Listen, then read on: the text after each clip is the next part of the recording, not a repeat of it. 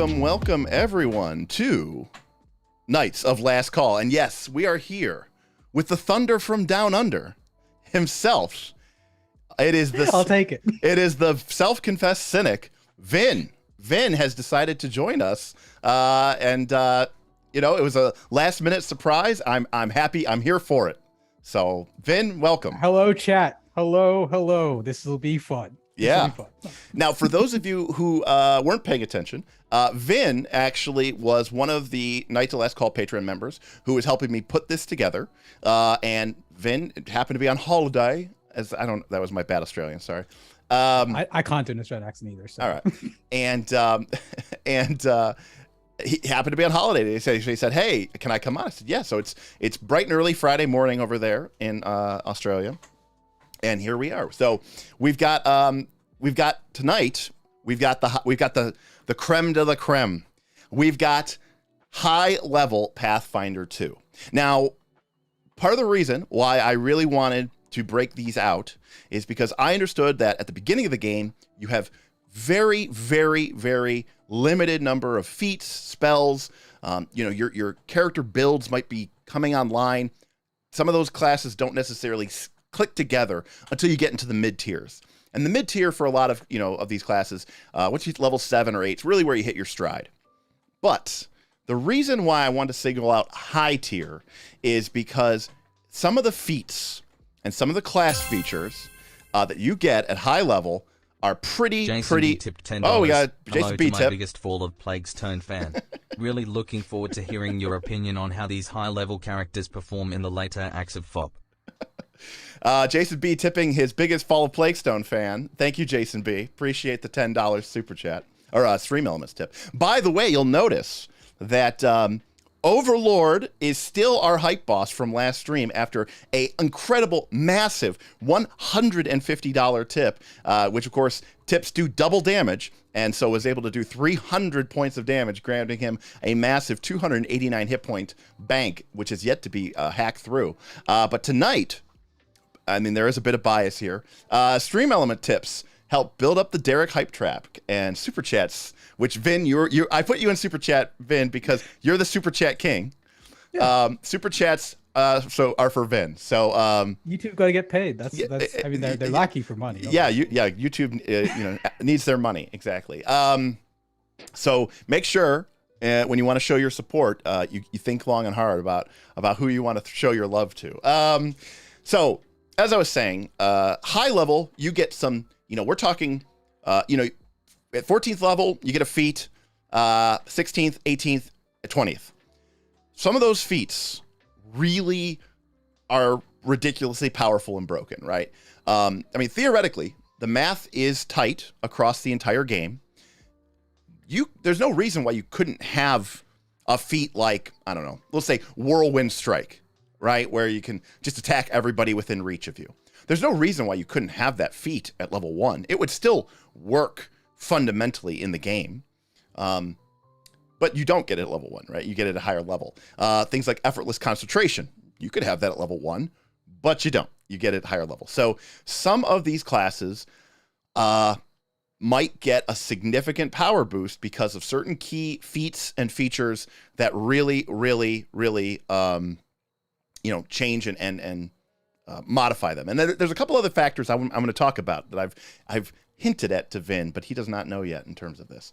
All right, before that, I'm sitting here a bit confused because I was hoping to start the stream with a roast. I was promised a roast at the start of the stream. Okay. All right. Yeah, no. Well, no. So Vin, I'm glad you're here. Damien with Super Chat, I'm late. Can you start over? Well, we haven't even done anything yet, Damien, so you're in luck. So what I want to do real quick, Vin, is I just want to give a quick once-over of my rankings, and then you can sort of, I'll go through the 22 classes, and then you give me your thoughts, okay? So one of the things that I've kind of realized, or that I've really come to the attention of, is, we are looking here at the mechanical elements of these classes. We are looking at these from a game perspective. And one of the things that you really have to take into account when you're thinking about the gameplay potential is how well does this class allow you to role play? Because role-playing games are about role-playing, and there are certain classes which obviously have an advantage to role-playing. For example, the more that your class fits into sort of a quasi-Victorian Elizabethan England, right? The more kind of edgelord, emo knight your character is, that's a real significant advantage. And it's something I think that we've missed as we've gone through this class ranking. And it's something that I really want to deal with right here. So real quick, alchemist. Alchemist is the king of emo. You look cool, you're in leather, right? You've got a lot of potions, and if you're really lucky, I mean, I read about a story about some guy that's one time heard about his friend who did a lot of damage in one round once. And so S tier for sure. Barbarian, look, barbarians do a lot of damage, they can attack, but ultimately at the end of the day, how much role-playing is there? Not much. A tier. Bards, they get a cult. They can be super, super weird and spiritualist. You can like predict the future, and you're also really good at diplomacy, which you can ignore when you're spending the entire session not rolling any dice because you're role-playing. And that you can only do because you're the bard. Champion, S tier. Have you ever seen a champion's reaction? I haven't. All right, clerics, S tier. Why? Divine spell list, it has heal. Heal's the best spell in the game. Also, divine clerics have access to clerics have access to the war priest. And if you take an exact specific build for one of 3 deities, use all of your spells on harm, take exactly the right smites, and somehow get one of the gods that gives you true strike and allows you to be harmed without being an evil champion, then sometimes you can combine all of those to do almost as much damage as everyone else. S tier. Druid, well, they don't get that cool abilities, but they get a pet, and the pet can be cute, and they can get a familiar, and the familiar could be a leshy. S tier. Fighter. Now this one's going to be really dramatic here. Look, the fighter is incredibly good at combat. We know all this is true. But when you think about your standard Pathfinder 2 game, right? 1/3 of the encounters, combat. 1/3 of the encounters, exploration. And 1/3 of the counters, social. And that's not even counting the counters, the combat encounters, which you never even get into a fight because you talked your way out of it without rolling any dice, AKA S tier role playing. The fighter can't role play. It only gets B tier. Gunslinger, this is the king of emo. Think about how much leather you're wearing. All the straps. Inventor, steampunk, goggles. This thing is made for cosplay. That's something we just ignored the whole time we've going through this. What is this class's cosplay potential? Inventor has S tier cosplay potential. Also, you can have a little robot buddy that could look like a leshy, even though it's a robot. S tier. Investigator, we're limited. We're limited here, but if we had, boy Brandy, you know what? $10. Here we go. Question: S+, do any yeah, of the S+, classes S+, get yeah, worse yeah, if you don't yeah. take roleplay feats and instead most pick monk and roleplay. feats like things used in combat? Yeah, and so- do the other classes get better if you specialize in RP feats? I mean, this. Look. It all met. It got all met. Here we go. S. You know what? Here, They know what we mean. We know what I mean. It's S++. Okay. This class is so broken for the role play. I can't even think about it. Plus, if you play this class exactly correctly and you do all of your homework and you know exactly how every mechanic in the game works and your GM sets up an exact situation where you know exactly what you're going to fight, then by spending almost all of your actions, you can almost do as much damage as a rogue. And when you combine that with the role play potential and the ability to wear leather, S+++++++. Magus, I mean, they're really cool. They do a ton of damage. But at the end of the day, like they're kind of like they're like what a lot of power gamers like and stuff like that, and it's like you just can't be that cool. It's only a bunch of damage. It's just an A tier. Monk, same thing. You know, they used to be cool, but now like where's the role playing for the monk? You can't role play with a monk. They don't even wear armor. How are they going to wear leather? And if you can't wear leather, you can't be an Elizabethan edgelord. And if you're not an Elizabethan edgelord, how are you going to party down at the newspaper stand at the coffee shop in Absalom? You're not. Oracle, boom, S+++++. Nothing says role playing like having a shitty character class and playing it anyways. What better way to show your friends that you're cool by playing a really hard class to show everybody how awesome you are? What kind of ego trip can you get from these other classes which just function? With the Oracle, you have to do everything exactly right so that you could be just as good, maybe, as everybody else. And that, well, that's how you feel good about yourself. It's how you And win. the curses, they're just role playing opportunities out the wazoo. Out the wazoo, Vin. You cannot compete with that kind of role-playing opportunity, all right? Psychic, well, we don't know enough yet, but it's probably S+ tier because like, oh my God, I'm so psychic. I know everything. Ranger, now, I personally think the Ranger suffers. But Dritz Duerden exists, and apparently that's enough to make it S+ tier because people love Rangers. Rogue, they're all right. But why play a Rogue when you could be an investigator, right? Yeah. Yeah, why do that? Sorcerers, they're fun. They could be a bunch of different bloodlines, but they're not really that great at A tier. Summoner. Too generic. Eidolon, what? You can have a pet that is like in combat, and it could be a plant or like a dragon. Could be a cute dragon. You get to pick. You get to pick the dragon. Summoner, what? Plus, they only have 4 spells. That way you don't get overwhelmed. And it makes it really hard to play so that when you do play it well, and you'll feel like really proud of yourself for being really good at this game. All right, Swashbuckler, you know that. S+++++++. Ultimate role-playing class. This is what the fighter wants to be. It's a fighter class that does less damage and is less accurate and overall performs poorer, but more than makes up for it by having this abstract GM concept called panache. But really what panache is it's a license to roleplay. You don't have that panache feature, you can't roleplay as a cool person. You can only be a cool person if you're a swashbuckler. Thaumaturge, I mean, this class is just busted for real, actually, so probably S++++. Yeah. Witch, okay, last 2. We got the witch and we got the wizard. And this is just like the oracle and the sorcerer, right? Look, the wizard's powerful and the wizard's fun, but why be a wizard when you could be a witch? Oh, look at me, I've got a familiar. I'm so edgy. I've got a cauldron. All right, this is your ultimate Pathfinder 2 tier list. Now, I know, listen, Vin and I are known for being a little bit harsh, and yes, there are some A tier and B tier classes. Some of these classes are only exceptionally good, not absurdly good, right? Broken, okay? Benetipped $25. Ben Sorry, tipped. Vin, slow clap on that tier list. This is the list Reddit didn't know it needed. Oh, yeah, I mean, listen, Reddit is quite possibly the most, I talk a lot about the quality of our Discord, but Reddit, I think, has the best role-playing game minds, hands down. They know exactly what is up with the game. It's where I go for my role-playing knowledge. Well, the thing is like I had done all this work with like builds and stuff, but then I was like, something's missing, and what it was the role-playing. Nice turbo rand. Right. Boom, roasted.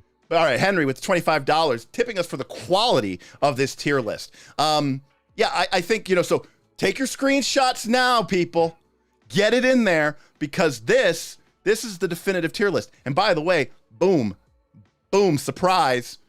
This isn't a tier list for high level. This is a tier list for the whole game, because Oracle, Investigator, Swashbuckler, Thaumaturge, Witch, they can start that role playing from level 1, son. Level 1. You don't have to wait till you're high level to start role playing. You can start role playing right from the beginning. You can come in there and you can have this massive backstory. If you're not an Oracle, how are you gonna have a backstory? You can't do it. You can't do it. You have to suck in order to have a good role-playing experience. That's what Pathfinder 2 is all about. Thanks for the stream, the warlock Derek. of this That's system. all the information I needed to know. Shadram saying, we've done it all. We could just close the channel down. This is everything you need to know about Pathfinder 2 in a nutshell. All right, so just to summarize,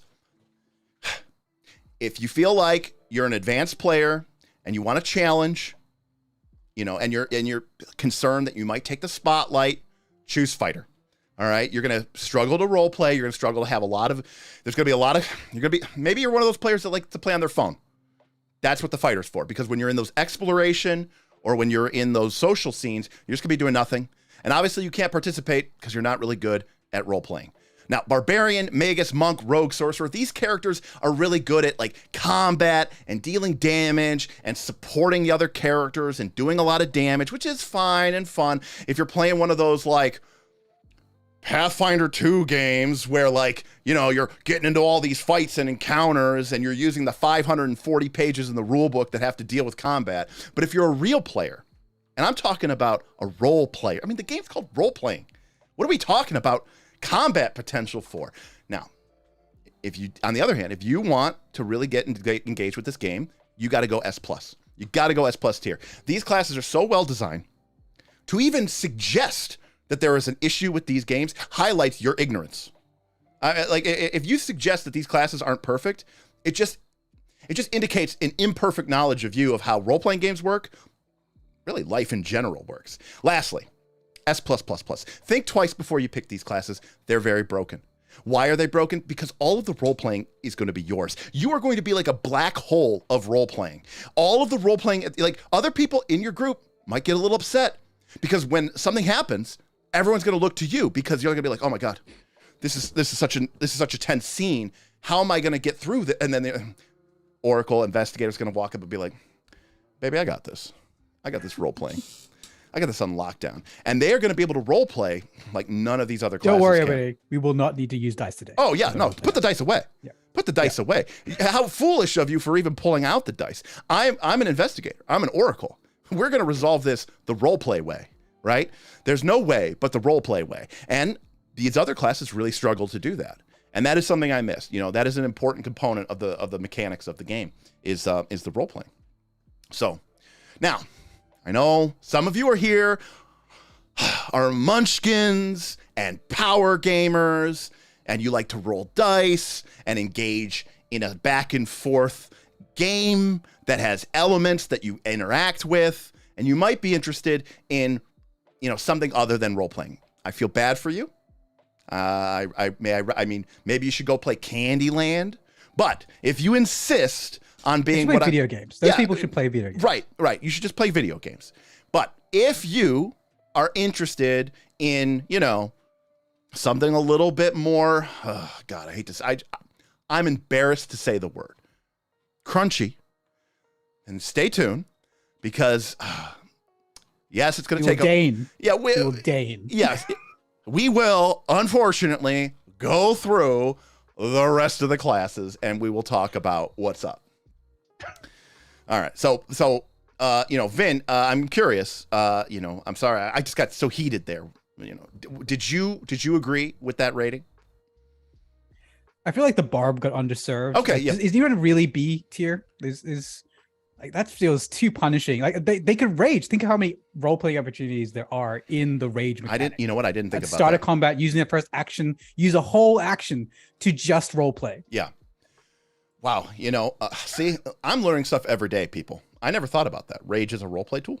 That's amazing. I really especially love how it doesn't give you any bonuses to anything that involves diplomacy or interacting with anybody. In fact, because they often have the concentrate trait, you're not even legally allowed to do them. But that's what makes the role playing even better, right? Yes. Because you clearly can't do this in the game. We've got to go outside of the game and just boom, just drop it. Now, see, look at this. SC Voldo in the chat says, I think in my 21 years of playing, I may have put in a solid hour or two of total of role playing. Look at him. What a sad, sad life that this person leaves. Brandis with a great point says, yeah, Derek, if you had a better understanding of the skill required to role play a barbarian, you would have known that. Oh my God.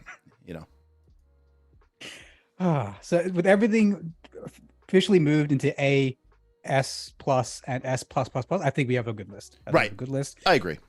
It's pretty good curve to it. It's not quite normal, but it's close.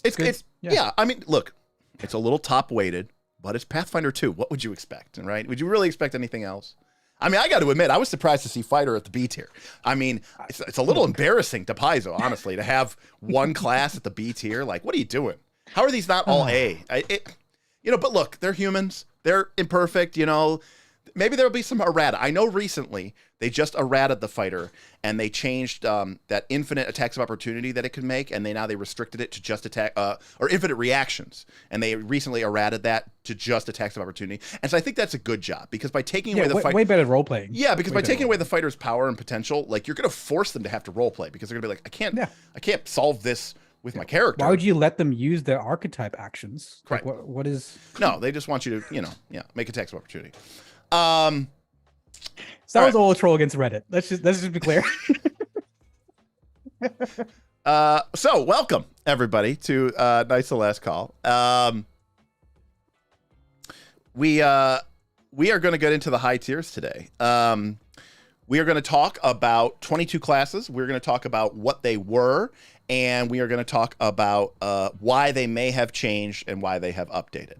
And yes, to be clear, I was just having a little bit of fun with our friends from the internet, but I apologize if I took the joke too far, but we're here to do it now. I have a Vin's on vacation today, and I have a very light day tomorrow, so we're not in any particular rush. Thank you, Damian Williams. I like that the snarky tier list was shaped like a middle finger. Unintentional, I promise you. All right, well, for the rest of you, let's... I am curious about one of the posts in the chat.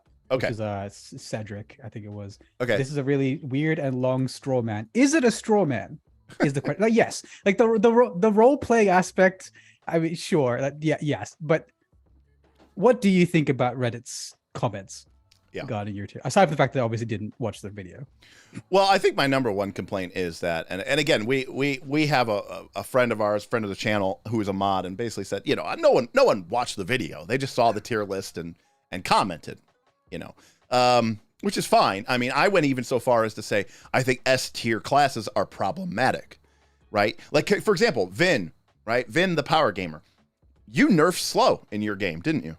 Yeah, for a while. Now I've nerfed it. Yeah, okay. But you experimented with it because you understood that it was probably too powerful. Yeah. It breaks the... If you were playing raw Pathfinder, slow's too powerful. It is correct, right. Way too powerful. And we rated that S+ tier in our tier rankings, which was my way of saying like, that's look. If you're playing a competitive Pathfinder 2 game, those are definitely like, you're like, good. I found these, diamonds in the rough. But in a collaborative, cooperative role playing game, classes or spells or feats or magical items which just dominate the game, I don't think are good for anybody, honestly. I mean, I feel that way about some of the classes. I certainly feel that way about some of the spells. I even feel that way about certain general feats. Yeah, it's weird because I've commented last time. In Vinfinder everything would be yes, right? Or that's the aim. It's not that I want everything to be broken. It's that even when I look at the S stuff in Pathfinder, I'm not impressed. Like, it's not like 3.5 where suddenly some person's doing 200 damage around flat, not even rolled, maximized. It's like it's the most broken stuff in Pathfinder 2 doesn't even feel that broken. Enemies don't have a response to it. That's a different thing. But yeah. Right. But I will say this. I don't think that's necessarily a bad thing. Yeah. But I do think that, I think that there definitely should be a little bit more texture as well for their, the game. Blah Blah Ghost says, for someone out of the loop, it's weird to walk into a 20-minute segment complaining about role players. Pretend I don't read Reddit. Please explain the impetus for this rant. So Blah Blah Ghost, real quickly, we've done 2 versions of this stream where we spent 3 to 4 hours succinctly breaking down every class, whereas with a long introduction that this rating was based 1 on the mechanical capacity of the class, 2 on its ability to interact with a standard Pathfinder 2 adventure, which, having read through many of them and played through many of them and am currently playing through every one of them, tend to be very combat focused. Yes, there are some encounters which are resolved using social mechanics. Yes, there are some encounters which are kind of more exploration based, but overall, the lion's share of encounters are combat encounters. Furthermore, combat encounters tend to be the encounters with the most mechanical impetus and definitely the most consequences, right? If you fail an exploration encounter or a social encounter, most of the time the GM is not going to say, and you're all dead. But a combat encounter that goes poorly can lead to character deaths, significant setbacks, or even the dreaded TPK. And so even if combat encounters weren't in the majority, which they are, they would still have increased importance in the game because that's where it's the most important to play the game. Also, in other types of encounters, social encounters, exploration encounters, they do have rules for that in Pathfinder 2. If I go and, ask the mayor of the city to give me access to the sewers, technically, that's something I can resolve with the diplomacy check. That is in the game. It's called the request action. But the mayor doesn't like you. He's heard you're a bunch of no good adventurers. Okay, I will take the make an impression action. I will raise him to friendly. And then once he is friendly, he is, by the rules, able to be requested. And if I succeed at the request, he will acknowledge and agree to my request. Like, there is a way to mechanically do that. Some people ignore those rules. They just do it through acting and through discussing. Awesome, cool. That's the way you want to play it. How many people do that for combat? Almost none, right? Even in the most strict role-playing games, strict role-playing kind of base games, combat is still pretty much usually a dice off, right? It's a I'm going to use my feats, I'm going to use my powers. No one ever goes, I'm going to describe this attack really well. And the GM goes, dude, he's dead. He's just decapitated. Wow, what a description. How can I argue with that? No one plays like that. I mean, maybe there's somebody who plays like that. Vin, you play like that? Absolutely not. Yeah, I hated PBTA as well. Right, Vin It's not quite the same thing. It's not. but It's not. yeah. But, no, but I mean, it's close. It's getting Yeah. there. It's getting there. I Right? hated it. Right. And so yeah. So anyways, we made these lists, and Reddit. Someone for both of our low level list and our mid level list. Someone made a comment about it on Reddit and like screen capped the final list and basically said, "Hey, I don't know who these people are, but someone made a tier list and they said my class sucks. Does this mean I can't have fun anymore?" And then there was like hundreds of comments of people being like, "Don't listen to these assholes. I don't even know who they are. They clearly don't know what they're talking about. Obviously, they've never done the math. Like, nope." They didn't listen to any of our qualifications. They didn't listen to any of our criteria. They definitely didn't listen to any of our analysis. People could disagree with me. God knows Vin and I disagree on almost everything. But at least we listened to each other, before we shut each other down. So Yeah. Yeah. I mean, and to respond to the question regarding role playing, a lot of people seem to mix up role playing in their perception of how good a class is mechanically for some reason. You'd think that those two are quite obviously distinct, but things like enjoyment, for example, came into it often, like how enjoyable a class is to play. Like that's not what we were ever rating in the tier lists like that. So this is the other thing Cedric said. Basically, Cedric says, definitely saw some people on Reddit, saw the tier list complain, but, you were saying that the classes are pretty close to power level. Having classes at D and F is kind of questionable. I think that's the other element of it. F does not mean that, like I said, you can take a test in your school and you can get a 58%, and that's an F. You got the majority of the questions right, and it's still an F. When I rate a class an F, I'm not saying that it's unplayable. I'm not saying that it can't function. I am saying that my baseline expectation of a Pathfinder 2 character should be this powerful. That character is enough below that ranking to say that they are a D or an F. I mean, technically, you can get straight Ds through high school. They will give you a diploma. So, like, And I think we only gave out like 2 Fs, right? The whole thing. Yes, we gave, I think, low level Oracle and Alchemist got an F. That's it. Yeah, it's Alchemist who doesn't even have access to any of their good potions yet. Correct. And Oracle who is just a bad version of every other class. Correct. Or every cost class. Yeah. And stuck with Divine. Yeah. Yeah. So, all right. So with that in mind, let us get into starting here. For people at home doing the timestamp, stream starts now. All right. We're going to go in alphabetical order. We got the Alchemist. So at the start of the stream you're talking about, so we're at the higher levels, we've gotten new class abilities, new, like some classes, well, casters finally get to legendary. Right. So Right? a couple of things happen. A couple of things are important. Number one, high level, characters become legendary in skills, which can matter for certain types of actions, which is important. Number two, casters become masters and then legends at the very end of the game. 3, there are certain abilities which become very commonplace. Flying, haste. A lot of characters walk around high level with 4 actions per turn, more or less. You gain access to your most powerful feats, your 16th, 18th, and 20th level feats, and then some key capstone features or abilities for some classes, which can potentially significantly increase your overall power and potential. In some cases, I think some of these feats and features are what I would even say broken, and I'm okay with that because the game's about to end. Like, you should be rewarded at the end of the game. Like, balance is less of an issue because even if the character's completely messed up, you're only going to be playing it for another, couple weeks or whatever. So, especially level 20, especially level 10 spells, so that kind of things. I think that's kind of what we really want to kind of focus on. Last time we didn't, because we ended at 14, right? So we didn't have Maze, we didn't have Power Word Kill yet. Right. So we had it at level 7 spells. So now we get access to our 8, 9s, and 10s. Right. Are any of the 10s good? I forget. No, we didn't really particularly feel so. No, we did not. Not really. Anyway. So I'm going to put a poll up here. We got our current class is alchemist. Polls in the chat. Oh, we're starting with alchemist. Nice. We're starting with alchemist. Yeah, we're going in alphabetical order. Okay, well, just got a super chat from Rag and Wolfbane. I like how I just got in 30 minutes late and there are 0 placements. Perfect pacing for a Derek stream. You know that. You know that, though. All right. We got Alchemist. Now, last time in mid-tier, we gave Alchemist a D.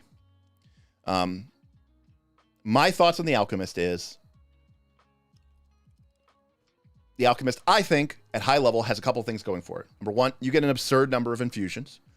You get access to the ability to make, I think, 3 items with 1 action from your alchemical alacrity. And that means that you're not wasting as many actions. So you can basically create whatever you need to target whatever you need. I'm really thinking here more of a bomb type alchemist, but you could do potentially a bunch of things. The alchemist even gets a really cool feat, which they can do as a free action when they make a bomb as a quick action that they can ignore up to, I think, their level in resistance, which could be very, very powerful. And of course, they can hit people, right? Because a lot of creatures at high level have, more so than at low level, have weaknesses to things, sometimes 10 or even 15 points. So that could be very, very powerful. And you're going to do that damage even on a miss. So I did have a question. So what is our benchmark for a C again? Is that average? Yes. I think a C performs at a level where you're not going to say this class feels underpowered, but you're also not going to say that this class feels like it's particularly strong or great at what it does. Then I'm going to be controversial here and say that Alchemist is one of my favorite classes in this level range. In fact, I would say I kind of like I would never play an Alchemist, but it is kind of nice seeing Alchemist being like the underdog story, because I reckon at endgame, Alchemist is a secret B. It is a solid class at endgame. And that's mostly because of 2 things. Perpetual infusions, obviously. Yeah. And the other one is just that weakness exploitation. It is, and the fact that you do damage on a miss, which makes up for the fact that you don't, and also you're hasted, so you can throw 3 bombs a turn. And move. It really does stack up. I've seen it do ridiculous, and the area effect can get quite big by this level as well. I think it's like an alchemist was out damaging everyone else in our end game sessions, fighter included, just because of just how consistent they could exploit that weakness. And as you said, you can make bombs on the spot as well. I actually think alchemists a B at these levels. But all right, so I want to answer a couple questions in chat. So Luigi asks, what is strong here? Strong to me means a character class that, again, I'm assuming that you're living in a world where somewhere between, at a minimum 50%, probably more like 70% of your encounters are going to be resolved through combat. The remaining 30 to 40% of your encounters are going to be miscellaneous other types of encounters where, to be quite frank, in my opinion, it almost kind of doesn't matter what you are. And honestly, in those other types of encounters, typically, that is where a character like a rogue who has access to a lot of high skills, and where a caster class that has great tradition, like maybe a wizard with a bunch of scrolls and can pull rabbits out of their hat to sort of magically solve any problems, are probably going to be at their best. So I'm giving a lion's share of strong to combat potential, but I am also acknowledging that there exists other elements of the game as well. Reaper Grim 5594 says, actually, yeah, that weakness exploit for Alchemist, even on a miss, is a huge case for a B minus. Yeah, I think B minus is a good way of phrasing it. It's not like, all right, put it this way: an Alchemist easily out damages a full caster against higher level opponents. Easily, not even close. So the poll is 52% is C, and Pawn No Longer had said I wanted to give it a D because of the attack progression. And he said it would be C or B with master proficiency. I agree. If it was master proficiency, I think the class would GM's be got tipped $25 B or even A. using stream elements so YouTube doesn't take their huge cut, but glad to see Vin on the show. GM Scott, thank you for the $25 tip. He says I'm using stream elements just because he wants to give me the most money, but appreciates having Vin here. So he's saying basically, you know what, GM Scott, we'll get a downplay. I'll switch that over for you. But yeah, so Ayla says D at best. Cedric says I will say I hate the structure of the alchemist class, and at these levels there's just too many items that you can make.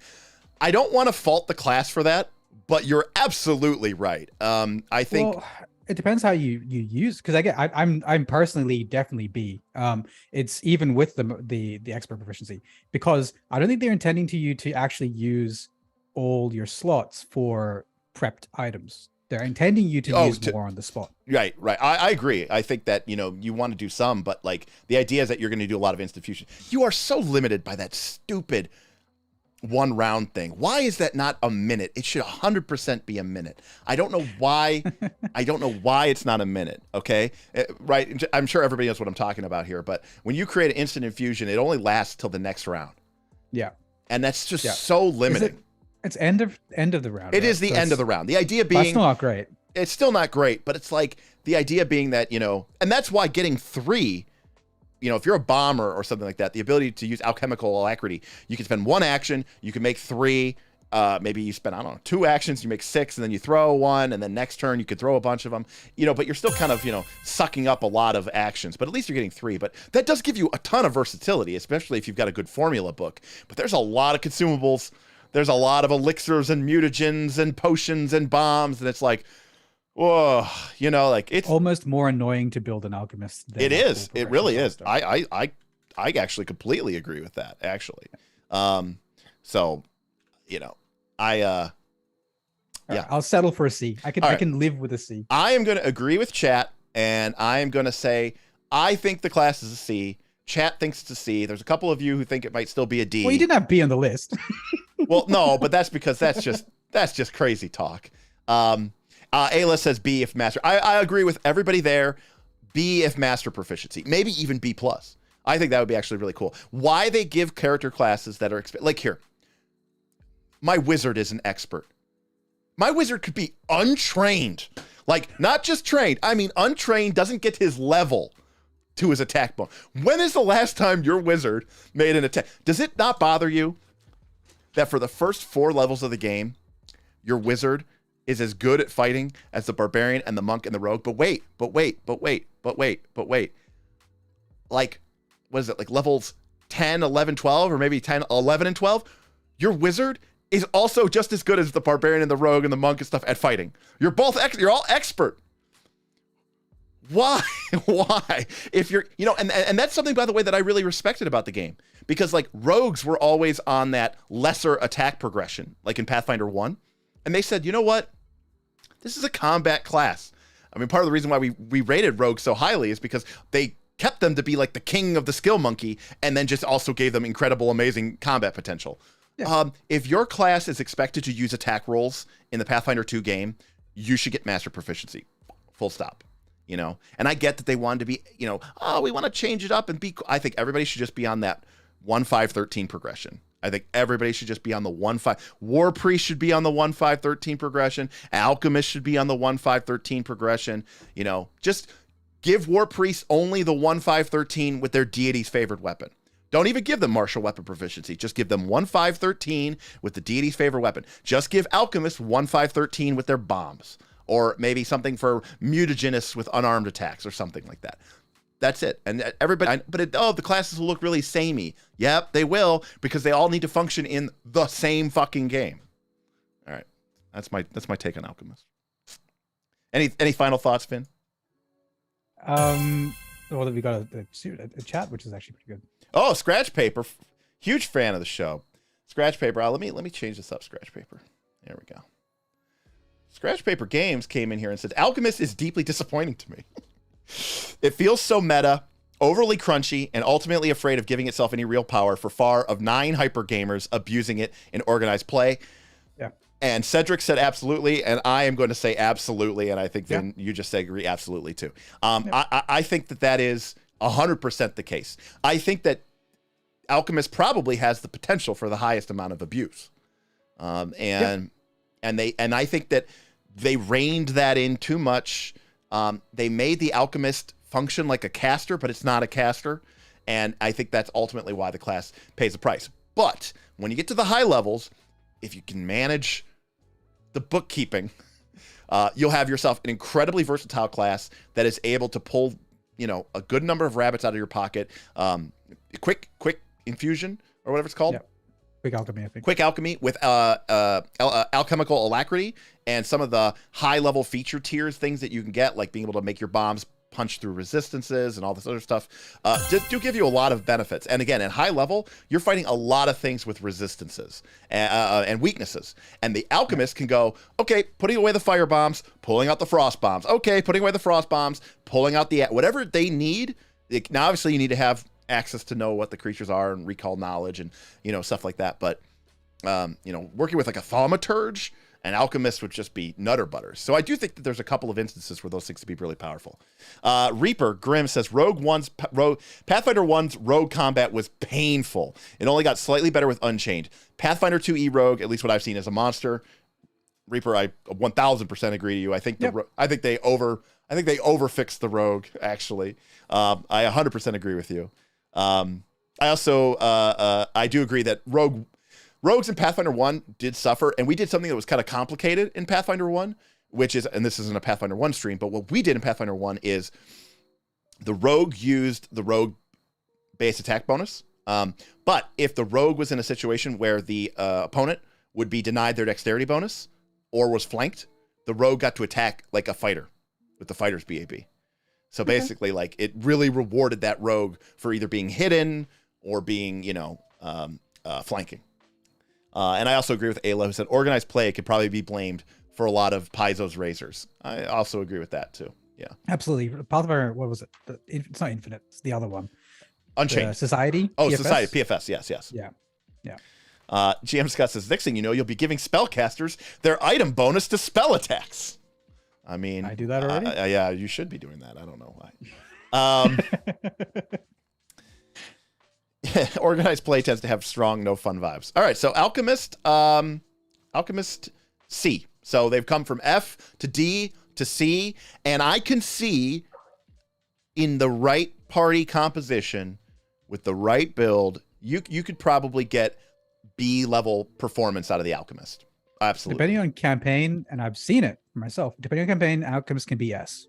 It can be broken. Like, literally, this is doing too much damage. Like, what the fuck is this? But happy with C for a generic overall spot. All right, so just as a reminder, this is our last tiering from the mid tiers. So we're up next is Barbarian, and Barbarian got a C. I'm going to put a chat poll up, but Vin, what are your thoughts on the Barbarian at high level? Disappointing was my take, but that's I don't find any of the marshals except for the ones we've already talked about, the big high level ones, like the top tier ones, particularly impressive. Everyone gets whirlwind attack.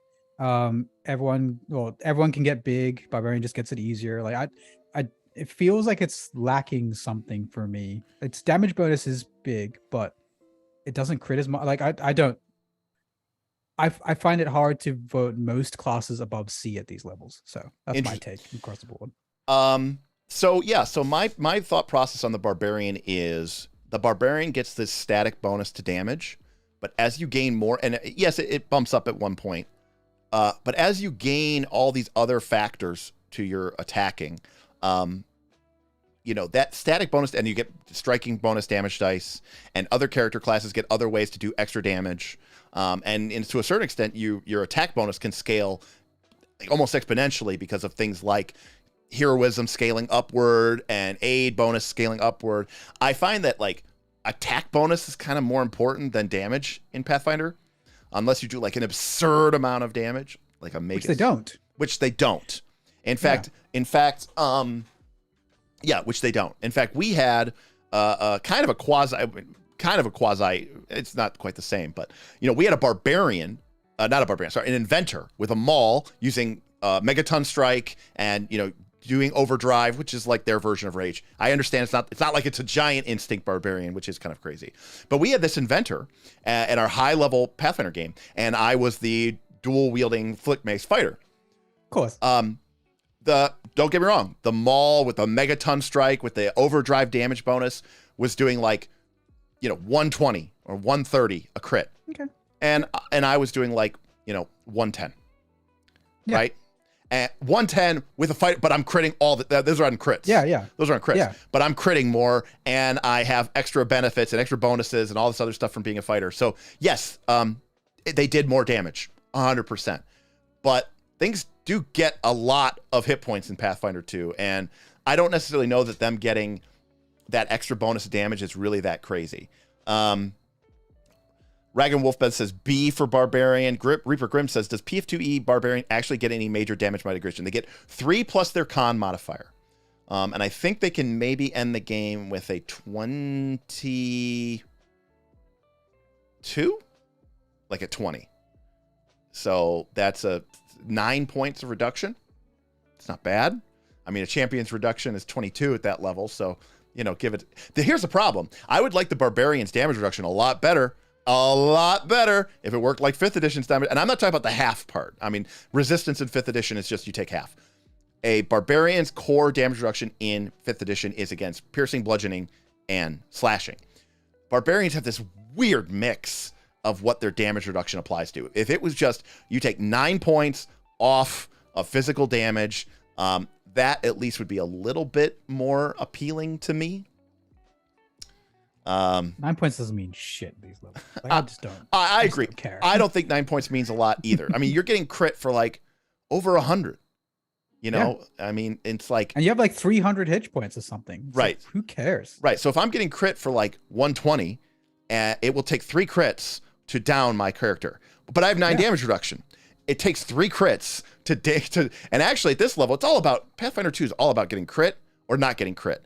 And Barbarians have a lower armor class. They're going to get crit more.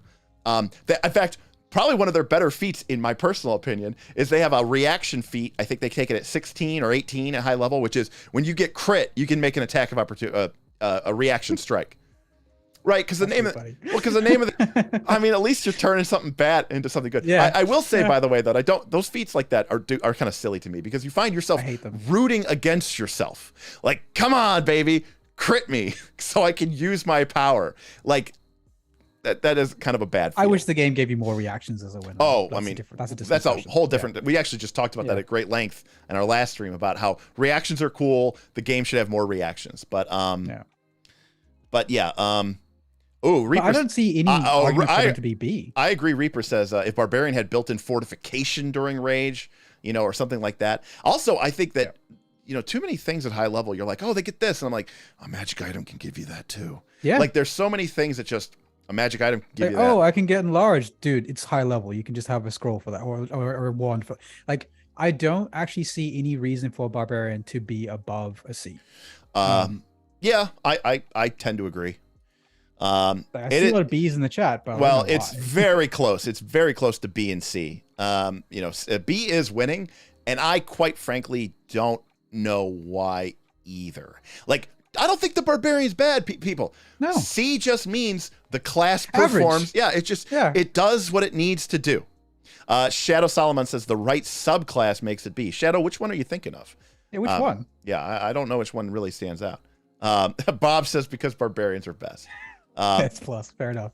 Damien, of course, voted C and it got erased because chat likes to do that to his check. Yeah. Okay. Let's. Okay. How about we, aside from the quick ratings from the chat, it would be good to at the end to have one last look and see when adjust anything because I could see other classes adjusting my opinion. Okay. At the moment, but I mean, again, the chat's really close. I think the Barbarian's fine. I think we all know what the Barbarian does. It doesn't really gain a lot of features or feats at high level. That really reasonably change that too much. I think it just performs okay. And it's not like you're getting that damage bonus for free. You're taking a penalty to your armor class, and that is pretty rough. Okay, Dragon says it's because Barbarian starts with B. You know what? That's I get it, but C. Again, I'm not saying that. You know, I agree with ultimately. I think it's probably on the. I think it's better than maybe the Alchemist. Nope. But I think the Alchemist is better than. all right. Well. Yep. All right, so we are going to say at the end, by the way, the final chat with 44 votes was 45% B, 45% C. So right there in between on the top. All right, so our next class is the Bard. The Bard. Vin, your thoughts on the Bard? Okay, hard one for me. I feel like casters at the end of the game, in general, have to change roles. So at the start of the game, you're kind of just shit. In the middle of the game, you're awesome. You get fireball. You have all the cool tools. You start getting access to like chain lightning. You get awesome damaging spells, and you get to play as a blaster for good there at the game. End game, you're not shit anymore, but you're not a blaster anymore. No, you kind of have to transition to support. Yeah, I agree. They are the best support by far. Casters, I mean, not necessarily just bards. The bards are probably the best support. But that's it. It's like just a weird thing. Like I'd almost say the top end for a caster is A. I wouldn't put any casters at S. Yeah, that's kind of my take. So for Bard, probably A or B, leaning towards B because heroism's more of a thing. So you don't get as many benefits from your bardic, like your inspire courage, etc. +1 status is like common now. So you have to be using more actions to get it beyond +1 and more focus points, and that just starts burning time. Yeah, I mean, so there's a couple of things here that I want to talk to about at general and high level and be aware of this, which is, again, how you play Pathfinder might be very different. I understand that not everybody has access to all these spells and scrolls, but realistically, you probably could and should and would. But there, for example, there are a lot of feats in the game that say you get something and you look at it and you go, oh, this gives you a +2 circumstance bonus to something. Well, once you're at this point in the game, the aid bonus that you get from one of your allies is better than that. So +4. It's +4. So it kind of overrides that benefit or bonus. Same thing. You might have something that gives you like, oh, it gives you a +1 status bonus to your thing. It's like, okay, yeah, but the heroism that you have on you, or the inspire courage or inspire greatness or inspire defense, that's giving you a +3 bonus. So it's higher. Like those, it's almost like those features and feats don't even really potentially matter. Yeah. I think that the Bard being the alchemist, Luigi says, except aid costs actions. 100% Luigi, but we are factoring in two things here. Number one, I am assuming that at this high level, you have access to almost constant haste. I know that in all of my games that I've played, every game I've seen at high level, everybody pretty much is hasted all the time. And secondly, second attack or third attack still kind of suck. And so I find that you actually have a lot of actions sitting around. And the name of the game in Pathfinder 2, the way that I have seen it played in most situations, is that the name of the game is crit fishing. And because crits are way more valuable than just 2 hits.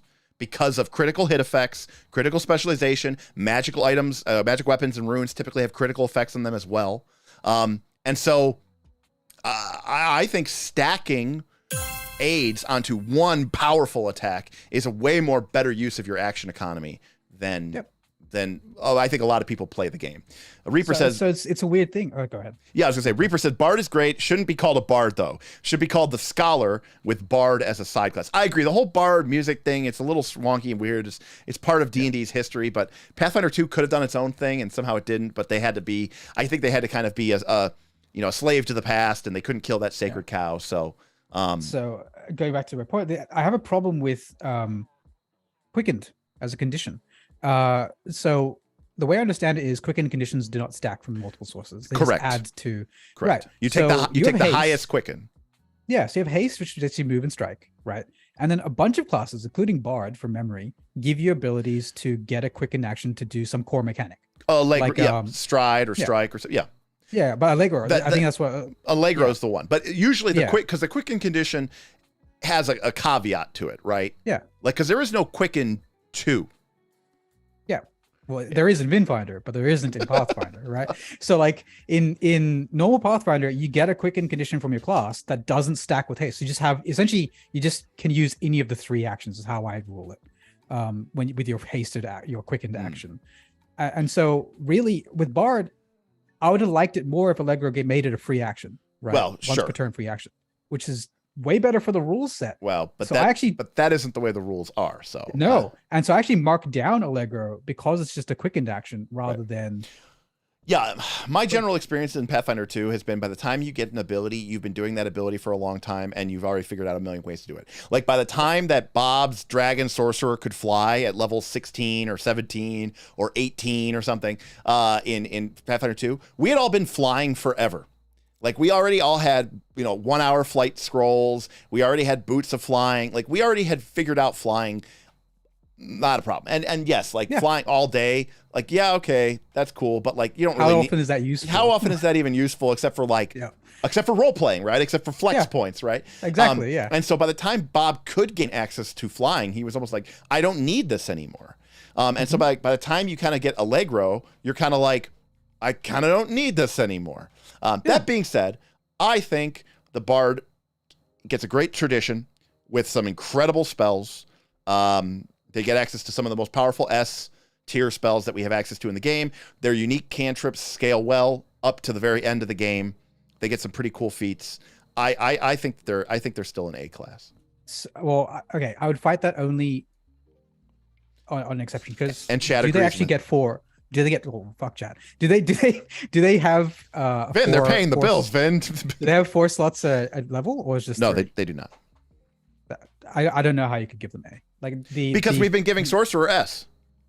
I don't think Sorcerer's S at this level. I think they are. I think you're A at best. I think just being. I mean, I just think that being able to cast that amount of extra spells at the very highest level of the game, it makes you A. Well, no, because that's the Sorcerer is performing way better than I would expect a character class to perform. Why? Well, you want everything to be broken, which is a silly desire. Sure. So you're hyper balanced. Sorcerers don't break the game biased. What's the thing? Like we talked about the fighter with infinite champions interactions before. That breaks the game. That's an S, right? I think an arcane sorcerer with all the best spells in the game, who also crossbloods and then gets greater crossblood evolution, and now they can get heal and heroic. Like, what are the 3 best spells that the sorcerer doesn't get? Well, guess what? You get them all. Right? Yeah, you get true. And you can probably cast more spells per day of them than the class that actually gets them. Yeah, I mean, sorcerer. Okay, fine. But it doesn't break the game. That was my point. Yes, I think it breaks. Okay. Why are we Those playing? Classes are bad. Let me stop really quick. Why are we playing a class-based? Here's the problem, and this is the problem with players like you, by the way. Because you go. Here's my sorcerer, who is in full plate, has a really high armor class, and can heal, and can protect you with his champion reaction, and has these rogue feats, and took crossblade evolution so he can heal and buff and cast heroism. Why are we playing a class-based game if we are going to have the ability to build character classes that can just do everything? What is the point? I'd have what's the point? I have that kind of argument the moment you add free archetype, because it already breaks it. It already breaks it. Like by level 18, 20, but you literally have 8th level spells in your archetype slots. I know. That's stupid. It's stupid. We're in that world. Sorcerer is not different. It's just built in. But we cannot judge these character classes based off of optional or variant rule. Okay. All right. If that's the case, then so do this. If you even think that Paizo even remotely balanced or thought about free archetype. Okay, you're 100%. No free archetype. I'm with you. Sorcerer's S. Yeah. Okay. I agree. Okay. Ayla says, I can't imagine not using free archetype. In fact, we actually had a really big discussion in our Pathfinder 2 forum on our Discord about how do you feel about free archetype? Like if the GM tells you we're not using free archetype, are you like, I'm out? And then I go, yeah. But I go, but why? Why? I'm like, why not dual class? I said, why not triple class? Triple class plus free archetype. You're like, look. I'm going to be a fighter, cleric, sorcerer, but I'm only free archetyping into rogue. Okay. So, I can't do everything. Because my favorite is limited free archetype. Agreed. But I'm just saying, what the hell are we talking about here? You get a feat at every level of this damn game, whether it's a class feat or a general feat or a skill feat or an ancestry feat. And people are like, it's not enough. Do you know Not, that? though. Do you know that in Pathfinder 1 and or the third edition, you got 6 feats over the entire 20 levels of the game? Unless you play fighter, which everybody did. Or at least lots of people multi-classed into fight. Blah Anyway, blah Go says, to be fair, Mark Seifter said he wanted free archetype to be a core rule. Now listen, I think free archetype works as a background element, but honestly, there's just some archetypes that just overpower and overshadow certain things. Yeah, but yeah, that's true. I mean, that's really what it comes down to. But yeah, that was a good point. So if we're not taking free archetype into account, and to be fair, and to talk to the chat, someone said like, well, I wouldn't play without free archetype. Have never played without, except once in Ben's game, and it was all right. But the main thing is I didn't even consider not including free archetypes into my mental calculus as to where things go. I was playing Pathfinder 2, and we weren't using free archetype, and it was like kind of hard. Like I had to think about like, wow, do I want to give up something to get something else? Like weird. Do I want to be like not as good of a sorcerer so that I can also be as heavily armored as a paladin? I don't know. I'm having to like give up power, and I'm feeling really uncomfortable about making this decision. Yes. That's been every time that we play. But 60% of the chat said that Bard is A, and I am inclined to believe. So. I agree in a non-free archetype world. Okay. Next up, which is I'm sure going to be controversial because I have some thoughts on this. Champion. As a reminder, we gave Champion a C tier. Strategy that actually explains a lot about your opinions about stuff. That actually explains a lot. I did not know that. About what? About Strategist only played free archetype in NR. He's never played it outside of NR. Right. That explains a lot. If you haven't played free archetype high level, it's a very different game.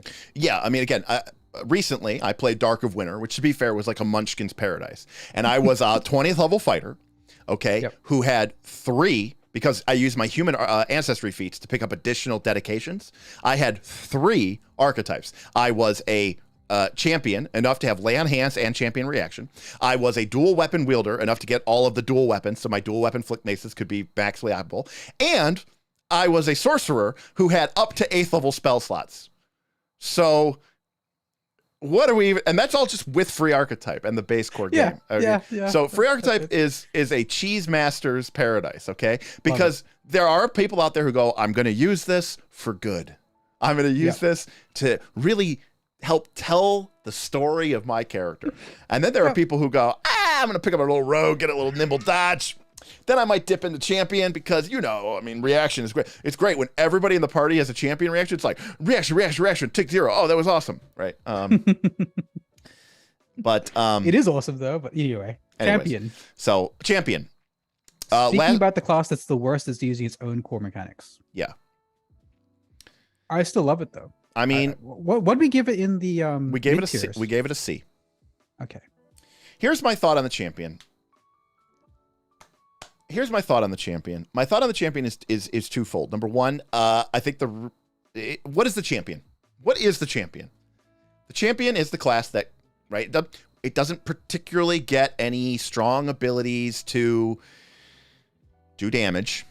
Even the smite abilities, quite frankly, don't cut it. We know that. Nope. They don't. Land hands is good. It's one action, but it's touch range. You get that legendary armor proficiency.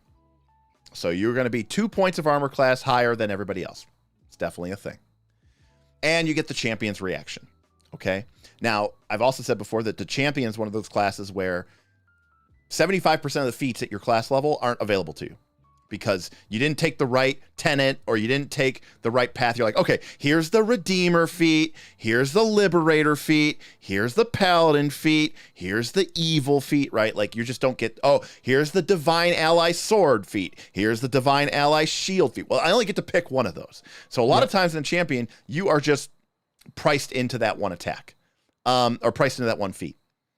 My problem with the Champion is they're very defensive. But why is anyone attacking them? Now, now you could argue. Weird. Now you could say, "Oh, that's metagaming." No, like when your players go into a fight, do they look at the battlefield and go, "Oh, there's the unarmored guy in robes. We should go attack him first." Okay, that's your enemies doing the same thing. I mean, yes, if they are int 0 zombies. Okay, that's metagaming. But if they're, I don't know, anybody with an intelligence of 6 or 8 or higher, they're going to say, hey, there's the guy that is encased in full plate armor that does almost no damage. We're just gonna ignore him. It's yeah, and it's so last time I was pushing for champion for B, and again in my head calculus is always a 3 archetype. So trying to remove that. The reason it was B for me is that having a hard target with lay on hands and medicine, etc. So essentially a tank that can heal and do okay damage and do champion's reaction, and can get by this level you can get a attack opportunity by a subclass. And so you can't even normal no free archetype, you can still get attack opportunity now. That's just really valuable on a team. Like just having a hard target that can support a bit. But why is it a hard target? Why is anything because of its high armor class? But why is anyone attacking it? You know why you attack a tank? Like on a battlefield, right? Yeah. On a real battlefield, a tank is very heavily armored. Yeah. But it also has the biggest fucking gun. Yeah. In this case, it's a tank that heals rather than... Like, for example, but it heals... Ow, I don't know about that. Like, dude, for our endgame, I don't know about your fights, but for ours, lay on hands and battle medicine carried a lot. Because you don't need the cleric. Well, you don't need a cleric. and clerics suck. It essentially took out the need for a cleric having just lay on hands and battle medicine on the champion. It was fantastic. Look, I'm not saying. Look, again, my 20th level fighter also had lay on hands and 2 focus points, right? So I'm well aware that the 60 hit point 1 action lay on hands is really nice. But you know who it's the best at using on? Yourself. Oh yeah. Okay. 100%. Because my fighter did a lot of damage. Yeah. And so I would be attacked a lot because. Whoa. But we know the fighter's better than the champion. Okay, but my point is, so what does the champion's turn look like then? I'm going to stride twice and lay on hands? No, it's probably quick in action to move, attack once, aid, and lay on hands. So you can't. Why are you aiding? Now you can't use your champion's reaction. Well, is a champion's reaction even that useful? I mean, it's 22 points of damage off at level 20. Compared to an aid, compared to a +4 and of aid. I mean, the best condition is dead. I'm just saying that, like, I mean, I see in chat where people saying that the champion has this problem, which I actually completely agree with.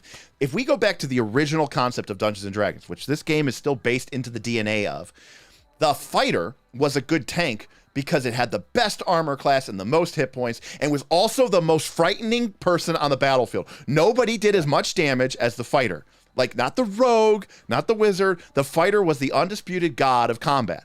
And so you wanted to kill it because it also did the most damage. The champion is not that. Yeah. 100%. It's not. It's not. It cannot be that. There's no way for it to build. Well, there is. They just didn't do that. Oh, right. Sure. Yes. And JG says, they require aggro mechanics that don't exist. I also agree. Right? Like, I'm not trying to be like pro video game here, okay? But like if you're playing World of Warcraft and your tank has a really high armor class, you're a warrior and you have a shield build, a protection build, and you can absorb and mitigate a ton of damage, but you also have an ability on your thing that says, this enemy must attack me. You also have something called an aggro meter. And not only can you manage it, you have abilities that disproportionately give you aggro over and above the amount of damage that you're doing so that the enemy is forced to attack you. That works beautifully. It's a cool thing. It's a very skilled thing. We don't have that in this game. And I think a lot of the people who really like champions have that situation where you have a party, a monk, an alchemist, a champion, and I don't know, a rogue. Mm-hmm. And there's 3 or 4 enemies. And the champion goes forward and attacks one with a stride and then raises his shield or something. Yep. And then the GM goes next and he has 2 of the enemies move in onto the champion and flank him. Oh, he's flanked. And then they attack him a bunch and they miss. Oh my God. His armor class is so high. And they're like, see this character. And then finally, one of them gets a hit in after they spend their entire turn attacking me. Only one hits, and it's for like 30 or 40 damage. And I'm just like, champion blocks it. And then I block it, or on my turn, I just go lay on hands. And then the next turn, I stand there and I'm attacking everybody. And then my party gets to do all their cool things, and the enemies are just locked into attacking me. No, they're not. No, they're not. I promise you, they're not. I don't know what kind of street fights you've been in, but that's not how you win. That's not how you win a battle. Despite everything I just said, I still can't see a reason to have champion above a C in these tiers, in this level range. I don't think they're a D. That's my takeaway. I think they're a C. I mean, I will agree with what's being said in chat here. small rooms in Paizo APs does work to the champion's advantage, right? Everything is going to be within your 15-foot, range. By the way, I think I had forgotten this. I'm sure we played it correctly when we played it. I had forgotten that not only does your target, your ally, have to be within 15 feet of you, the monster has to be within 15 feet. Both have to be in 15 feet. It's garbage. So that means it doesn't even work against ranged attacks. Yeah, it doesn't work against if the monster has reach that's significant. Like it's like fucking correct. terrible. Correct. That is actually correct. Like your ally could be next to you, and if the creature's like large and has extra reach, you're just like, sorry, buddy. He's out of range. My rogue friend is right next to me, and I'm just like watching him just get punished and just wiped off the map. Strat says, a player had a champion in our Northern Reaches game recently. They spent 2 actions on raise tower shield plus take cover, right? So that's plus 4 to your AC. Nothing ever tried to attack it. Yeah. Yep. Like why would anyone attack that? Like if there was a tank, like I'm talking about like World War II, there was a tank on the battlefield, heavy armor, right? Thick steel plates, and it had no gun. Why would you shoot that? You wouldn't shoot it at all. You'd be like, or it had like it had a guy with a rifle in it. Yeah, it's like a single guy with a rifle. You'd be like, okay, we're just ignoring this. Like there's easier targets, more impactful targets, softer targets. GM Scott is giving us the 5th edition solution: heat metal and ignore it. And even then, like you could say, well, let's say that your champion. I don't know that a lot of champions do this.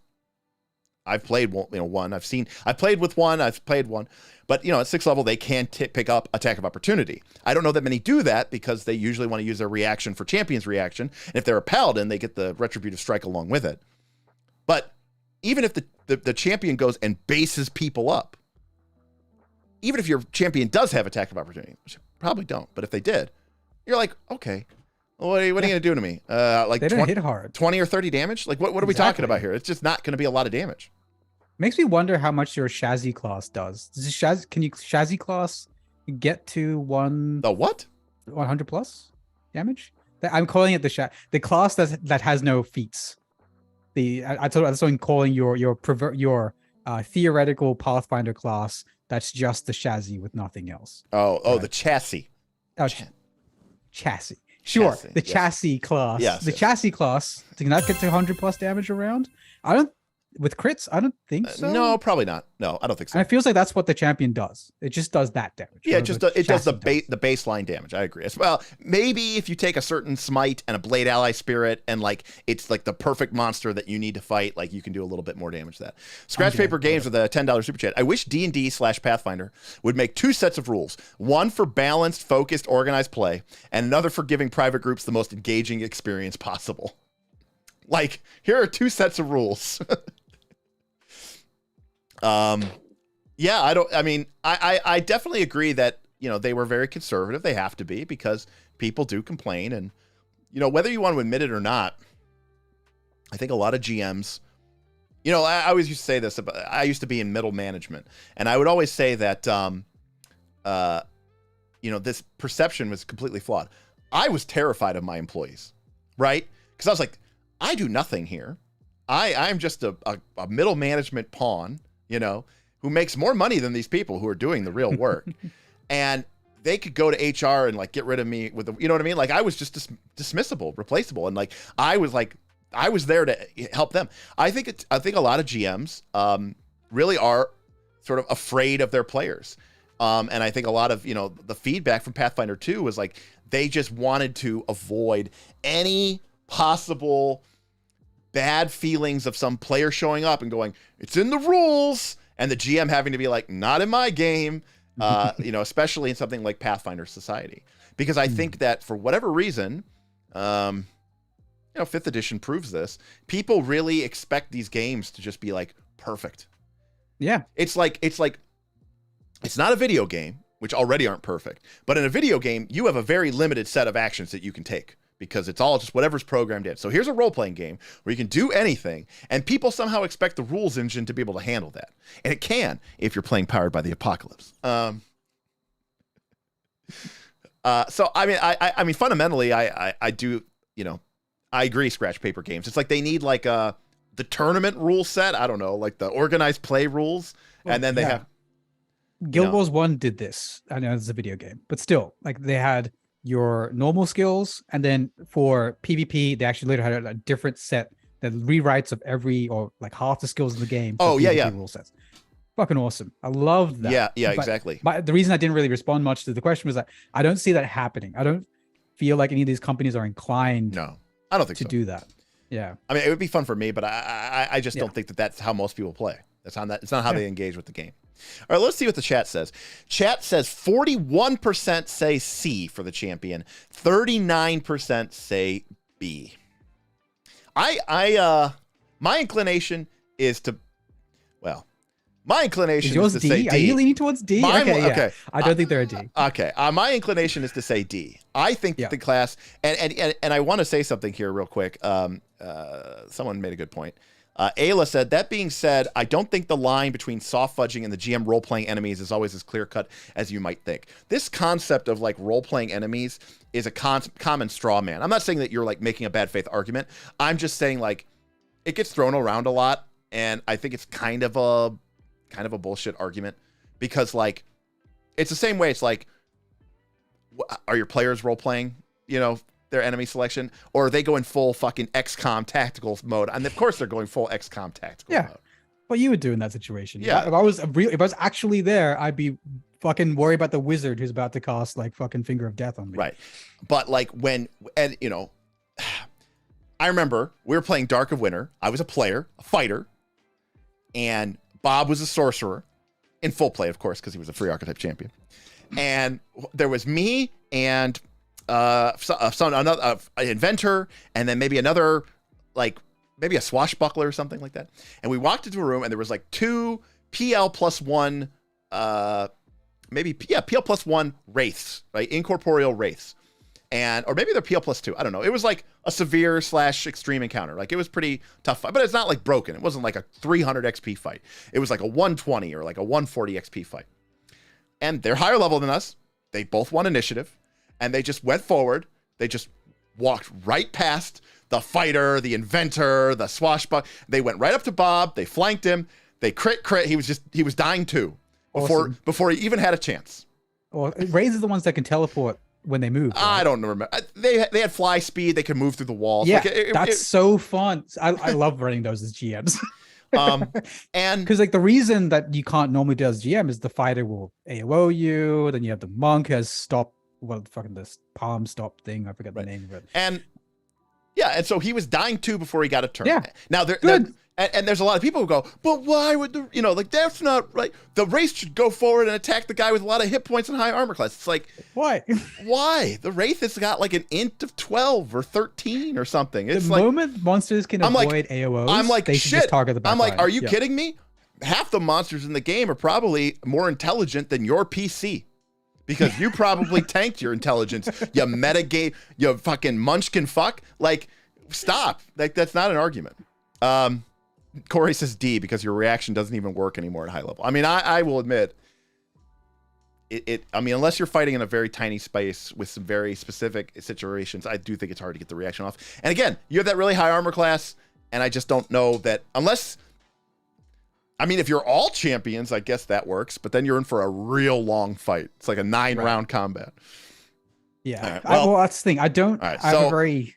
I'm going to put it I don't in see C. many classes at D. Yeah, thank you. I don't see many classes at D this level. I agree. I do agree, but I'm going to say C. I think it performs, but I'd like it to be better. Like Barbarian, it was disappointing. Yes. All right, so that brings us up to Cleric. I don't even know how to rate Cleric. Yeah. I mean, you are the most heal bot that ever heal botted at high level. Yeah. All right. First, let's start with the baseline. I'm going to get this out of the way. We're not even ranking the War Priest. Okay, they're unplayable at high level. I'm sorry.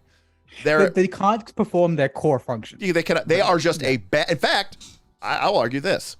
At this level, a cloistered cleric has the same attack bonus as a war priest. And if you used a general feat to get armor proficiency, or picked up a free archetype, you have the same armor proficiency, and you have the same weapon proficiency and the same armor proficiency. The only thing you are lacking is shield block as a free feat. But in exchange, you get domain focuses and legendary spell proficiency, DCs and attack. Yeah. And shields are so trash in Raw at this level. Yeah. Shields are unplayable at this level, by the way. Shadram says, "Can we sound clip Derek calling players munchkin fucks so that I can play it back when my players complain?" Troy says, "WoW's Paladin felt fun to play, but the champion is okay." I agree. The WoW Paladin was really good. Cleric's core function is being a full caster. Catholic, on that point, we can agree. I think the War Priest is a fine, fun alternative, but once you get to level 13 and all the other martial classes go to Master, you're stuck at Expert. You don't have the DCs to compete on the spell casting, and you don't have the attack bonus to compete on the attack roll. What are you even doing? So we are really, at this point, just talking about Cloistered Cleric. Now, I recently had the ability to play a Cloistered Cleric at level 20. And because the Cleric they get some pretty cool feats at this level, but I want to point out one thing. They are the only caster class that does not get effortless concentration. Which is hilarious. And by the way, it's not like the Cleric gets a lot of spells that need sustaining. Yeah, a lot. A lot of spells that need. A lot. Yeah. And the Cleric ideally wants to be able to move and sustain and cast a 2-action heal. Can't do that. And what really bothers me is you can't even archetype into that to effortless concentration. It's too high level. There's no way to archetype. Yeah, it's 16, I think, right? Yeah. Yeah, it's so 16. You can't get it. You just effed. You just never get it. Oh, JG, by the way, thank you, JG, for helping us out here. It says Oracle doesn't get it either. Okay, so that's not helping the case, by the way, when the Cleric and the Oracle are alike, right? I just tell my Cleric players, thanks for the super chat reprogram. He says, I just tell my Cleric players, screw it. You have War Priest stuff too. War Priest doesn't exist. It's dumb. Yeah, I approve. I like it. I mean, listen, I can approve your awesome house rules. I'm just saying, I can't judge the class as written based off of a really good idea. But I agree. I agree. I do have a question for you, Derek. Yes. For your endgame fights, did you feel you needed a lot of 2-action heals in the party? Actually, yes. Actually, I did. We didn't. Okay. Yeah, but I did because, but it almost to the point, here's why I feel so strange about it. The way that my character was built is a halfling cleric, high charisma, casting spells, a lot of heroisms, and then in combat, a lot of heals. Now, we were fighting mostly severe fights or extreme fights. And I had again, the cleric feats, not great. And you kind of get priced into it, right? You end up taking, okay, this is the selective energy, right? This is what lets me ignore people in my AoE, right? You get the feat that makes your AoE a little bit bigger. And then at very high level, you get the one that lets you do a 3-action heal as a 2-action heal. And that is where you can do the most baller thing that is possible in this game, which is you spend 3-action heal as 2 actions, you AoE heal the party, and then with your remaining single action, because you have so many fucking spell slots, you single action heal yourself. Sure. And that way, and that's it. That's your turn. But that's your most baller turn. That's your most baller turn. And I will say that when we were fighting really, really high level enemies, yes, we needed heal, but at the same time, a 2-action heal would sometimes completely out heal the boss's DPS. Yeah, the whole DPS. The whole DPS. Yeah, he posted something in our Discord chat about calculations of boss damage versus heal, and at the end you can easily out heal a boss. Yeah, 100%. Yeah. And getting now. Granted, the other thing too is at high level. Honestly, the difference between a 9th level heal and an 8th level heal and a 10th level heal is I used to use 6 level heals for most of my heals. Most of the time, players don't need that much healing, and so at that point, getting the divine font and getting those extra heals at max level, I mean, it's better than nothing. I'm just saying I don't know that I need them that much. You know, I mean, there's a certain element that I do agree with people that say, well, look, if you're wizard or if you're cleric, all they're doing is casting buffs and heals anyways. What does it matter what their DC is? And you know what? You're not wrong. You're not wrong. You're not wrong. You're not wrong. You're not wrong. Because I was going to say Edril played a war priest. To be fair, it was perfect campaign. So we were against undead, and he built it out just for that purpose. And he built it out with that god that gives him true strike. I forget what it is. And so like he fully spec'd it perfectly. In that game, he was like an A or a B. But that is a very specific case. Yeah. In most cases, I think a war priest is solid. Like they don't attack. But right. Well, but that's my reason why I fault them though, because part of this is does the class do what you want it to do? And the answer is no. No, it doesn't. No. Like you can athletics. I mean, you become you can athletics. So then what? You don't even have a weapon? I honestly, hand free and shield probably all you need. Oh, by the way, Catholic is right about that about the champion. I will say this. I will take this back. I will B tier champions for this. The Captain America build. Shield, double shield. No, shield free hand. Hand free and shield. Yeah, I agree. I think realistically that is the only way to really play a champion, because then what you do, you run up, you grapple them, and you go, what now? Yeah, because you're either just me, bitch. You're either taking escape actions, which is great for me and my party, because you're going to get multiple attack penalty and you might fail, or you're going to attack me, which is great because here's my actions: stride, grapple, raise shield. Well, okay, my AC is like 5 points higher than anybody else in the party, and that's it.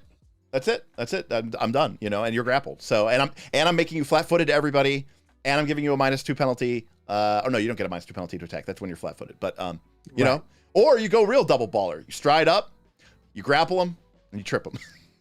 Yes, that's what I mean. Like, I was thinking no. You trip them and then you grapple them. You have to do it in that order. Right. Because in order to trip, you have to have a free hand, and when you're grappling, your free hand is used up. So you got to trip them and then grapple them.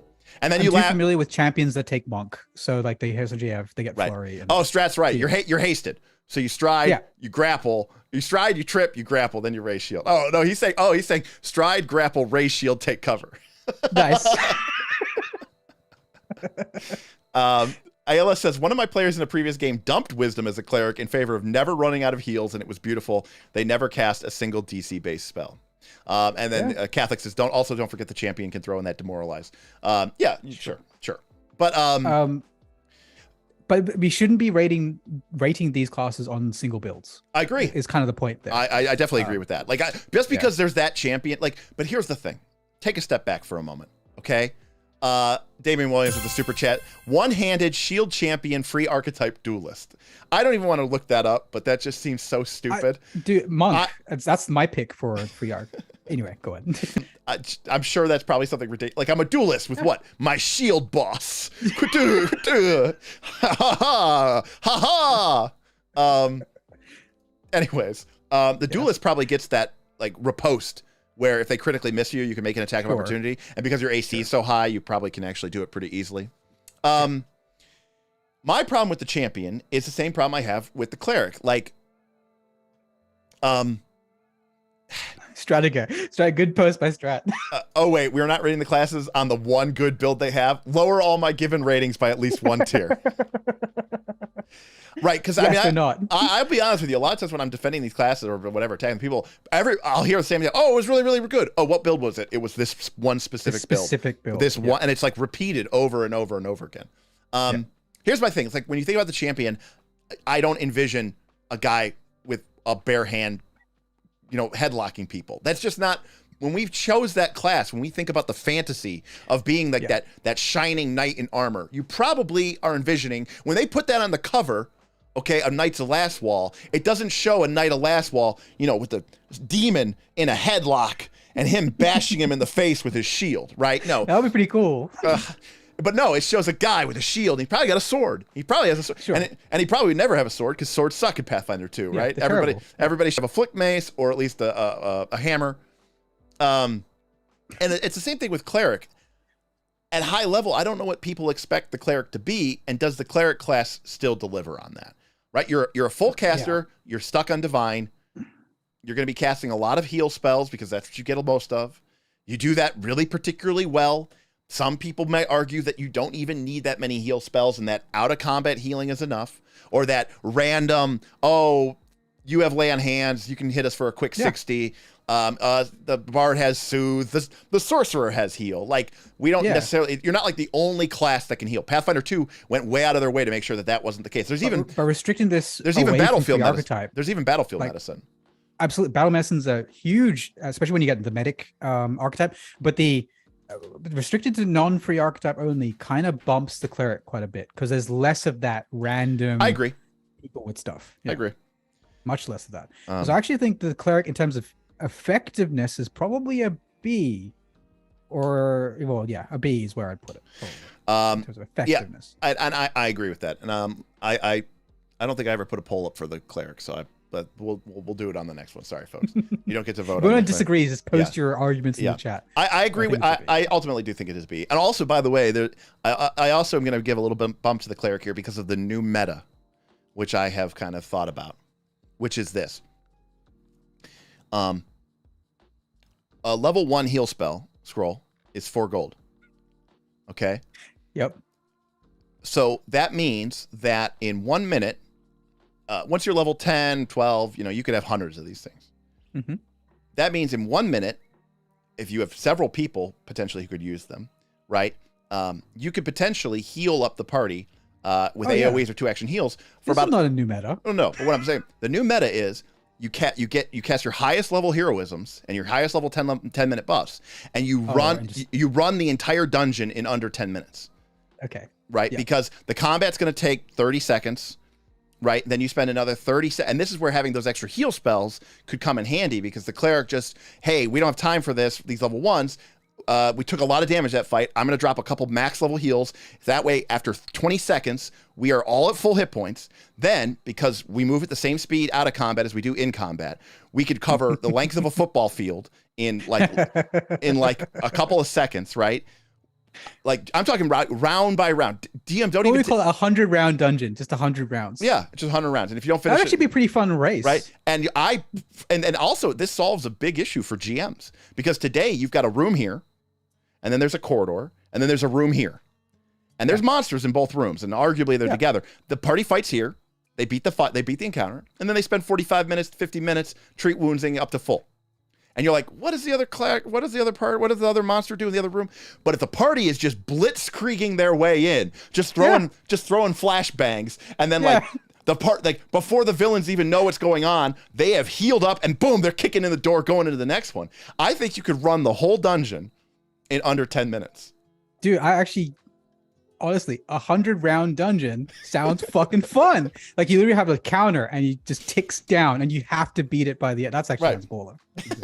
And so honestly, so I agree with that. So Corey says solid B. Ayla says B is fair. Strat says, yes, the Wand of Cure Light Wounds is very effective in Northern regions. I actually think wands, I'm so down on wands and so up on scrolls in Pathfinder 2, but I think wands are trash. Yeah, I don't think wands are very effective. By the time you've gotten value out of the wand, you're high enough level that the wand is no longer an adequate performer. Maybe like the Wand of Longstrider might be like the only exception. Longstrider, we've got another use of a level 7 haste wand. Sure. But yeah, anyway. Lionel says, I'm a newcomer to Pathfinder, but it sounds like high-level fights are undertuned, and clerics are an A if you're in a really challenging final fight. Lionel, I will agree with that, because of their ability to drop. And in fact, Lionel, they might be designed that way on purpose, because they said, hey, look, we don't want people to feel like they're overwhelmed or whatever like that. If you have a cleric in your party, it's kind of a get-out-of-jail-free card. I think if you have a party that is struggling with these fights, I think the cleric can definitely kind of erase the GM's turn, and that can make it very frustrating and make it, quite frankly, very easy. Which brings me back to your point about monsters role-playing. We had a cleric in Vinfinder, level, I think it was level 13. He lasted 4 sessions because the monsters realized he was a cleric, and then they killed his ass. Yeah. That was it. He just re-rolled. It was... Yeah, they are so effective. They're so effective in that scenario, which is the need for healing. Right. It's also that situation where it's like, imagine your party is fighting a bunch of monsters. Okay. There's like there's 2 ogres. There's like 2 ogres, and then there's like 2 orcs with like knives. And in the background, there's like an orc shaman who is like a cleric, and he's casting heal. you're not going to attack a single one of those monsters until you kill the cleric. Until you kill the cleric, because you go, well, this is pointless. We're all attacking this ogre, and we got him down from 100 hit points to 20, and then the orc cleric goes, heals him for 90, and you go, well, that was dumb. No, you're going to go kill the cleric. Okay. Exactly. In fact, when I used to play World of Warcraft, I mostly played PvP, and I used to play Battlegrounds, right, which is the mass thing. And there was a very popular mod that people installed, which a lot of people hated. And I was a cleric. I was a priest, a healing priest. Oh, you were the cleric. I was the priest. And there was a mod called All Healers Must Die. And what it would do is it would parse the chat log. And when it would see a name that was healing, it would like, bing, it would like put like a thing over that character and like put like a marker light on them, so that when you're in a big chaotic melee, people could find you and just focus fire you down. And like everybody had it, so the moment you cast a heal spell, suddenly like 20 people would target you. And that's why the caster lasted 4 sessions in Vinfinder, is because for most of the fights he didn't need to heal, but the moment he started healing, he was dead. GM Scott says when you pull the group, put the skull on the healer so the rest of the party knows who to kill first. He's talking about World of Warcraft Lucky Charms, but yeah, it's like, all right, okay, Druid B, all right, Druid. Seems like the chat's with us anyway. Yeah, chat was with us. All right, let me get the poll up. Druid, talk to me about the Druid. Well, it goes back to what I was kind of saying earlier. It's hard for me to parse without free archetype, but my gut feel is that almost every class is a C. Don't actually. We had it as a B at mid tier. Yeah. So do you think it got worse? It has slightly better spells, but it goes back to what is this tier list, right? Relative effectiveness. I want to come in here and say this. I looked it up. The primal tier spell list fell out of top tier contention because of the high level. Yeah, it does not have the S tier spells that the occult list and the arcane list have, right? Some of the big maze, no true target, no true target, no maze, no power word kill, no power word stun, no power. All of these really, really top tier, no save, auto effect, broken spells. The primal tier does not. In fact, at high level, the primal actually, in my opinion, gets some of the worst spells it gets in the list, because it's mostly like these like environmental. The whole valley takes 20 damage. Right? Like, okay, but who's really casting that? Storm of Vengeance, maybe I'll do 8 damage in 5 rounds. Like, what the fuck are we doing here? Summoning is at its worst at high level. The battle forms are okay, but now you're a full primary caster. When you only had like up to level 3 spells, and you only have 8 spells a day, when you shift into a battle form and you can't cast spells, you're like, okay, well, whatever. I'm not giving up that much. But when you're like an 8th level, 9th level, 10th level, capable of casting 8th level spells, 9th level spells, 10th level spells, you're a 15, 16, 19th level druid. And you're saying, I am going to lock out my entire spell casting capability just so that I can do less damage than the monk or the barbarian. Like, what are we even talking about? What are you doing? Yeah, I was disappointed by Endgame Druid. It is I think a sleeper, fantastic archetype. Because of the fact that you can prep anything in those slots, but as your main class, I actually think it's just a C. Like it doesn't overperform anything. It doesn't really underperform. Yeah, so there's still good spells on the list. Right, Ragan says D for Druid. D is too low. I mean, that's not going to be good. Catholic says it still has heal though. I mean, you're not wrong about that, but sure, you know, but you have to prep it. You don't get the stuff cleric gets, like the right. You don't get the divine fonts, and you're not a spontaneous caster like the sorcerer would be when they take it, or even the oracle. So you have to specifically lock out your very cool highest level primal spells, or all your cool fun medium level, support like buffs, debuffs. Enlarge is a classic one, right? And you're taking those out so that you can just stuff them full of heals that you may or may not need. It's a really tough situation. And like Damien is saying here, Druid isn't special. A Druid gets the same weapon proficiencies that the wizard gets, right? Like they're not better at anything in terms of combat. Yeah, they start with shield block, which is such a weird thing to give them. I don't even know why that's in there. It's because they don't. They can have armor. They have wood armor by this level. No, they're not allowed to have metal, and they're but by this level, like that's the weird thing. By this level, you have scrolls, so all the prepareds are worse. And then you have Well, yeah, the because I mean, wood armor. right? Because Well, who cares? yeah, right. Because you're like, oh, but there's so many cool, valuable spells in the, like the level 4, 5, and 6 range. Yeah, and the Oracle and the Sorcerer and the Bard will have a lot of scrolls of those. I promise you, they will. Yeah, like 100%. Like they will have those. They're going to cast them too. And you're like, yeah, but how are they going to carry them? One of the 55 extra dimensional carrying Spaces. capacity things that we have. Yeah. You know, anything that can cast heal is hard to rate below a B. I just think that the Druid is almost like the worst classed. It is the worst healer at casting heal. Yeah. Right. Like the Sorcerer, an arcane sorcerer with cross-blooded evolution heal signature spell heal is a way better healer than the Druid. The way better healer. You know, and again, we're not saying it's a bad class. No, we're just saying it's average. I think it's just totally average. Oh man, 60% of the chat is saying B. Chat. Why? What is like, going on? What's the reasoning? Because like the whole concept of why I liked Druid at the mid levels is because of the fact they have access to the full spell list. But that totally goes away at this late in the game because you have so much money. Spells no longer matter. We had a person in our high level game, I think it was Darth Gorlock or someone, who had he spent all of his 20,000 starting gold only on scrolls. It was nonsense. He had a scroll for every situation possible. He was a wizard, not a druid, but still, it's prepared classes kind of pointless. I think Derek's having sound problems. Are we having? No, there's someone's car alarm is going on outside. We could barely hear it. Don't worry too much. Okay, all right. But yeah, no, it's. I don't see a reason. So Josh says chain lightning go burr. Not these levels. Everything will critical succeed your check. Like we're talking about high level games now. Offensive casting is pretty bad after level 14 or so. Yeah, I mean, because the creatures are going to have high to extreme saves.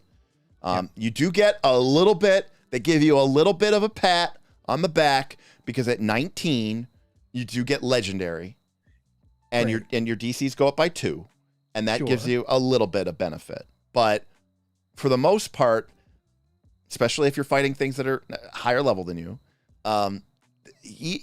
most things are going to pass your saves.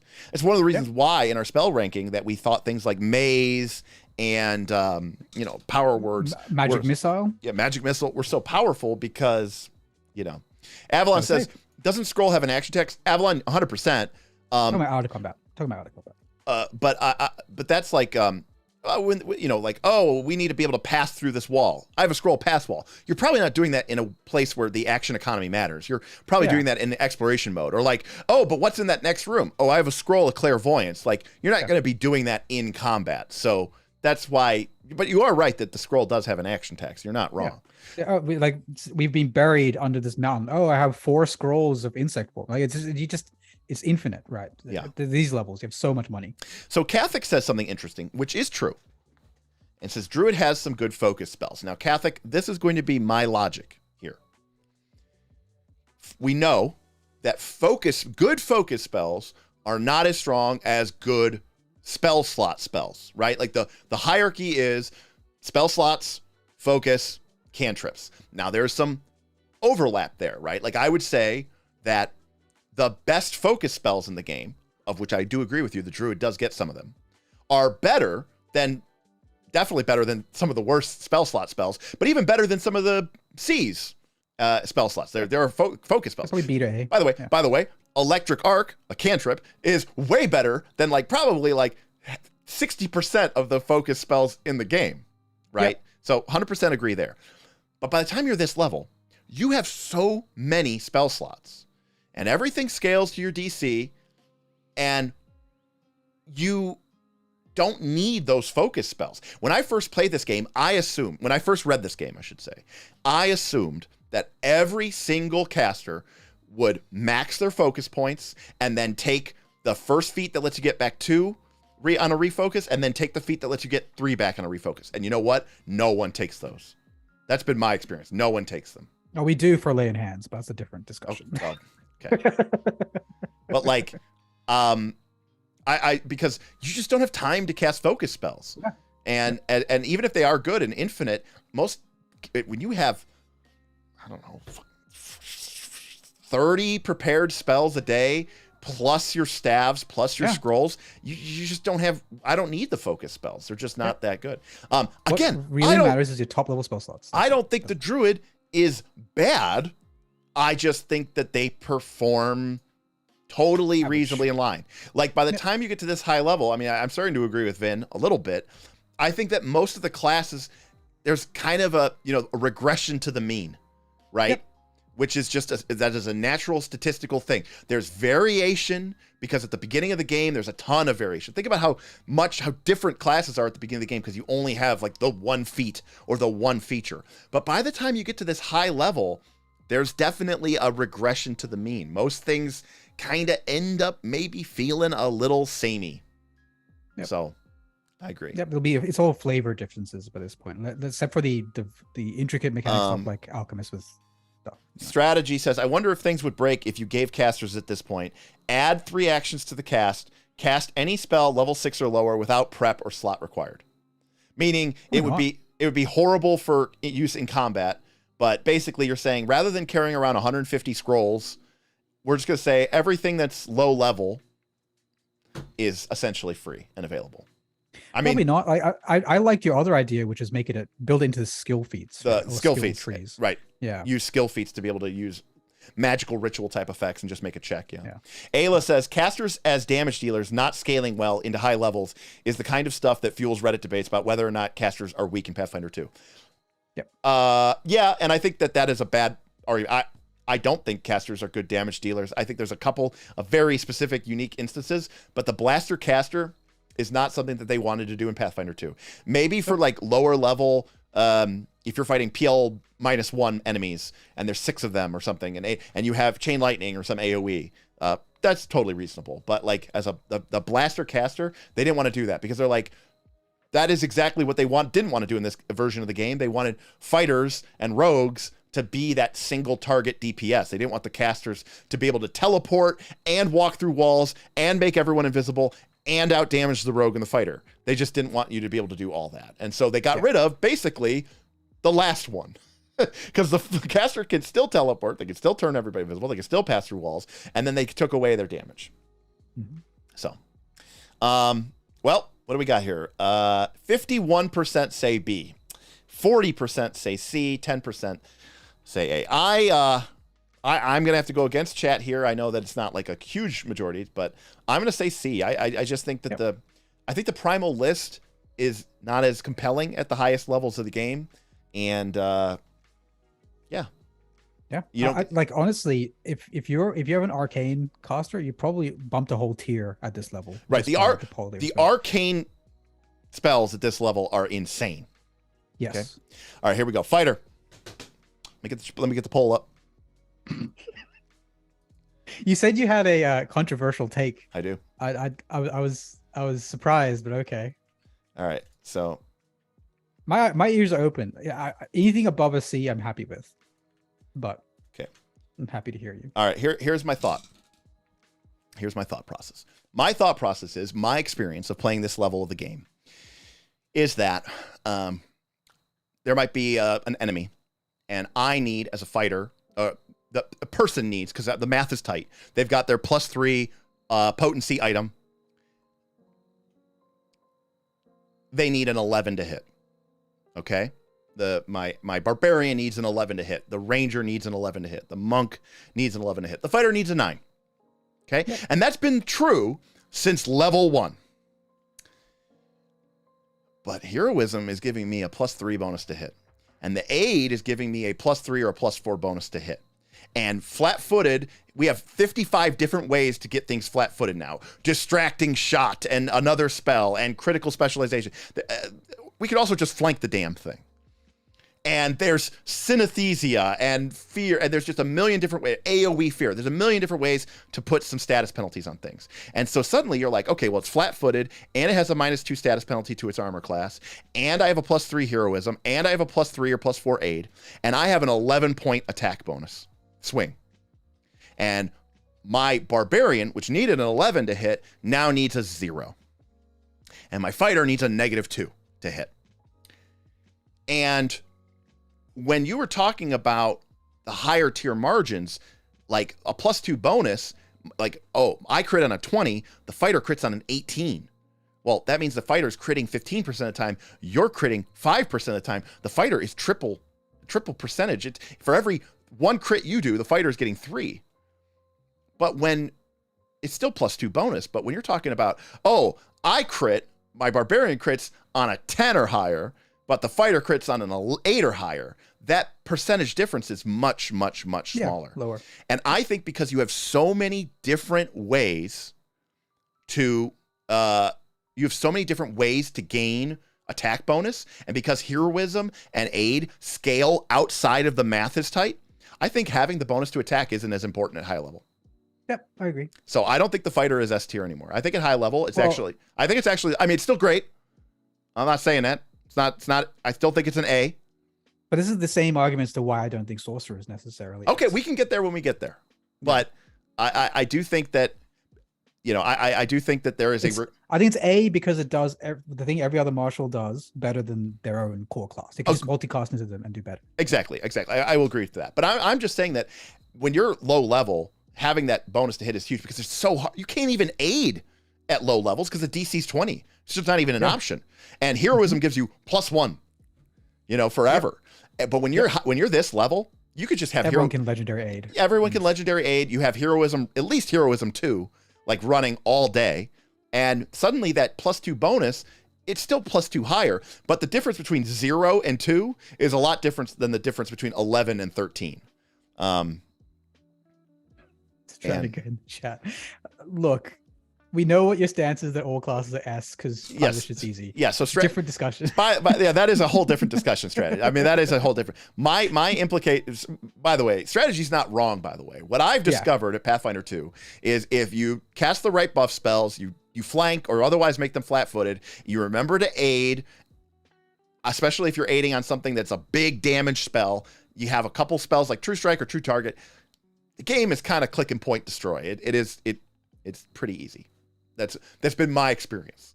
And that's against extreme level foes played by what I will call an adversarial GM. Yeah. So in a standard scenario, forget about it. But yeah. 100%. I also agree with what Solemn Magus says. Remember how I was talking before about, that gives you a +2 circumstance bonus, like a feat. But it's like, well, that's not going to stack when someone aids me for +3 or +4. So a lot of that fighter feats do lose some of their ability and their redundancy. Also, gaining some of those higher level fighter feats is like, look, it doesn't matter that you have 14 feats. You're just using the same 2. You're just dual slashing every time. And then you're doing that one where you can follow up with the rend. It's like, you're only going to use 3 or 4 of your feats anyways. Boothby says, I've not had a party work well together enough to pull off those massive stacking aid, heroes, and flank combos. Well, Boothby, that is a skilled component to the game. And I mean, I will say that once your players figure it out, you're like, okay, it's like, I don't play video games, but I imagine it's like playing Dark Souls and you're like, oh, I figured out how to beat that monster. Now I can just beat it pretty much at will. Except imagine if that was every monster in the game. Yes. Bearing a few weird ones, right? Like occasionally you'll throw a weird curveball at the party and they're like, I don't. Yeah. Our standard. There's like 3 monsters that are immune to flat-footed and prone. They exist, but whatever. Most things you can just knock over and make vomit. 56% of the people said S. Obviously, I thought they would. Yeah. But I actually think it's just an A. Yep. I think it's still really great. I think it's really good, but I don't think it is so busted anymore. I think the bonus doesn't matter as much when you have so many other ways to get bonuses and to make up the difference. So, and this is, and we'll get to sorcerer, but my stance on it is when I was playing these levels, no class felt broken. All right. No class felt busted. And that includes fighter. Early levels, it's like the fighter is the only one that's critting. Why is anyone else even here? Like what's happening?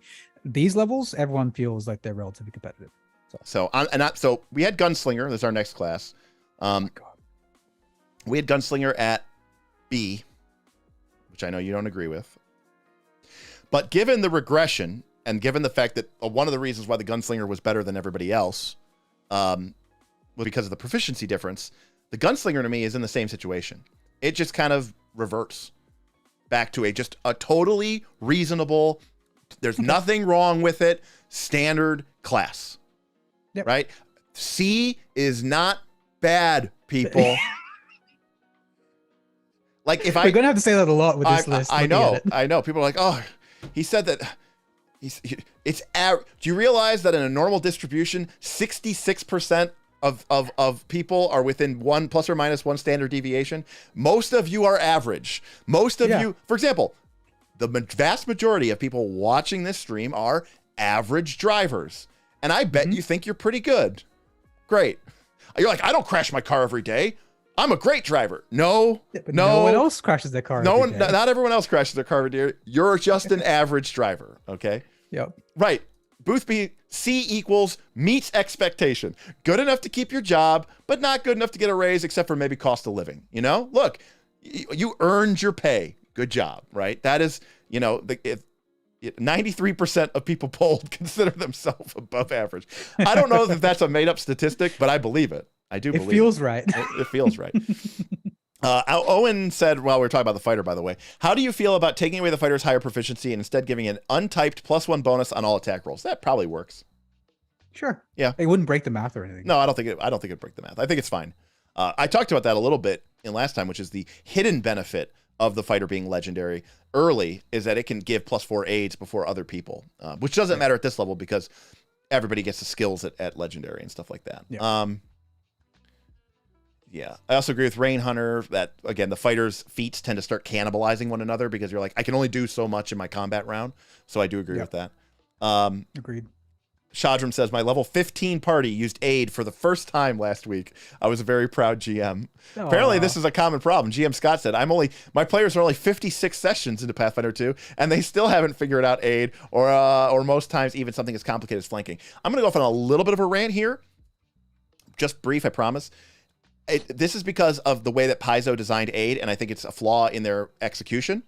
Again, I've talked about this many times. Pathfinder 2, to me, the design of it is beautiful. I think it's a solid A or A-, but its execution leaves something to be desired. C, C-. Maybe not C-, C. Because aid is not really plausible or doable at low levels. Because it fails. I mean, when you try to aid somebody, you have at low levels, you might have something like a 20% chance of critically failing and penalizing your ally. And you had to give up your reaction and your action to do it. And so it teaches people at a low level, or they read it, they go, well, this is terrible. Or they try it once or twice and it works very poorly or not at all. And they go, oh, I'm never going to use this again. And this really cool team building aspect of the game kind of gets forgotten. And then also they go, well, since that sucks, I guess I'll just make my third attack. My map -10 attack. And it doesn't give players enough interesting options at that level. Damien says age should be DC by level. Completely disagree. Age should just be automatic, like it is in our Quest for the Frozen Flame game. If you're trained, you give a +1. If you're expert, you give a +2. If you're master, you give a +3. If you're legendary, you give a +4. What first house rules the Discord came up with, like ages ago. Ages ago. Because we're just like, why are we even rolling for this? It either doesn't matter because you can't succeed, or it doesn't matter because you're going to auto crit. And there's like 3 or 4 levels where that's an interesting roll, but then you have to ask yourself, is it even an interesting roll? To begin with, the attack roll is interesting. Am I going to do 110 damage or 0? The aid roll is, am I going to give him a +1 or not? It's like not an exciting roll. Why are we rolling for it? Anyways. Yeah, so Gunslinger C. I think Gunslinger is going to be C. I didn't put the poll in. I'm sorry, chat, but sometimes I forget. All right. I mean, we're a couple hours in. We could probably go a bit faster. Yeah. We've said a lot already. So we have, and we've set this stuff up. Okay, we're getting into some controversial areas here. Inventor. I believe we gave I have no opinions on Inventor. Inventor, we gave a D to. Why? I forget why. Is it because we said attribute dependency? We said it's multiple attribute dependency, and it's kind of like a bad alchemist plus a bad barbarian. Like it could be a defensive with its armor, but it's never going to be as good as a champion. And it can be really offensive, but it's never going to do as much damage as a barbarian.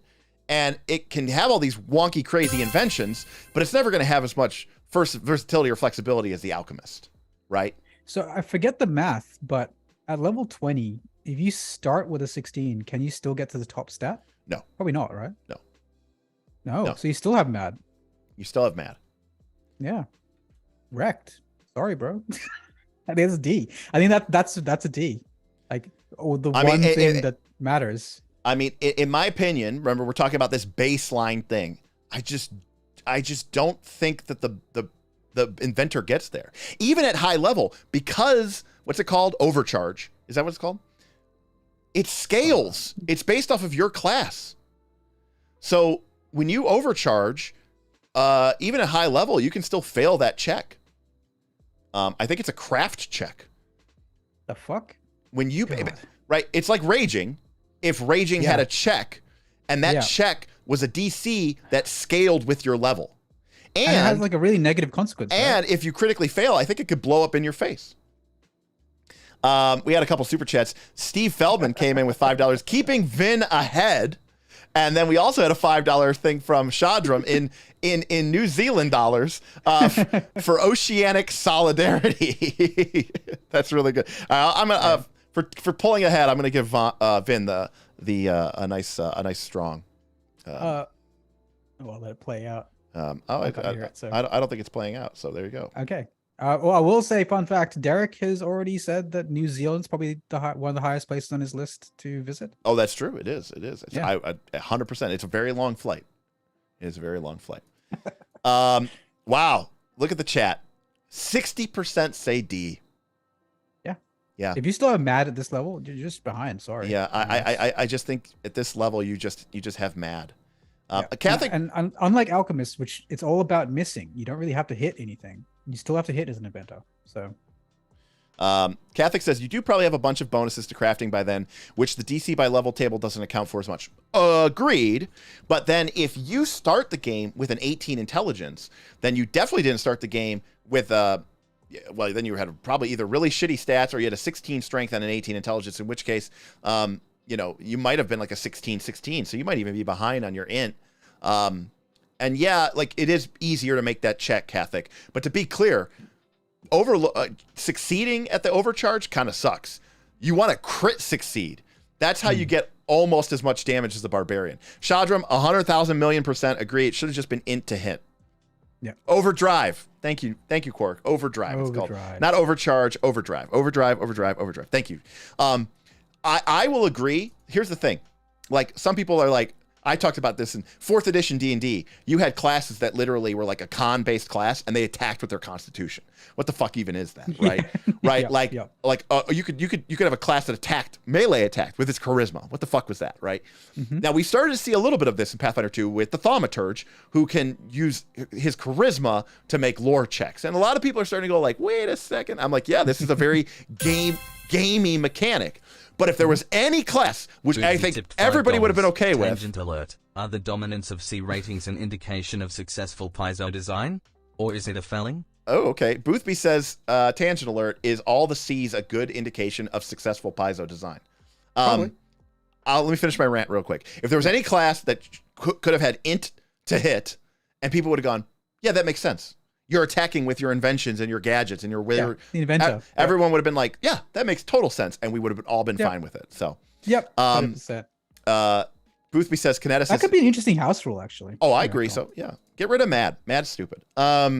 Especially in a game where the math is this tight. If the math isn't tight, like in 5th edition, who the hell cares, right? So, ultimately, I'm going to have to say that the inventor is a D. I'm going to have to agree with the chat. And the chat said D. Not just me. So we'll see where we get to at the end. Whether there's a distribution. Boothby. We'll see what the distribution looks like. But I am leaning towards probably yes. A weird boob-shaped curve. Yeah. Anyway.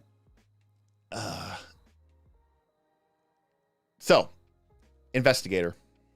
Now, Strat has been trying to defend this for weeks.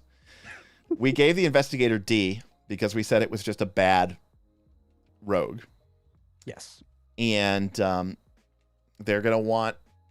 They don't have mad, right? Because they do use int on their... If they are making a strategic strike. Yeah. But Which is what they're supposed to do, right? They're supposed to do that every... But it's my understanding that just like how the ranger gains a lot of abilities to hunt prey easily, automatically, 3 targets. The investigator does gain a lot of abilities to gain their find a clue or whatever the fuck it's called, where they can like devise a stratagem pretty much automatically and pretty much easily. So you're not as brutal with the action economy hit. So, somebody, what do we got here? Did I miss a chit? I don't even know who that was. Sure. All right. Pursue a lead. Thank you, Rain Hunter. So devising a stratagem and pursuing a lead is fine. You pick up additional skills. The fact that you can do it so easily suggests that Bob says, time to get the kids in bed. Good night, everybody. Good night, Bob. I'm going to say that if you can reliably, continually attack with your int and do the bonus damage, I'm fine with it being. I still think it's a D. I think I'm fine with it being a C. So, but like, wait. So, but is your damage actually high?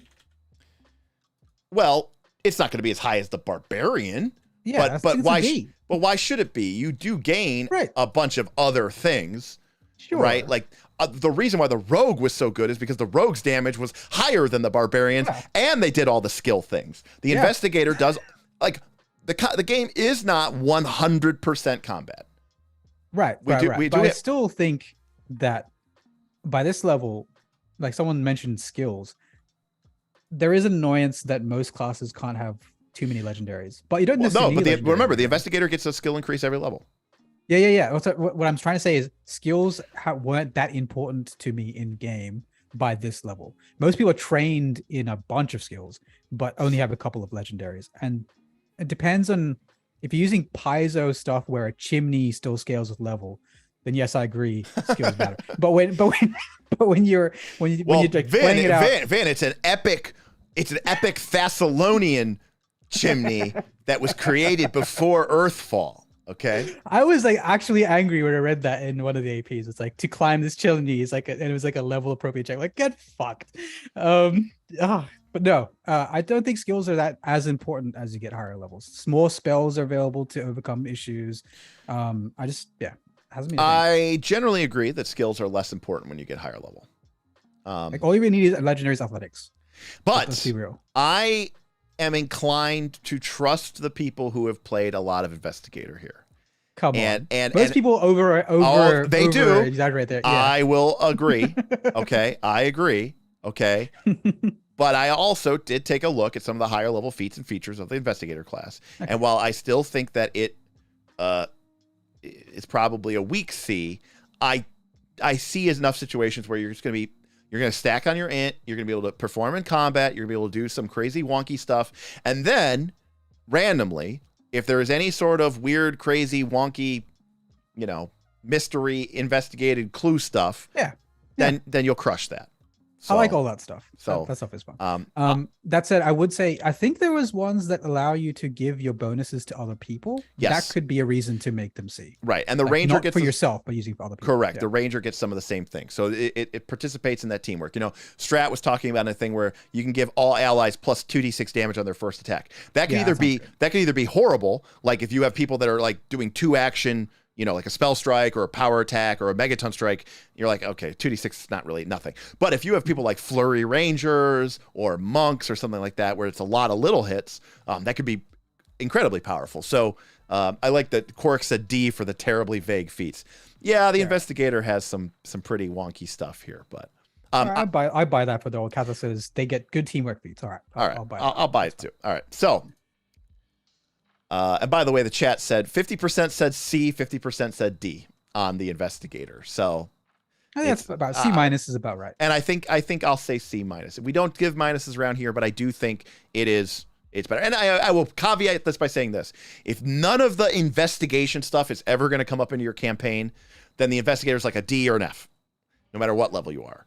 But if you reasonably think that you are going to be doing intrigue, mystery, city, detective shit, then pick up the class and know that you could probably build it so that it can at least perform somewhat adequately in combat. But with the 5% of campaigns that get this high level, with the very few percent of campaigns that get this high level, yes. So agree with us. Okay, so Magus. It was. What, For me, Magus is a B. Like it's been a B from the it's probably from the start. We had it as a C last time. Yeah, I've always thought it was a bit underpitched. You thought it was even under. without, yeah, even without my ridiculous house rules. Your house rule is broken. Like that's just bad game design, Vin. No. By the way, he doesn't feel broken. By the way, he gives the Magus two skills spells at every level. Two spell slots at every level. Yeah, it never broke the game. At least not so far. But that aside, just the sheer amount of damage they can do gives them like a spot in the team. If it's like a role that pretty much only they play that way, aside from the rogue. Like rogue is ridiculous, but right. Well, and the rogue isn't limited by spells per day or having to rely on cantrips, which don't do as much damage, right? Well, cantrips can also trigger weaknesses, which is always one of the many reasons I really like them. Especially these levels, the weaknesses can really stack up there. And I think you can start doing persistent damage. So here's what I'm going to say. Triggers weaknesses. I played a Magus for a little bit at low level, and it was the worst experience of my life. Because I could see why. Yeah, okay. At low levels. So I talk about this all the time with hero points. Okay. Talk about this all the time with hero points. The reason why I don't like Pathfinder 2 hero points is because missing sucks. Obviously. But then you take this limited precious resource and you exchange it and it gives you a reroll and you do worse. Missing sucks. Putting a bunch of actions into a spell strike and spending one of your 4 spells, like Shocking Grasp, your max level Shocking Grasp, and then missing, you're like, yeah, but the upside is that if you would hit, you would have done a 10. Right, but now missing, which still happens all the fuck time in this game, feels unbelievably horrible. Yep. But for a lot of the reasons that I talked about earlier, which is things like True Target and Staffs of Divination, which you can load up with a ton of True Strike spells. Mm-hmm. The existence of heroism and +4 aid. Like if there's anyone in the history of the game that is going to get a legendary +4 aid on their next attack, it is the Magus spell striking with a Shocking Grasp or something. I don't know what the best spell to spell strike is with, but it's that's probably like what's the face, the Polar Ray. Polar Ray. You're right, absolutely right. So it's that one. And a Magus who's picking up a plus, between the penalties on the enemy and the bonuses on them, they're critting on a 9+ and they're rolling 2 dice. They're going to have a good day. Yep. So I think by mitigating all of those downsides and really setting up a situation where you are going to not only be able to hit, but crit with a pretty high consistency, Magus would be a lot of fun because big number go burr. Hell yeah. And there's the other thing as well. You're still arcane caster. You can archetype into wizard. You can, even in normal archetype, not just free archetype. Yeah. And then scrolls are still your friend. You are arcane. Like I think they're a B. Let's see what the chat says. 64% say B. So they are overwhelmingly agreeing with you here. Well, for those reasons, I'm gonna agree. I'm gonna put it at B because you are all in. All your eggs are in on that one attack. Yeah. But you are at high. You have a one-trick pony. You are a one-trick, but at high level, you have all the tools and the buffs and the situation set up to maximize that one big good hit. And that is sometimes all you need to do in this game, right? And dead is the best status. So I like the analogy of a cloud style limit break. Yes. 100%. 100%. Did you see the Kickstarter that we were talking about on the Discord? It's like a game system that is based off of like very narrative game in like the non-combat system. But then it's like 4th edition Lancer in the combat system, and then the whole thing is Final Fantasy inspired. So you have like fucking awesome. So you have like jobs and limit breaks. And that sounds great. Okay. All right. Well, I'll wait for the Ben review when it comes out. All right. Well, you can. We'll talk about it offline. But I think it's called. Oh God, someone in chat will mention what it is. It has a silly name. It doesn't sound like anything it should be. But all right, Monk. Monkey Monk. I'm feeling C for Monk. I think it's a C as well. I love Monk. I thought they were B for most of the game, but I mean, I think that the monk is cool, but I don't really see that it gains anything that really distinguishes it at high level. We had it at C for mid tier. C. Yeah. Oh wow, I think got robbed. You think it's better at lower level, or you think it's still a B? No, sorry. I think it's B for most of the game, then drops down to C at end game. Strat says the name of the game, by the way, is called Beacon, currently on Kickstarter. Weird name. Yeah, Blueberry says solid defenses, solid action economy, not much to complain about here. Monk just works. Yeah, just works. But does it work better than that baseline that we were talking about? Is there something that the monk gains that makes it stand out amongst these other baseline classes with, these aren't just the chassis classes. These are, druid, champion, barbarian. Like they all get something that lets them do more than just be, a basic strike. Is the monk really getting anything that makes them stand out in that capacity? I don't think so. They do their thing. They've got their niche. I think their by the way, I do think their mobility doesn't matter as much anymore because now most characters are probably moving at like 45 or 50 or something crazy with, long strider, boots of bounding, and fleet feet. And you're like, oh, well, the monk's movement is 90 and my movement's 50. Yeah, okay. But unless you're playing them with my game and my maps, which are 300 foot by 200 feet, most people, that's just never going to matter, Yeah. So someone brought up Flurry. Flurry is still nice. I actually agree, but for a different reason. Quagmire maneuvers. Quagmire also brought off highest AC and saves. Yeah, I think Flurry of Maneuvers is the thing that I think most people sleep on because they want their monk to be this Bruce Lee Street Fighter, I'm doing a bunch of damage, but that's just not the way you do damage in Pathfinder 2. Right. But, the monk being able to come in and just grapple trip somebody. Yeah. It's I'm pretty... really impressed by the monk. It's my favorite monk ever. But it doesn't mean I have to rate it high in the combat vectors. It is an effectiveness tier list, and I think it's a C. It's a solid in combat C. Legendary defenses with impossible technique. I mean, they do get great saves. Yes. Can't fault them there. And some of the high level effects that you're getting hit by. Is that enough to raise it to a B? Like, okay, is that enough? I don't know. To be a B, you need to have some, at least a couple of things that we can point to that raise you above. So if the monk can do damage and, support, well, the barbarian can do damage and the champion can support. Yeah. But then does the monk have significant enough advantage in their defense, in their saves to elevate them above that? So outside of broken ass archetype, like the one that gives you Heaven's Thunder, I forget the name of it. The sixth pillar. Yeah, I think that might be it. Yeah. The outside of those, I don't think the monk does much damage at these levels. So I think that's what brings it down from a B to a C for me. Just the lack of damage. Yeah.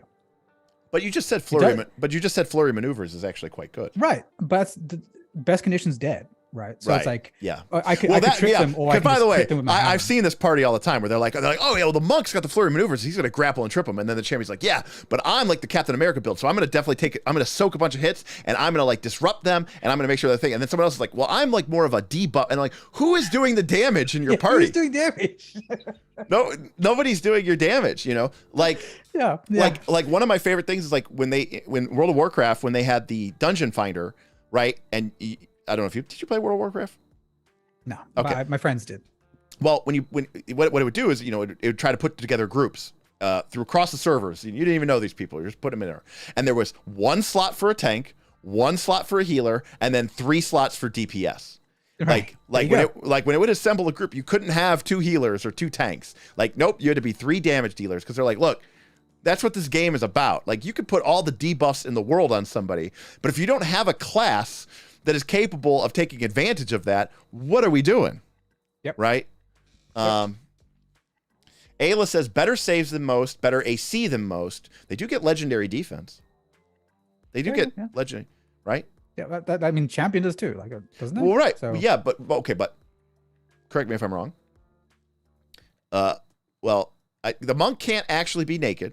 You could, but then you can't have runes and be naked, right? So the monk still has to wear clothes. Clothing, right. So the max dex is 5. Is that right? On clothing? Does it have a max dex? I thought it was blank. Nope. That's dumb. Oh, you know what? Maybe you could take bracers. You got bracers, which have a max dex. What? Yeah. That's stupid. I And- guess they just really wanted to build in that max, right? Well, I guess what I'm saying is that I think the champion wins by 1 because the champion's full plate goes to 6. And I think the they monk, wanted that to be the case. yeah, but I think the monk can get 5, you know. Yeah. But then they're getting legendary, so they're still going to be 1 point of AC higher than a fighter else. and everybody else, you know. But just like champion doesn't raise above a C, all these points don't really raise monk above the C's for me either. Okay. Like, because again, in the end, yeah, all right. Catholic did the max. Max runes is better than naked 24 decks.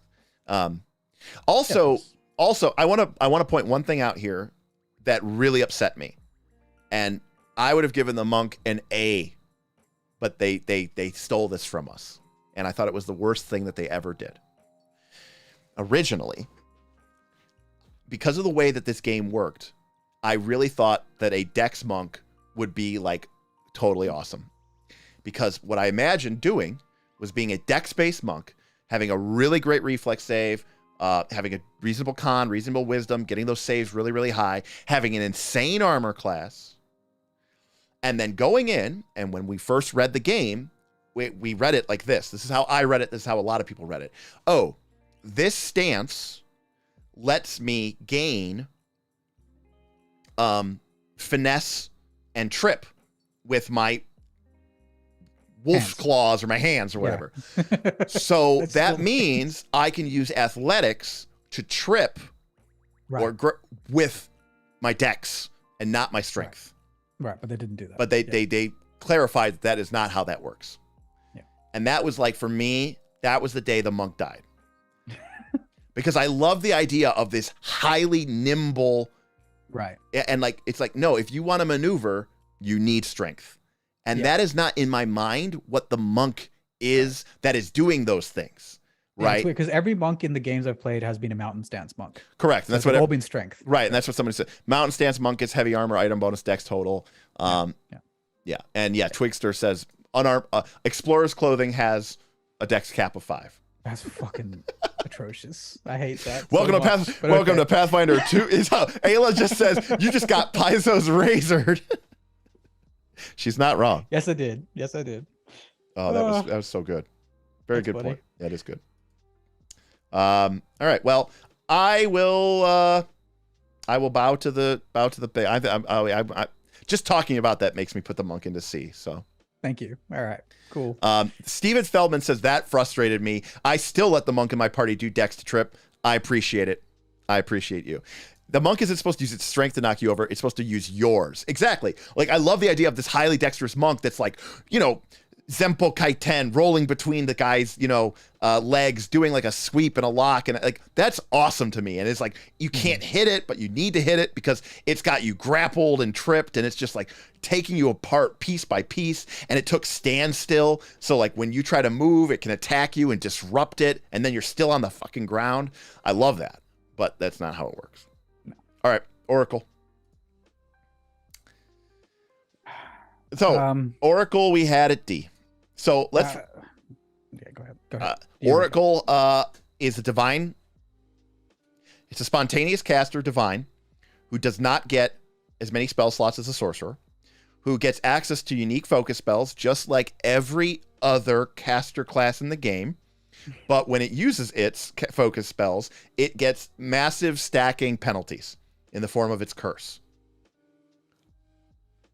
It also does not gain effortless concentration as a feat, and it does gain access to a very, very, very limited form of cross-blooded evolution called Divine Access, but you have to pick 3 spells from the Divine list from a deity's domain that you follow or worship, or something like that. Okay. All right. Shadram says, but RP.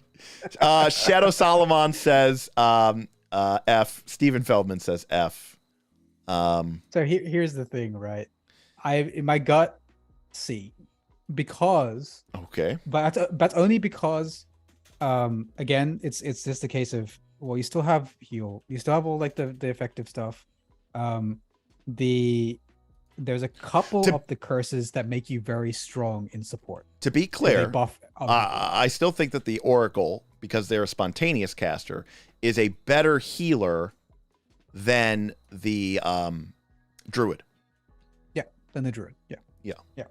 I agree. Not the cleric, but the No, not the cleric. Yeah. Because a couple of them have a pretty like there's one where every time you do like cast a spell from a slot, you 3-action heal. Like there's a couple that are, I forget the specifics, but a couple that are quite strong. Now we aren't rating these on specific builds though, so I can see it. I mean, we have to sort of appreciate that they're. I mean, if you have 6 builds that are all very highly competitive, I mean, yeah, you know.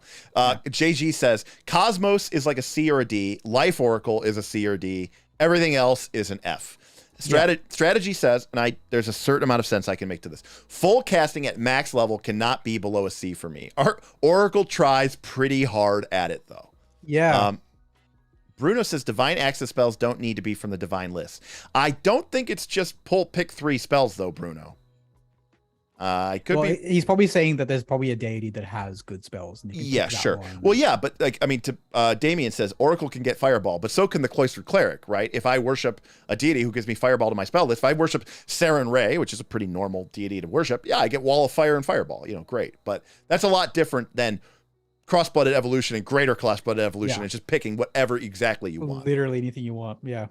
So at this level, with the powerful access to the abilities and spells that they do get, and the fact that they are a full caster with 3 spell slots, I, generally speaking, agree. Oh, and they're not mad. They're a sad class. Like, it is probably... And they get more hit points, don't they? No, they get 8. I don't remember. But I think the Life Oracle gets 10. My guess is they're a C. Yeah. But the thing is, right? But I think they are. They are the worst. They are the worst spellcaster. Like, they are the worst spellcaster. Oh no, that's definitely true. I'm just trying to think of whether I'd prefer an inventor in my party or an oracle. Probably an oracle. Probably an oracle. Yeah. Yeah. So there you go. Because they can still use scrolls, you know. Yeah, exactly. There's still a divine caster with 3 slots at every level. So. I want to give them a D because, good God, some of these subclasses. Yep. They're awful. Ancestors is awful. Oh, Ancestry is the worst one. If it is a C, it's a triple minus. I definitely prefer an inventor because the Oracle makes me sad. Well, you know, let's see. Let's go to the.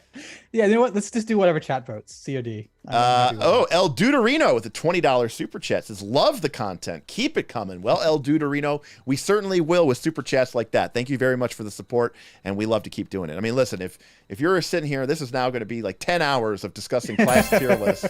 You really have to. It's the last one. It should be. It is the last one. It is the finale for this class tier list. Oracle is meh on its own. Can be fun as some dual class fodder, but that goes for any class. I completely agree with you. Oracles are a D for me. They're just far too hampered relative to other classes that fill a similar role. Chat overwhelmingly says D. I'm fine. Well, not it's 50 versus 40. 50. I read that as and it's 10% with a B. I don't know what the fuck they're smoking. Well. But Damien says Inventor at least does what it says it does. Oracle arguably doesn't. A D plus to C minus is for me. I'm gonna go D. Right there. I mean the chat is where I'm gonna go with the chat, and my inclination was to say low C, but if there's enough of you saying that it's D, and I personally just feel that you have probably like 8 other spellcasting options that are better. Yeah, they get more spell slots, access to cooler abilities, better feats, better features, and they have all these cool focus spells too. They just don't come with the drawback of these curse effects. Yeah. There was a large part of the fight we had towards one of the more recent community games where One Hot Llama, Mark, was our Oracle. He had an awesome build, but he was the only one in the party who could heal him. Because he had that curse where you couldn't take magical healing. So you had to just use Oh god. Rain Hunter is pointing out a statistical truth. 50% are saying D, 50% are saying higher, which I agree, but the plurality of people did say D, and I was on the fence anyways, and so I'm going to go with the one that says 50% instead of 40%. Yeah. But and look, there's enough C's already. I'll tell you that Rain Hunter is definitely a Pathfinder 2 player who is who is doing some rules as written. Well, technically. All right. So psychic. Again, we don't know enough about it. I'm just gonna say C. Yeah, actually someone mentioned earlier about the thing where allowing someone to cast 6th level and lower spells as a skill. I think psychic actually gets that as a feat. Well, psychic, remember, gets so few spell slots. They only get 2 spells per level. They are basically amping cantrips for life. Yeah, I didn't see any of the endgame feats that made cantrips better, so I'm actually inclined for a D. By the way, this is also something else that I do want to point out, which is that any class, I'm factoring it at a broad level, but remember that any of these classes which have a key stat in a saving throw automatically get a nice little boost. Like the cleric has been pumping their wisdom their whole game. That's their will save. They're going to have a monstrous will save. Like your perception, and perception, which is arguably the probably second most important thing. But like when your key stat is int, like that's not helping out your skill. That's not helping out your saves. It's not helping out your perception.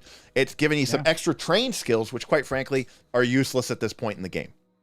Yep. So like you do pay a price when your key stat isn't Dex or Wisdom. There are no key stats of Con. So I really suspect they're a D. I just don't have the playtest. Oh, you know what? The Kineticist is going to be key stat Con, isn't it? I think so. Yeah. So that'll actually be a very strong contender for that. Okay. Psychic alpha turn in my community game. Psychic casts shield cantrip on 3 of his allies in 1 turn. Yeah, I mean, it's only +1. I mean, I don't know. Yeah, shield is. A lot of people think that the shield spell's +2, but it's not. It's actually only +1. Because like no one would ever in the history of the game have ever taken a light shield. Because why would you ever do that? Yeah. And so they always they always just think shield is +2, take cover is +2, everything's +2, but the shield spell is +1. Reaper says, does make me miss D&D 4E where you could use your saves. Yeah, that was pretty cool. In D&D 4th edition, the 6 ability scores were tied into each of the 3 saves. So strength and con tied into fort, dex and int tied into reflex, and wisdom and charisma tied into will save. And the idea being you got to use whichever stat was the highest. So like if you had a really high intelligence, you'd still have a really good reflex save because the idea is like you're predicting, calculating where the fireball is going to be. And so you have a really big, so it's pretty cool. That's fun. I'm going to give Psychic a C, but I'm going to give that the official Derek caveat that I don't think any of us have played the class enough to truly know. And I think most people feel like on the general bias, being that it's a very low spell slot class and amps are a lot of fun, and they might be powerful. I don't know how fun it is, but we're not judging this based off of fun, Yeah, I suspect it's a D, but... All right, so this is a big one. The Ranger. Now, we gave it a C last time with discussion about whether or not it should be a D. Oh, man. And now that we've actually made the list, I was talking a lot of game about Ranger moving up. You were talking. How good Flurry gets. It does get very good. Yeah, but I still don't know. It's and you can hunt, and you can hunt prey like as a free action, and you can hunt prey triple. You can target 3 enemies. Like that's pretty good. I mean, but does that actually make it better than a barbarian? I don't know. I don't think so. I mean, if you have like 3 elemental runes on your bow, maybe. And like, I didn't even think of using it as a bow. Okay. I mean, all right, fine. 3 elemental runes on each of your weapon, on each of your hatchet. Yeah, I mean, I don't think. Well, there's what are there? There's 3, right? There's edges. There's the precision, which is okay, but I don't think it really competes. Yep. There's the outwit, which is terrible, and then there's and then there's flurry. There's the good one. Yeah, there's the good one. There's the good one because it gets better. I mean, what is it's -1, -2 with agile weapons. Yeah. That's pretty crazy. That's really crazy. And then there's even that one feat, which you get at 18, which lets you make 3 attacks and 3 attacks. And they're all at -2. But, you're making 6 attacks at -2. Yikes. I mean, I've never seen that played. So maybe that's a B contender.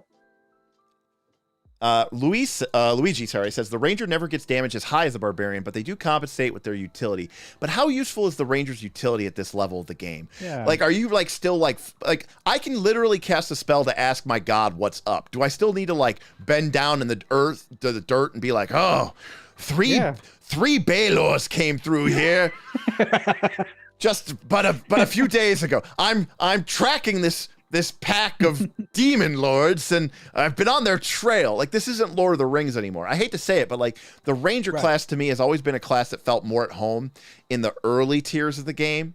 Like where like you're fighting more mundane things and like you're dealing with things like getting lost in the fucking woods. When like the party can cast teleport spells that can not only teleport them to the city, but can teleport them to another planet in the same solar system, you're not worried about getting lost in the woods. And go across planes. But yeah, so it's no longer if casters didn't exist, I would listen to an argument about ranger utility. But like I said it earlier, I don't think skills really mattered that much at end game. I tend to agree. I really do. I think diplomacy and athletics are standard. I think athletics still probably stands out, but you know, but even then, you know, the creatures have the high and the extreme forts and the reflexes. It's that much harder to athletic, you know, to athletics goes to aid. That's the thing. Strat's pointing out that level 10 teleport is the same galaxy. Thank you, Strat. It's a Stargate in your back pocket, right? So the question is C or B. Yeah, that's kind of Chat needs to like B. Oh no, C. Okay, C just edged out. Yeah, and there's more D. Well, there wasn't an A on the list. I don't get me wrong. But, you know, at least Shadow Solomon, you're agreeing with it. You had your bias. Look, I'm sure all of you had really great moments with your character class. I just think, you know, Outwit can give its bonus to allies. There was something about Outwit, though, that I just don't like. I don't remember what it is. Do you have to play it for the rest of the game to get here? Yeah, like, don't you have to make a check or something? Like, doesn't it not just work? Right, Boothby. Like, while he looks that up, I hate when legendary stuff is required, too. It should only be required for things like identifying a relic. Like, it should be stuff that is actually legendary. But the way Paizo writes their DCs really gets to me. That chimney broke me. All right. I mean, at 17, when you get your Master Hunter upgrade, when you have your target as your Hunter Prey, you get a +2 circumstance bonus, which is nice because that's hard to get, to your AC against that. And with triple threat, yeah, it's the same as shield. So triple threat or double threat, yeah, it's shield, right? You know, you're potentially getting +2 to your armor class against that, and then they can even give that bonus to their other allies. So Outwit, I'll give it I'll say at high level when you could target multiple people, Quagmire. All right, Outwit comes back, but you had to play it when it was low level, and that fucking sucked. Yep. Yeah, you had to get here first. Right, you had to get here first. Yeah, I'm leaning C or B, and it seems like chat's C. So okay.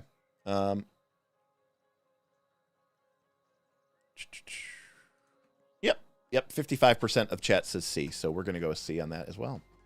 So we're definitely starting. And so just to as a addendum that, like, why I think this way. So Ranger at best spec seems to be a lot of small hits, and a lot of small hits is not what Pathfinder 2 is about. Agreed. That I'm fully on board with that. Like, and fundamentally, the precision build theoretically should work, but it just doesn't. Like, for example, a lot of what we've been talking about at high level, in my opinion, the name of the game is things like True Strike and True Target and Aid. Well, those want you to bake one big attack, a power attack, a spell strike, a, you know, whatever. You want to be able to do that one big attack. Now, I'll be the first to admit that is a horrible process for fighting 8 foes, right? Yep. But guess what? When you're fighting 8 foes, you're like, yeah, when I'm fighting 8 foes, my dual whip and flurry wielder, that's really awesome. Agreed. But guess what? In Pathfinder 2, lower level foes are just not a threat to you. Like, the casters are just going to mop them up. Even like, and you're like, oh, my character specialized in making massive, I'm a Magus. What do? I supercharge one attack against one guy. Okay, I'm fighting a bunch of low level people. Well, I'm going to fuck them up too. Like, it's not like it's a hard problem to have, right? Especially these levels. It's just like chain lightning, like just just eradicate them, you know. I think it will. So Blueberry says wasn't light pick Flurry Ranger tied with Fighter for the highest DPS. Yes, but that wasn't including things like enemy damage resistance. A lot of stuff has resist all, which totally F's you. Like resist all is one of the hardest things to deal with as a ranger. Right. The many weak hits is not that great, you know. I think that strategy just doesn't work. But and Dave says our 17th level ranger is amazing for multiple attacks with haste. Agreed, but not as good against big single opponents. And I agree. And I think that for most people who play Pathfinder 2, it's those big single opponents that you really got to worry about. Like everything else kind of takes care of itself. Like if you're fighting, we fought 4 PL -2 monsters. Okay, yeah, that's a moderate encounter, by the way. That's a moderate encounter. That's 420. Like me saying PL -2 made Vin laugh. He's like, that's he's like, that's just not even a monster. That's not even a threat. No, like, why are you? That's a wasting my... tone-setting piece that takes 2 rounds to finish. Right. That's that's just it. So again, I think the ranger still does fine, but I think people have this unhealthy and unnatural love, health obsession. Dog, why are you chewing this bone? All right. So Ayla says, since we're analyzing based on the average Paizo AP, you are mostly going to be fighting smaller or single enemy encounters that are higher level than you. That has been my experience overwhelmingly with Paizo encounters. There's always something that's like PL1, PL +2, PL +1, PL +2, even PL +3. It's very rare in a Paizo AP where they go, here are 8 PL -2 monsters. Or here are 7 or 6 PL -1 monsters. It's an extreme fight versus a bunch of things that are lower level than you. It's like, no, I just don't see those encounters. They're complex to run. They take up a lot of space in the book. Like the game knows this, and they don't include them. Yep. All right, Rogue McRogue. It's been an S tier from our last vote because we said that they did an absurd amount of damage, which only gets higher as they get access to feats like Opportunist Strike and Preparation to be able to have extra reactions. They can just, whenever an opponent gets hit, they can make a sneak attack with no map. Matthew just made me laugh. That was pretty funny. I think that Rogue is still excellent. I don't think they're S at this level. But they still do get, at this level, they have, 19 or 20 skill feats. They've got 6 or 7 skills at legendary. Yeah, at legendary. It's been pretty awesome. So what do you think? My gut feel is because playing high level, it felt like no one was S. But what do you think in terms of actual mechanics? I think the rogue is a class that benefits from everything that we were just talking about and still manages to perform. Sorry, Boothby said 20 skill feats, 16 more than you need. Facts. Maybe even 18 more than you need. That is probably good. So I still think that obviously we talked about the skills do drop off a little bit. No, Rain Hunters. He says Investigator has 6 skills at legendary, 20 skill feats, and y'all dismiss that. Still, I'm dismissing that right now. I'm just saying I still don't think skills are that important at this high level game. A rogue would get more out of trick magic item at this level. Yeah, being able to legendarily pick the lock, it's like it just doesn't matter. You have so many. I could cast Pass Wall, and that was that the scroll of that Pass Wall is so insignificant to my cost of my character at this level. It doesn't matter. Oh, I can't. A rogue, I'd have the magic skills at legendary, so you can use trick magic item. Oh, right. Or just use it. Right. But at that point, like, what are we doing? So, facts. What are we doing? Here's why: because the rogue benefits from all the things that we were talking about before, being aided, being true targeted, right? Because sneak attack doubles. Yep. But it can still how much stuff is immune to precision? Yeah, there's a couple, but it's not a ton. But the rogue, I remember there not being that much. But the rogue can also do things like, make up to 2 or 3 0 map attack sneak attacks on their off turn as reactions. So ridiculous. As reactions. That reaction feat's broken. That's so good. Right. That feat is just so stupid. It's so powerful. Yeah. Yes. So like, that could be it. That could be that's A, just. S, maybe, but I'm still leaning A. All right. Let's see what the chat is saying. It's very close. Right there. Right between A and S. I don't know. I think A+ is kind of where. Here's what I'm going to do, people. I'm going to give it an A, and I'll tell you why. Because of the downgrade of skills. Because, even someone pointed out here, Rogue literally has a level 18 feat to just stride through a wall. So even their own abilities are making their class things, And again, this is we're literally arguing between the top 2 ranks. I'm not saying Rogue is bad. I'm saying Rogue is fucking amazing, but never felt like it breaks the game with how good it is. So Rain Hunter is saying sneak attack just combines with your D6 weapon to make it slightly better than a D12 weapon. Still great, don't get me wrong, but it's not crazy. Why you have a D6 weapon? Short sword, rapier. But aren't they agile D8s?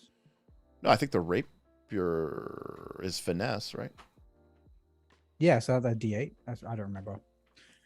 I thought that. Sorry, this minor point. D6 was D8. Yeah. So but ultimately, rogues can use a D8 weapon. Okay, all right, fine. But the sneak attack dice are D6s, is what I'm saying, right? So yeah. And they cap out at what, 5 of them? Yeah, I think 5 or 6. Five yeah, or 6 or something like that. Yeah. Yeah. But like, and when you're critting and when you're making a bunch of, it really comes down to their reactions and the fact that they can make several of these 0 map attacks on their off turn. Very, very, very powerful. Every extra attack they can make is, Rain Hunter says they cap at 4. 46. That sounds too low. Yeah, okay, but you get debilitating strike and extra things. Like debilitating strike is fantastic. Yeah. I love debilitating strike. Yeah, I don't think they're S anymore. I mean, I think chat is coming around. I think I think Rain Hunter's points are example. Yeah, one of the debilitations is plus 2d6. I knew That's the one. That's the one. I knew there was a 6. I was like, they definitely could do 66. I knew I wasn't crazy about that. Yeah. But I think they lose a step. And in a good way. I just don't think that they're, I mean, I still think they're a very, very awesome class, but I don't think that they're S tier. All right, here he is. The Sorcerer. It's the best caster, but still an A. It's the best caster, yes. Still an A, probably. That's the question mark. Yeah. So like there's definitely turns when I was playing Sorcerer for many sessions at high levels that I felt I felt I performed S. But any caster could really do that with any arcane caster could do that. Because essentially I would be doing things like power stunning and then mazing, then like next round I'd be like teleporting everyone in the party into flanking positions. Like I was doing all kinds of crazy shit, but that's just arcane casting. Right. That had nothing to do with being sorcerer. Right. So being sorcerer means, one, you get to be spontaneous, right? Because the other arcane casters in the game are witch and wizard, right? Which are prepared. And I don't think there's no other arcane caster in the game. Summoner. Because psychic is a cult. Summoner, but summoner's not really a caster, right? So and Magus also not really a caster. But also not, they're on that weird 2-2 progression. And so there's probably a psychic is a cult. So they're the best arcane caster. Arcane's the best tradition. So they're casting spontaneous, which we think is an advantage. They get 1 extra spell slot. Now, granted, a wizard kind of does in their own way because of drain bonded item, and they can spell Nexus. There's a lot of cool options that wizards have. But Ayla says sorcerer is still S tier, because you can fill your repertoire with synesthesia, slow, maze, heroism, and heal, and laugh all the way to the end of the campaign. Yeah, and that not wrong. I mean, sorcerer really comes down to. I think spontaneous and the 4 slots is great, but I do think that spontaneous is better than the prepared, because of the scrolls. Oh, definitely. But what it really comes down to is that cross-blooded evolution. Yes. And the wizard can't cast heroism. The wizard can't cast heal. And like having those things in your back pocket is nice to do. I think, Now there's a counterpoint, because even without free archetype, caster feats are so shit that you'd probably have another full archetype of casting on you. Yeah. So you could potentially mitigate a lot of that, but when we're not talking about specific builds, so I guess that kind of counterpoints my counterpoint, but still counterpoints your counterpoint. Yes. Yeah, but like still I feel like sorcerer really does, like, especially as you point out, if you have the good spells, you feel S and you perform S. Yeah, that's just because you pick the right spells, and I don't know if that's really the class. Well, I mean, but that's the class, because that's what the class does. Right. I mean, they cast. True. I mean, part of the reason that we think that casters get such shitty feats is because Paizo goes, well, you get to pick your cool spells. Yeah. You don't get cool spells and cool feats. Like that's not. Casting DC does suck, but there's so many good spells. Right, but like you'll never run. But like for example, like if I'm a charisma caster strat, I pick up Oracle, or I pick up like another charisma based class, and it doesn't matter that my DC might not that be good because of the proficiency. I'm picking that up for heal and buff and heroism, and I'm picking up all that Rick stuff. Has tipped $50. Paladin still rule. Rick S with a $50 tip says paladins still rule. Listen, I think Rick, I think that the paladin and the idea of the divine defender, the holy fighter, is awesome. It's incredible. It's a staple of the game. And I'm right there with you. And I definitely think that there's a couple of things that I would change about the champion to make them like that much cooler. And maybe that's something we'll do in a battle cry, you know, where we sit down maybe with some of the more rules, lawyery kind of minded people from the Discord, and we say, okay, let's take some of these classes that maybe didn't feel like they performed as well, right? Because we can all admit that. We're not happy with a C. I mean, we should be from a game design perspective, right? But what you really want out of a role-playing game is you want every single person to say, my class is busted, and have it actually not be broken. Right? Yeah. Like when Magic the Gathering when Magic the Gathering is at its best, it's when everybody feels like their deck is the best deck in the room. And obviously that can't be true. But it kind of feels that way, right? So exactly. Thank you very much for that tip, Rick S. And I appreciate your love and support for your favorite class. And Damien Williams, that's exactly what I'd do. I'd be arcane, crossblood into divine stuff, and have Bard. Bard. Wow, that's baller. That's baller. Yeah, baller. All right, well, 71% say A, and I'm inclined to agree with chat here. I think you have all these extra spells. Yeah, so does everybody else at this level, you know, like, but you have all the lower level spells. Yeah, but everybody has scrolls. Like, it just doesn't matter as much. I mean, ultimately, I think it matters less. So, you know, I still think and you know, I look at that top line, a bard, fighter, rogue, sorcerer. Yeah, that's a great fucking party. Like, that's a very scary party. All right, here he is. Strategies. Wasn't that still the same party from before? I guess it had to be. Anyway, yeah. I think the cleric used to be up there though. It's dropped off. Here we go. Big Daddy Summoner. Oh, Stratic is his favorite class. Yeah, Strat's good. Summoner we had at C, because the idea is you cannot think of the Summoner as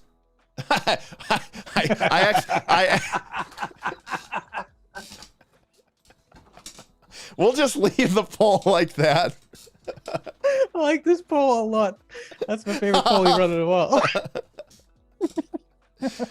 I honestly, Summoner was one of the classes I knew the least about, and I went and I went online. I read some guides to the Summoner, which were mostly trash, and I read through the book Secret of Magic. I looked at the class. I looked at the different eidolons. People gave me some suggestions in the last YouTube chat about eidolons to check out. I did, and I still don't know what it really does. You actually get 5 actions, so that's something. It really does feel like I am basically,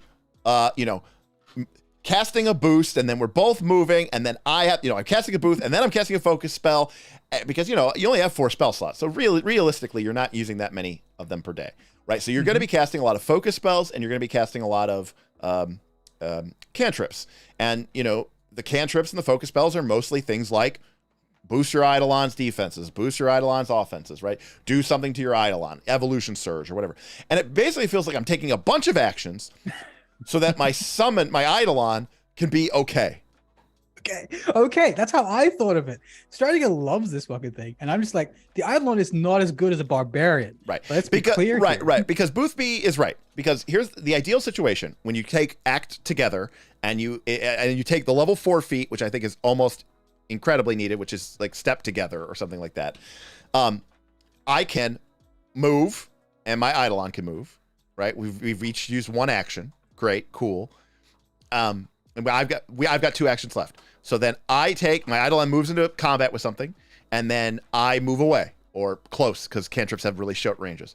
And then I use Act Together, and I spend 2 actions on it, and then I take the 2 actions and I give my Eidolon the bonus 1 action.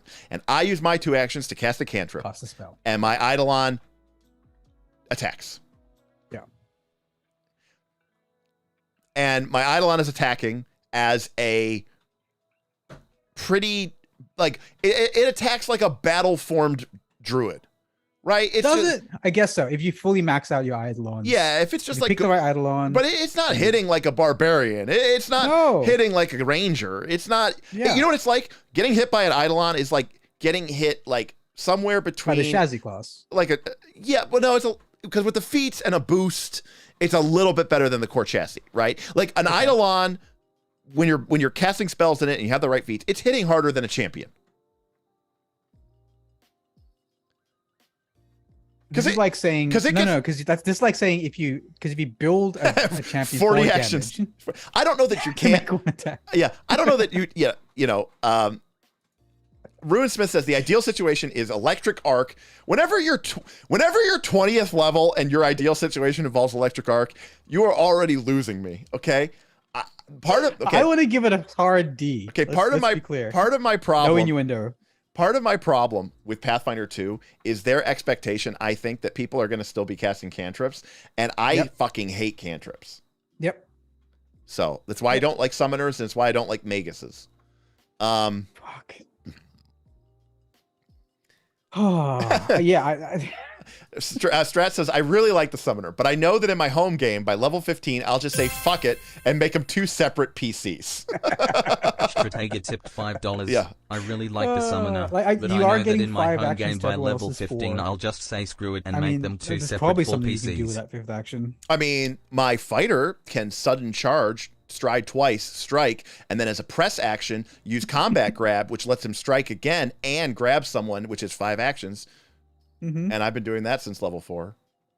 I guess, yeah, if you include the action saving stuff. I mean, I don't know. I think it's a D. I've always thought it was a D or an F. So that's all I've got. It is 50. It's 1% advantage to know, but it is 50-50. I read that as the nose have it. Just GM Scott says, you know that if you give Summoner a D, then Reddit will come after you. That's almost a reason to do it. I know. Eidolons get the bestiary. Okay, Catholic makes a great point, actually. Good point. This I'm gonna go see. The Eidolon. Oh, do they get knocked down? Oh, nice. That's pretty good. But it's called I don't know. It has a stupid name.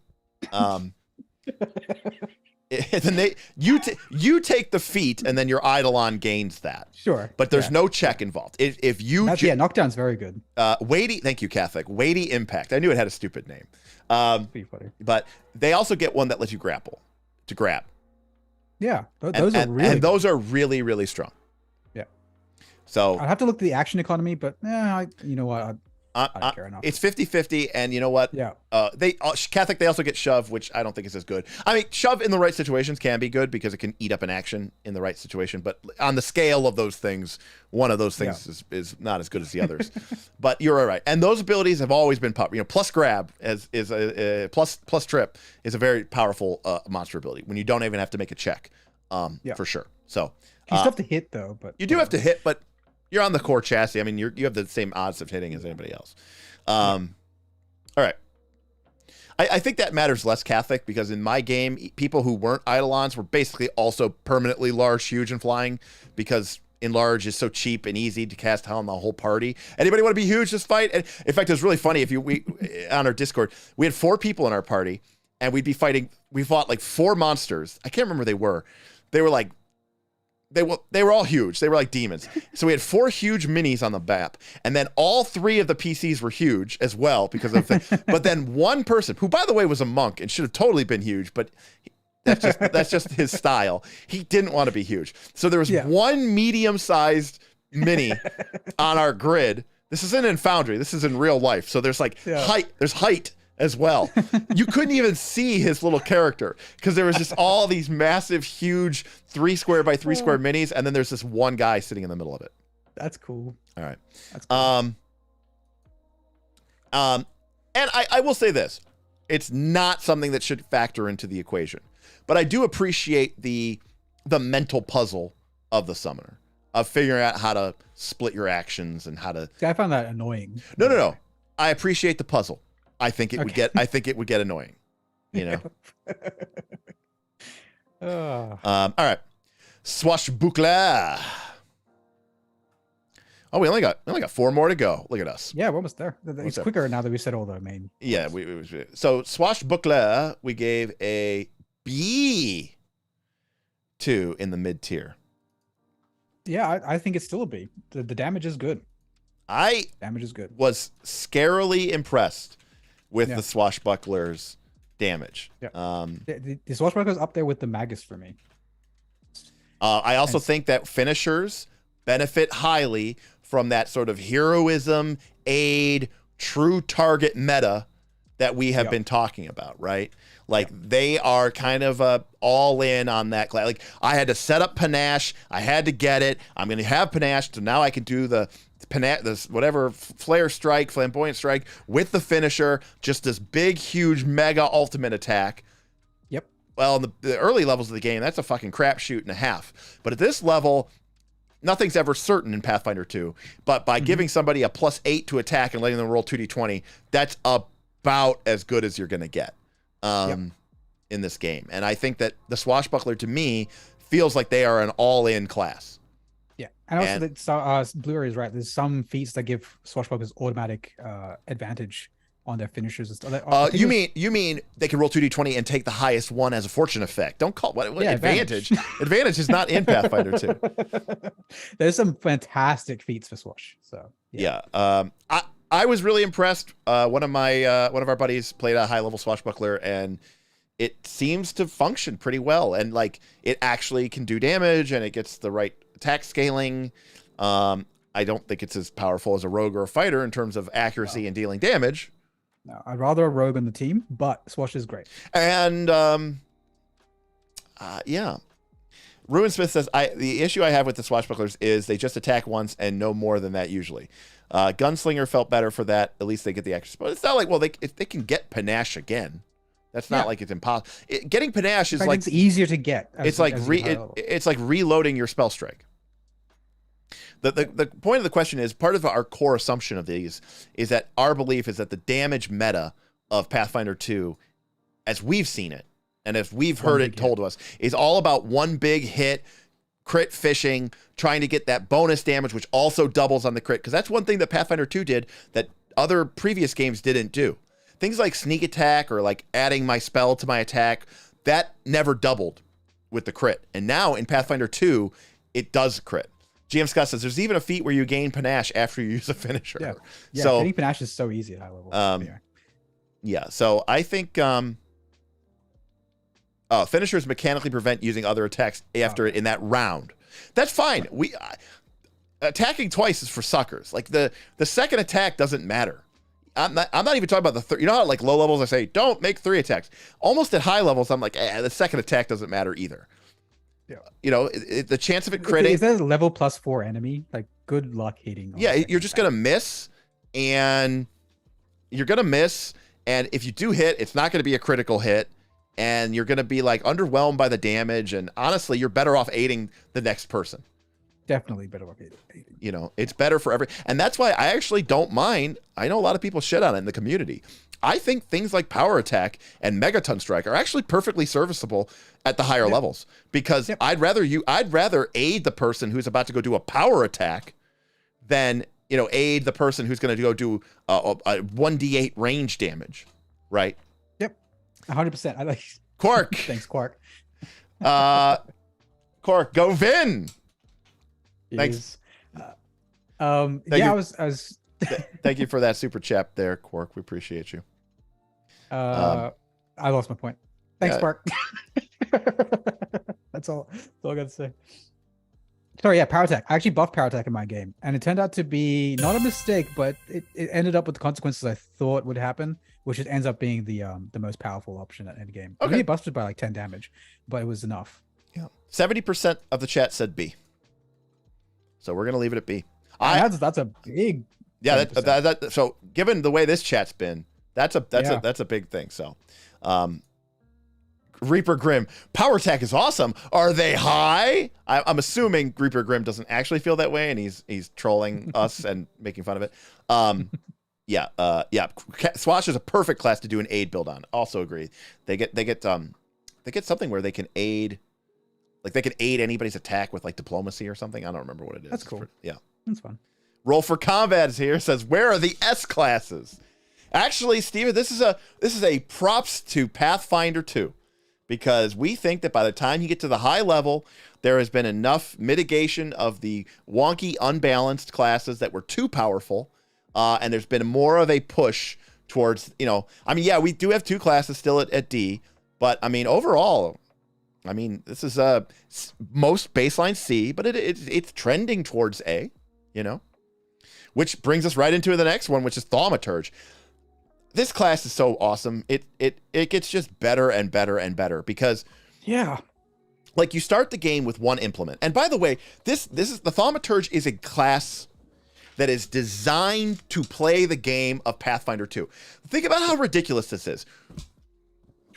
Okay, you have something like a cleric, which goes out of its way to describe how you basically can't wield a weapon and a shield and cast 3 action spells because you have to pull out your material component. And then you have other classes which you can use focuses, but they can kind of pull it out and put it back in the same action. It doesn't really count. You still have to have a free hand. But then the divine focus specifically says that doesn't happen for divine focus. And so you do have to have a free hand. So you have to take a feat to like grave your holy symbol into your shield. Yeah. And it gives the shield 2 hardness ever for all time.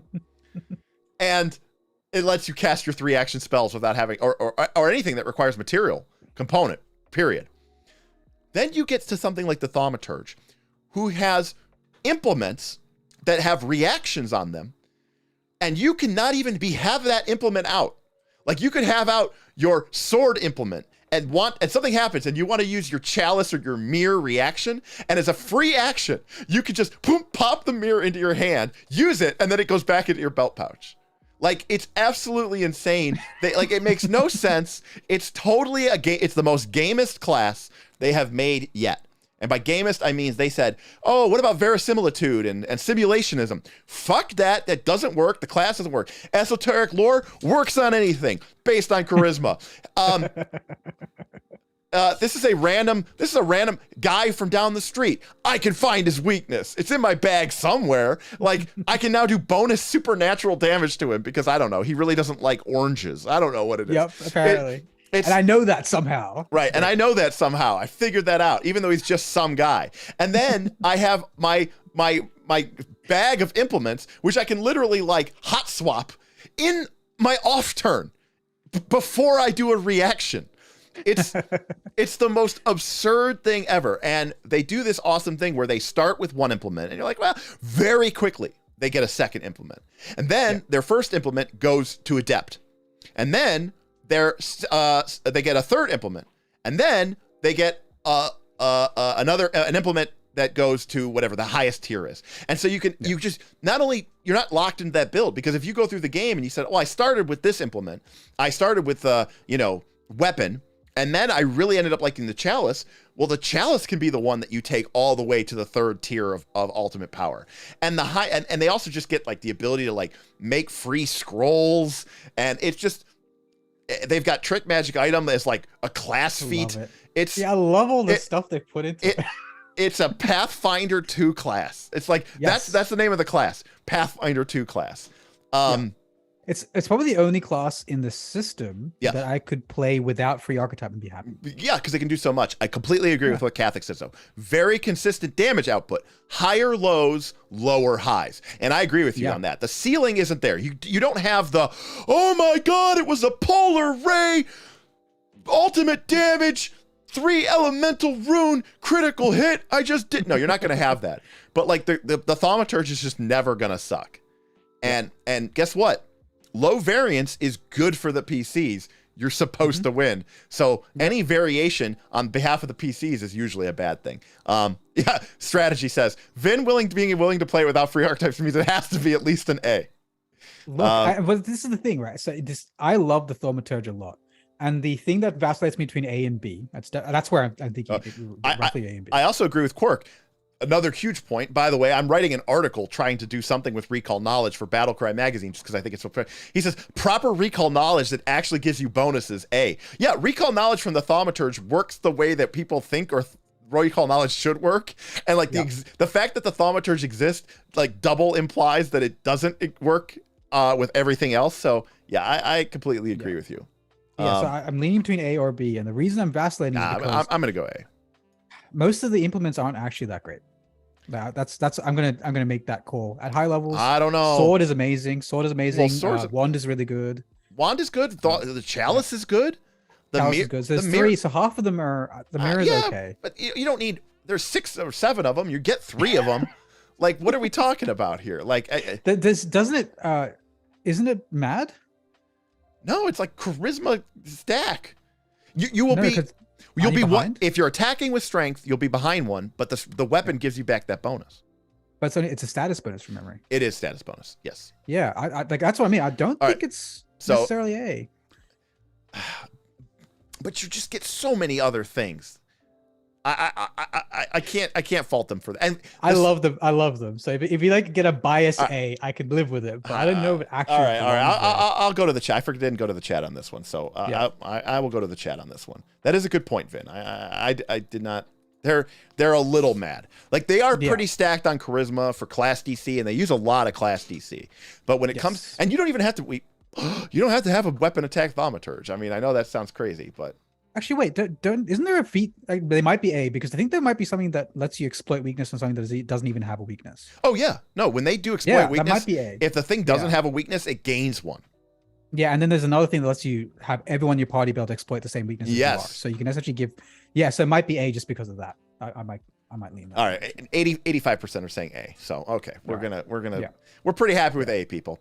All right, well, that brings us up to our 2 last classes, our 2 arcane prepared casters, because we needed 2 of those, because 1 arcane prepared caster wasn't enough. We had to include a different arcane caster that was also prepared, that also gets familiars, that also gets focus spells. Oh, but they can also technically take other traditions. So there's that. All right. So I'm gonna say solid A for thaumaturge, and Yeah, I'm just reading the chat. Seems like chat's pretty happy. yeah, I agree with that. 80%. I will agree that that we have that. All right, so witch, wizard. We can talk about these classes at the same time because they're kind of the same thing. I mean, baseline, if you're a witch and you're divine or primal, you've already chosen what we have said numerous times, especially at high level.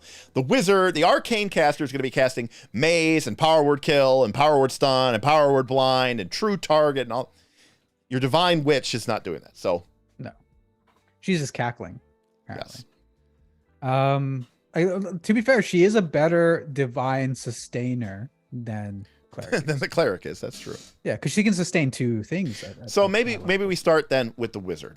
Where's the wizard Yeah. found? Where's the wizard fall? Now we had the wizard, I think, at A. Probably B for me. We had it at A. Same level as the Yeah. bard. Same level as the bard at mid tier. Yeah. Yeah. So does the wizard fall off from the bard at high tier? My thing is, I'm gonna say no, and I'll tell you why. I know we're not about staff, or I know we're not about builds here specifically, but the wizard can, through drain bonded item, okay, and if they're a specialist wizard, which is one of many, you actually get 4 spells per level, plus you still get a drain bonded item, which means you get 5 spells at your highest level. And if you have spell blending, you could end up with like 6 of your max level spells. And arcane has the best max level spells in the game. Okay, And- with that argument, I can live. Yeah, okay. And I think that It is one build, but it's a. I think that's a pretty common build. it is a That very would come. common build. And I'm not even saying, and I think that that's like overstating the obvious there. I think there are other options like, the staff nexus isn't bad and things like that. At high level with your prepared spells, I mean, if you're going to prepare, I mean, arcane is probably the best one to do it with. Yes. So I just ultimately think that I think arcane is just too powerful to really just be put aside. Yeah. No. It's if it wasn't for the no save stuff, it would be C.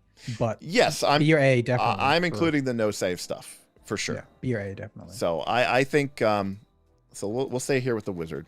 Is the wizzy an A or a B? I'm basically saying A. Vin is basically saying B. Is that right? Is that the, I haven't really done the head math on how many spells in the 5 to 6 spells in your top slots. That's probably A. right? And we know how powerful those can be in the arcane. But I mean, a standard wizard, it gets 3 spells. Drain bond item makes it 4. If you're a specialist wizard, you get 4, plus you still get a drain bond item, which is 5. And then using Yeah, spell. Are any of the specialists actually good at high levels? I mean, you're getting 1 extra spell. You're giving up maybe a school that you don't care about. But are any of the? Oh wait, you just have to pick a school. Okay, that's Yeah, fine then. I'm ignoring like whatever focus spell you get. I don't really count those as anything. Yeah, okay, so that's 5. And then you have spell blending, so you can sacrifice 2 of your low level spell slots to give a higher level spell slot. So you can sacrifice 2 7s to get a 9, but you're like, but I want my 7s. Well, you can sacrifice 2 5s to get an extra 7. In fact, you can do that all the way up the chain. Now, it's a bad ratio, right? You're gonna lose 8 spell slots to gain 4 spell slots, but it's gonna be 8 of your lowest level spell slots to gain 4 of your highest or something. Which is ridiculous. Which is amazing, right? Because you could even take an 8th and then a 9th, and then take those as mazes. Like you could just do that, like if you want to. Like I think it's Strat even points out, you don't really give up the school. I forgot about that. You don't. You just you pick one school, so you don't even. Yeah, no. If you need that many high level spell slots, I sold an A. You're absolutely right. 90% say A. So, all right.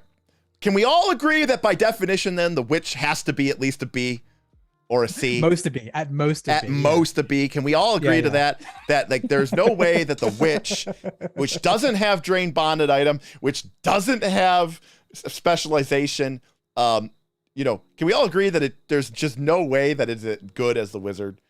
Can we at least agree that? I'm going to put the option in the poll just because I want to see who is being a troll and is disagreeing with us. But all right, so the witch, is it an A, it's a B, or it's a C? There's no way that it's a D. Yeah. If you're a divine witch, you might be a D. But no, because divine can sustain 2 things. Oh yeah. So it's actually a better divine caster except for heals than the cleric. Strategy says S++++ for roleplay potential. That's right. You can send your familiar in and then blow it up with the sacrifice spell. All right. Well, last spell of the evening. Ayla says witch is definitely a C for me, maybe even a D. Ayla, come on. It can cast arcane. It gets 3 spells. It's not that bad. Yeah. I think it's sustain. Witch is a B for me. Pets are cool.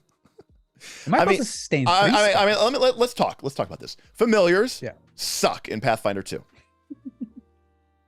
They are not worth it.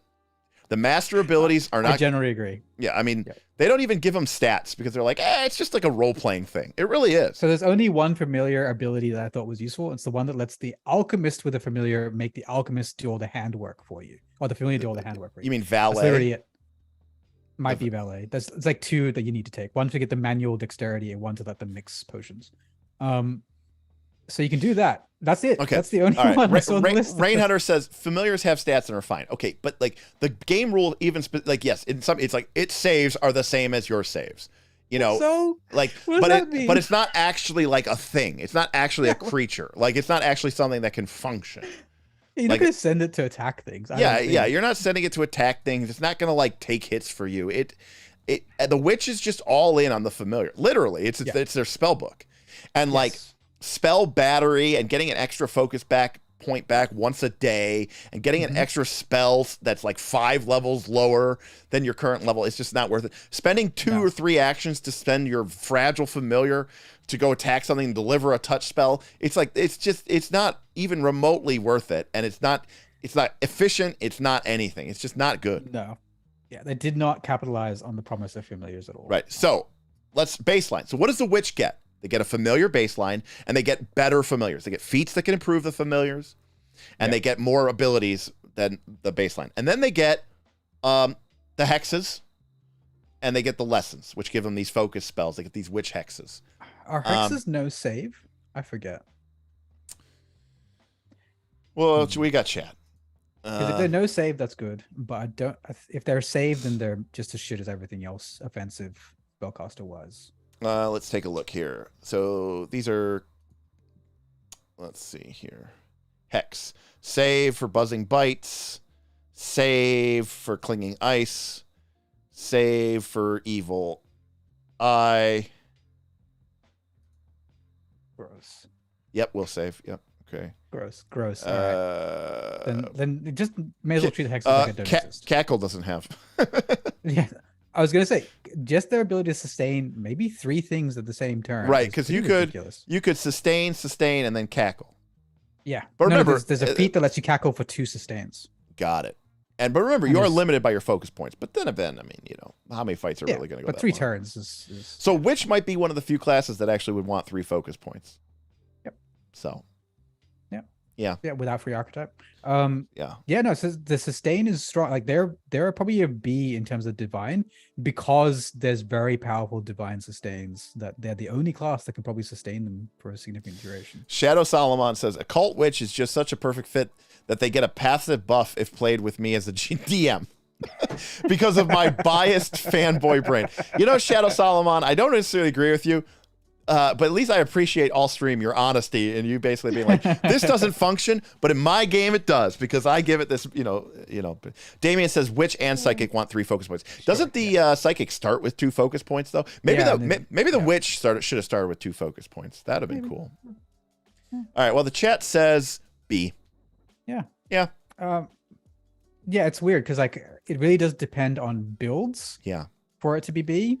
Like chassis. How do you say chassis? Chassis. Okay. Chassis wise, they're probably a C. But in terms of their ability to sustain. So let's be clear. Is the Witch better than all of these classes? Okay, so the question is, are they better than Druid? Because the rest aren't classes. Right. Oh, let's go apples to apples. Now, if we're talking Witch Arcane. Yeah. Okay, but Witch can be primal. Is a primal Witch better than a primal Druid? Well, Druids are all primal.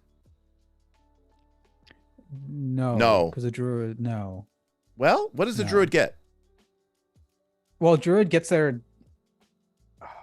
They don't get really 8. get much, do they? They have their focus spells, but who cares? But the Witch gets their focus spells. Yeah, I mean the biggest thing is that and like don't get me wrong. I'm not saying. By the way, I'm not stuff. saying that focus spells are nothing, but I think at high level, focus spells are nothing. I just don't think you're going to be unless they're like literally a free action, maybe a 1 action focus spell that you can just kind of quickly just throw off for like funsies or for lulls. That's why Cackle is actually pretty good because it doesn't actually take up any of your actions. But 2 action focus spells at this stage of the game are just.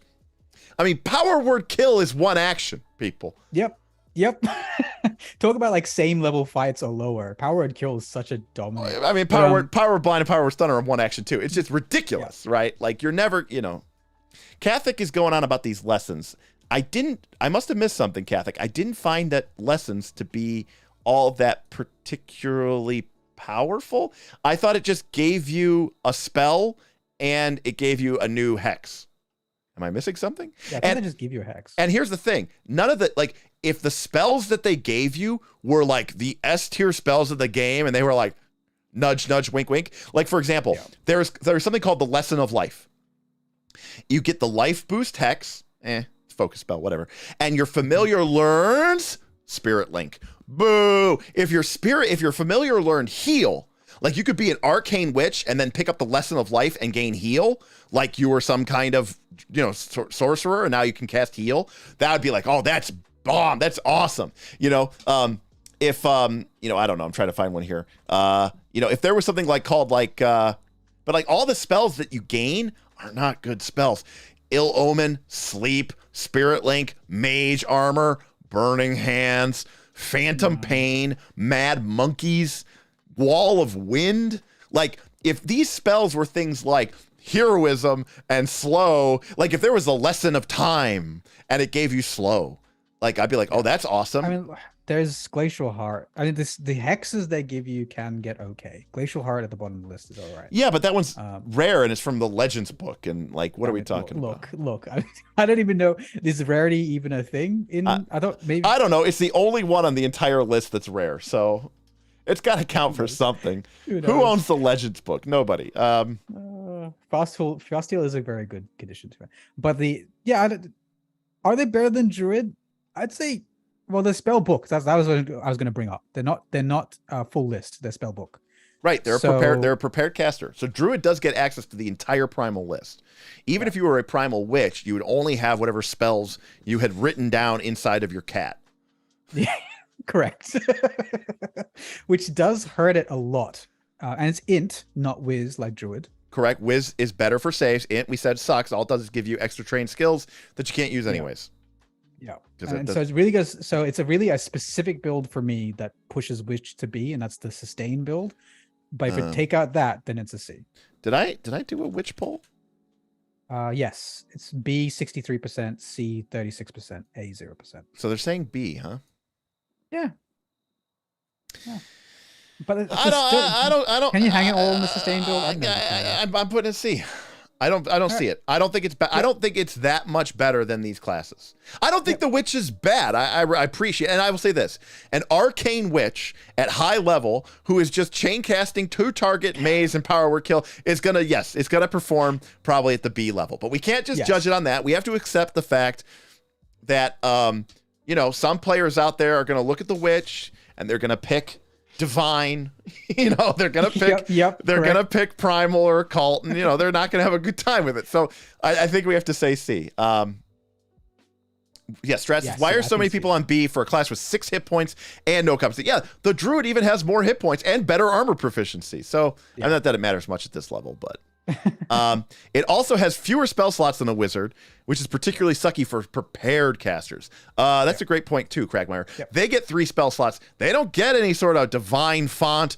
There's no like witch font, or that'd be good if they had that. I agree. It would be cool. Like the way that the cleric gets a witch, divine font. If the witch was like an arcane font, and it gave them like a bunch of high level of something. I don't know what it would be, but maybe that would be cool. They thought focus spells was that, but it's not. I am of the belief that in their class design, Paizo overvalues focus spells, and I just don't see that, especially at high level. Which is hot. Talk about the 20th level feat that made me angry. Okay. Wait. I gotta look at this. I don't know this one. I missed it. I looked a lot at the summoner. I did not look at the witch. All right, we bring up the witch here. We got Witch's Hut. Your home is here we go. 20th level feat. Your home is an animated structure that obeys your command.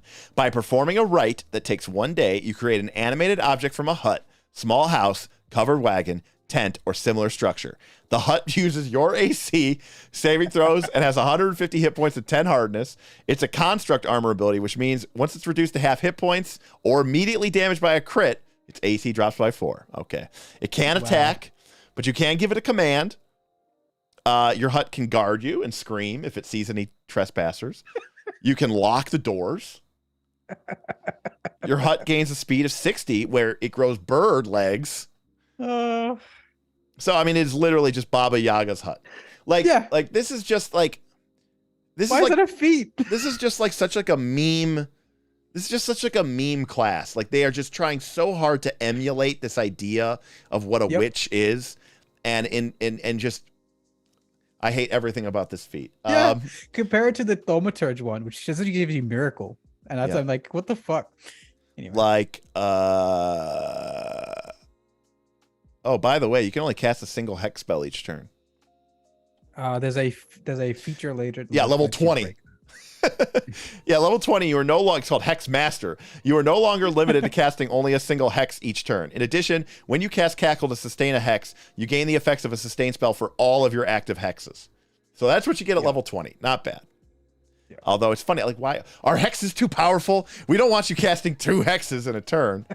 Like, I didn't realize hexes had like the flourish trait. Like, here's where hexes would have been awesome. Even as this is my rule, by the way, for focus spells. This is how I feel all focus spells in the game. Let's take a look at a focus spell here. Let's see, Personal Blizzard. Okay, let's take a look at this is a good one. The thing I like about these hex spells, the reason why they work for me, is because, and some of them do and some of them don't. And sorcerers, this is the same way with the sorcerers. And it's pretty much the same way with everybody. Some focus spells, we know focus spells aren't as good as casting spell slot spells. And you have a lot of them. All focus spells should be 1 action. Okay. Or free action, right? Like some spell, like Cackle, awesome. It's free, right? Mm-hmm. But like, Clinging Ice, it's a cantrip. It's a hex. It's 1 action. That's pretty cool. I can cast a spell and cast my hex. I appreciate that. I respect that. Yeah, I like Clinging Ice. Yeah, it was 1 action. But some of these focus spells are not. And it's like, it's like they should just all be that way. If what's the point of a damaging spell if it's just weak? Only good at low levels, I guess. Was the idea. I mean, I don't even mind if it's a little bit of extra damage potted on. You got to cast. I mean, the idea is that your caster is going to cast one spell, and then it's like, well, I didn't have to move, or I didn't have to reposition myself this turn, or I had haste, and I could able to do that. And then it's like, and then I get to cast this one little extra bonus spell. And again, the witch does have a couple of cantrip spells. They're not great, but at least they are one action. And I do respect that. Not enough to give the class a B, but I do like, and to be fair, these things are really, really pathetic. Like Clinging Ice is dealing, a handful of D4 damage. It's not anything to write home. And then if the target fails, they get a -5 foot penalty to their speed, and you can sustain that. You could use up one of your actions each turn to make sure that creature takes that -5 penalty to their speed. Glorious. Yeah, great. Like, what would have been cool, Clinging Ice, one action, somatic. The target takes 1d4 points of damage, heightened +1, 1d4. So it scales all the way up to 10d4, right? So it's 25 damage, not a lot. Failure, target takes full damage. Target takes -5 penalty to speed, and every time you sustain it, they take 10d4 again. Sustain up to a minute. And now the witch is like, okay, I landed it. I'm going to keep focusing on it with one action each turn so that you can keep taking 25 cold damage. Oh, but I've got cackle and I'm a witch. So I'm just going to sit there and go, and then you're going to take that damage for free. And I'm going to use my 3 actions to do something else. And then I can maybe stack up multiple hexes. Like the witch should have been like this master DOT class, which to be fair isn't the best thing in Pathfinder 2 because of the way Pathfinder 2 works. It's a pretty fast-paced game. Things tend to die really quickly. You're like, I've got them stacked up with all my the Megas just crit for 290.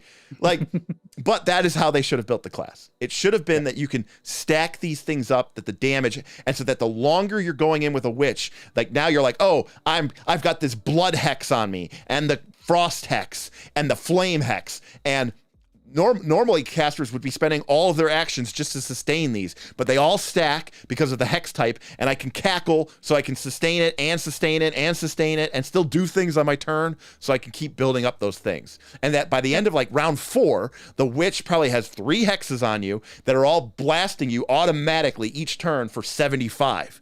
Then you're like, okay, that's pretty sweet. That's awesome. Yeah, that would be great. That's the Vinfinder, everything should be yes kind of right. And it also gives you something like interesting to do that makes you feel differently than a wizard. Like instead of just being like a bad wizard, you're like, no, the witch has mechanics that cause them to really, really play out differently, and I would appreciate that. So, all right, well, witch then is going to be C. Is that everything? That's everything. That's it all. Look at that. How long we been going for? God only knows. It's 10:30, so 3.5. So look, that was fun. I don't know. We should probably wrap. We should probably do like a overarching. Hey, this is the summary kind of deal, right? Yeah. I mean, we don't have to. Well, if you have time, I've got time. Do you have time? I mean, look, anybody who's watching this, like, at this point, like, what is the difference? Ruin Smith, kineticist is in too bad a shape for me to talk about. Although I haven't read the Paizo article about the kineticist yet and their experience on the feedback. So wait, is it a playtest class? I looked at it. Vince, where have you been, sir? I've been on a holiday. It's been fantastic. Well, no, kineticist playtest came out already. Oh my god. People played it, and then Paizo released a blog post about the feedback results from the kineticist. Was it terrible? It was horrible. It was but I haven't read their feedback yet, so I don't know exactly what it's going to be. Okay. So first of all, what are your thoughts about this distribution? So I'm just going to bring up the mid-tier classes just so we have sort of a point of comparison here. So I think overall, and this goes back to, I think it was Boothby who tipped earlier, does this mean that Paizo class design in the end works out? Yes. I think this is, look, is this exciting? No, I think a lot of these C classes, to my personal opinion, are quite boring. And now we're not talking about the actual grade or tier. I'm talking about just the way, the play patterns and the strategies and the things. The barbarian rages and attacks, you're actually right. Most of these are just kind of not a rotation, but it's close to a rotation. It's close to a rotation. you're going to have your cool moments, but it's, for the most part, I feel like you're overall pretty locked in. I will say that, again, I thought there was a lot of variance, but as you add in all these different feats and features and abilities, everybody's getting bonuses from each other, it all tends to kind of come out in the wash. Now, to be clear, I wouldn't have been, if I had, before I even got into this process, if you told me that this was going to look like this with it, fading to the D side and the F side, I would have been like, yeah, that it wouldn't have surprised me, right? So the fact that we end up with 3 classes that, even after through 20 levels, consistently perform above the other classes, make me good. And I will say, to your point about everything should be S, I don't know about that, but everything should be like an A or a B. It's just like when everything's S, no one is, right? That's when everything's S, no one is.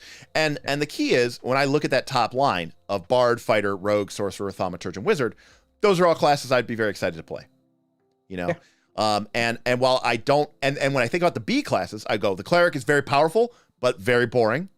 The Magus is very, very powerful and fun, but is very much that one-trick pony. He's just so good at that one-trick pony. And the Swashbuckler has a little bit more utility, but isn't quite as powerful as the Magus. So those classes all feel like that's right. And what they do feel like you are doing something more than what the other classes are doing. Like that when that Magus crits with a spell strike and does 200 plus points of damage, you're going to be like, yeah, okay, something just happened here that we haven't seen in the game, right? Like, none of these other people are doing that. Like, we're all here to do damage, but you just did a lot of damage. And then for the C classes, I mean, by the time you're at this level, you just have so much power and things. I think a lot of the classes just end up working out okay. And I mean, to that end, I mean, good job. I mean, I'll say this. At level 1, I don't have the level 1 image up here, but at level 1, we were all over the place. And then I felt like we started to collapse in the mid tiers. We brought up here's what happened. In the mid tiers, we brought up the floor, right? Like we had that Fighter at S, and we had like the Oracle and the Alchemist at F at like low level. Yeah. And so at the mid level, or the mid tiers here on my right, you can see that we brought up the floor, but we kind of raised everything up a little bit. Everything kind of got squished up, but pushed. And then we went to the very highest tier, we lowered the ceiling, and we kind of raised the floor. And I think that's good. I mean, I think that's the sign of good design, is when you are lowering the ceiling and raising the floor with a general push towards better than not, which I think we ended up with. And I think ultimately, while even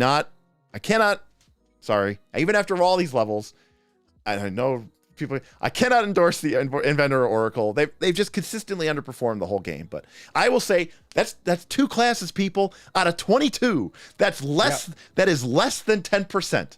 That is less. 92% of these classes that are designed by probably, I don't know, 24 different people over the course of 3 years.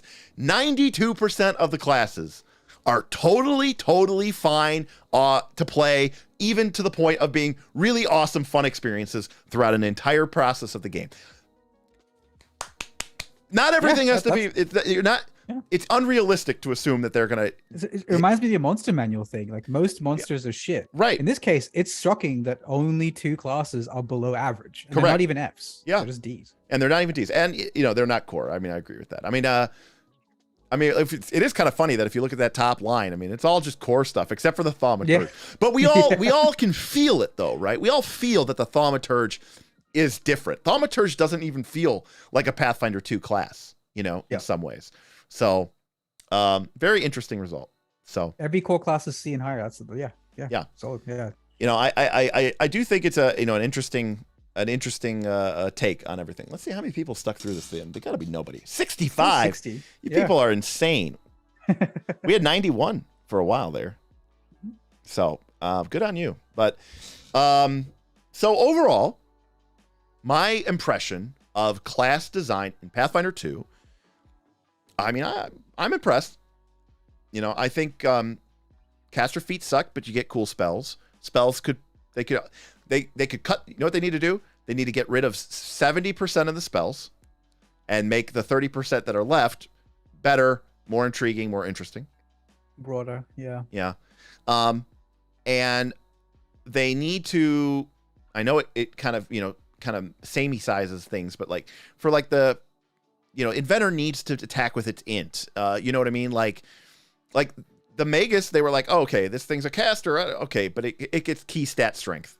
Oh, it could be a Starlight Magnus. Okay, it gets key stat dex too. Like they understood that this is, you need to be able to function in the game. So I mean, there are certain classes that they understood that and they work really well. Thaumaturge, Magus, and then there were classes that they didn't figure that out on, like the Inventor. So, I think for me, it's my take on it is, it looks like they had an end in mind and they achieved pretty much that end.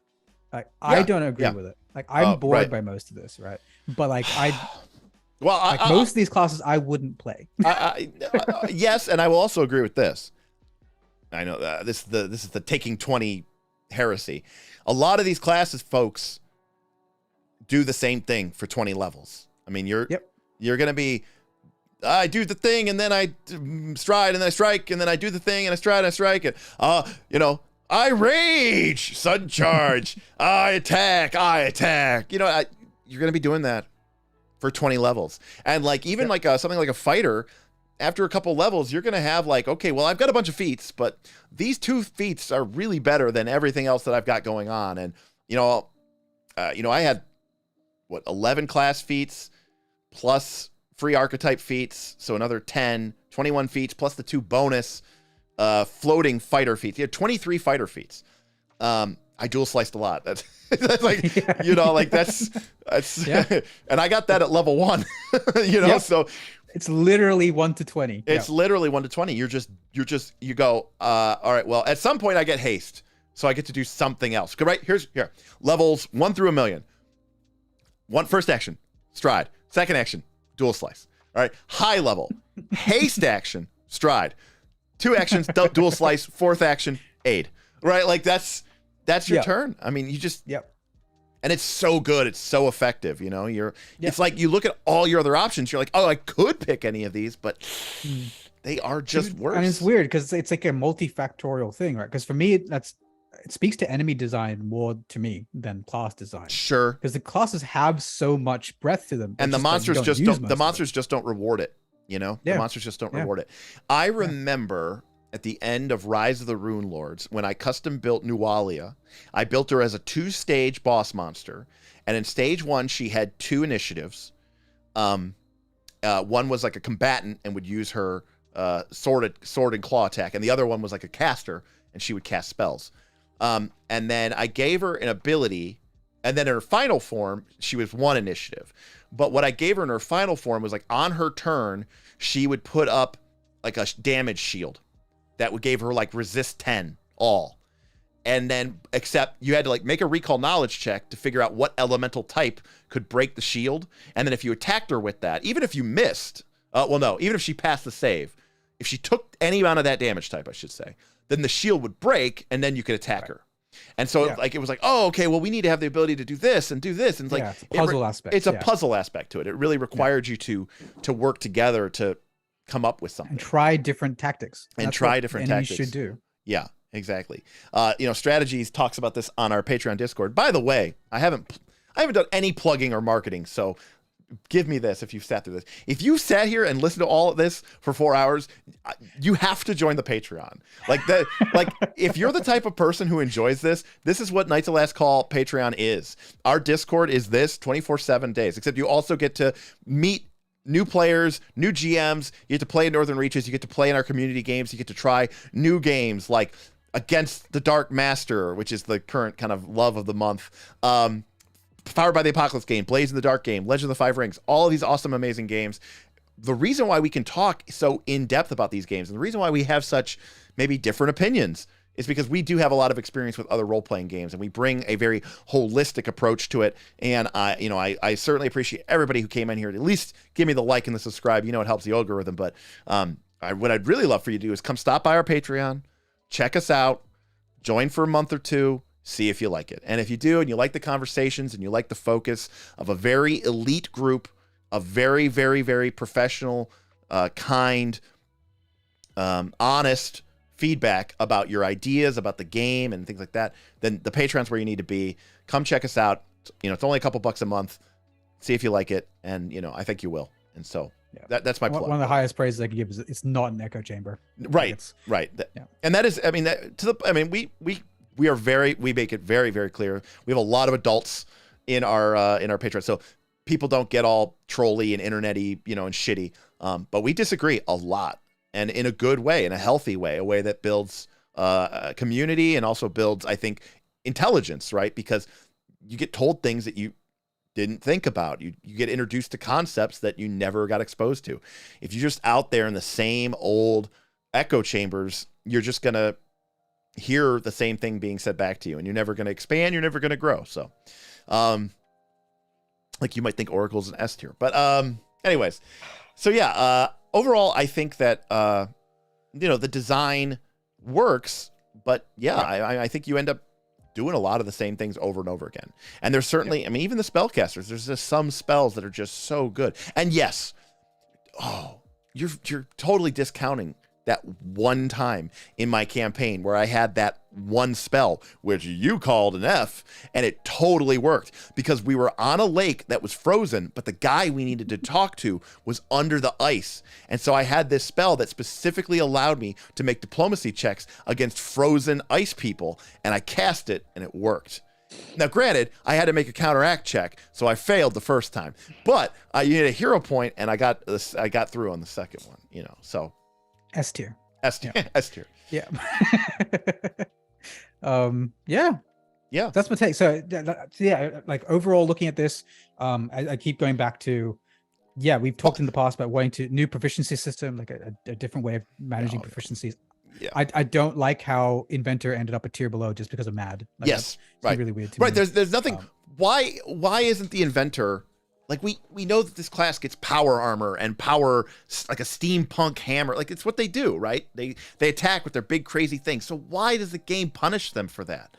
Like just let the attackers attack. Let the spellcasters spellcast. I just don't, why that decision is still part of their core math.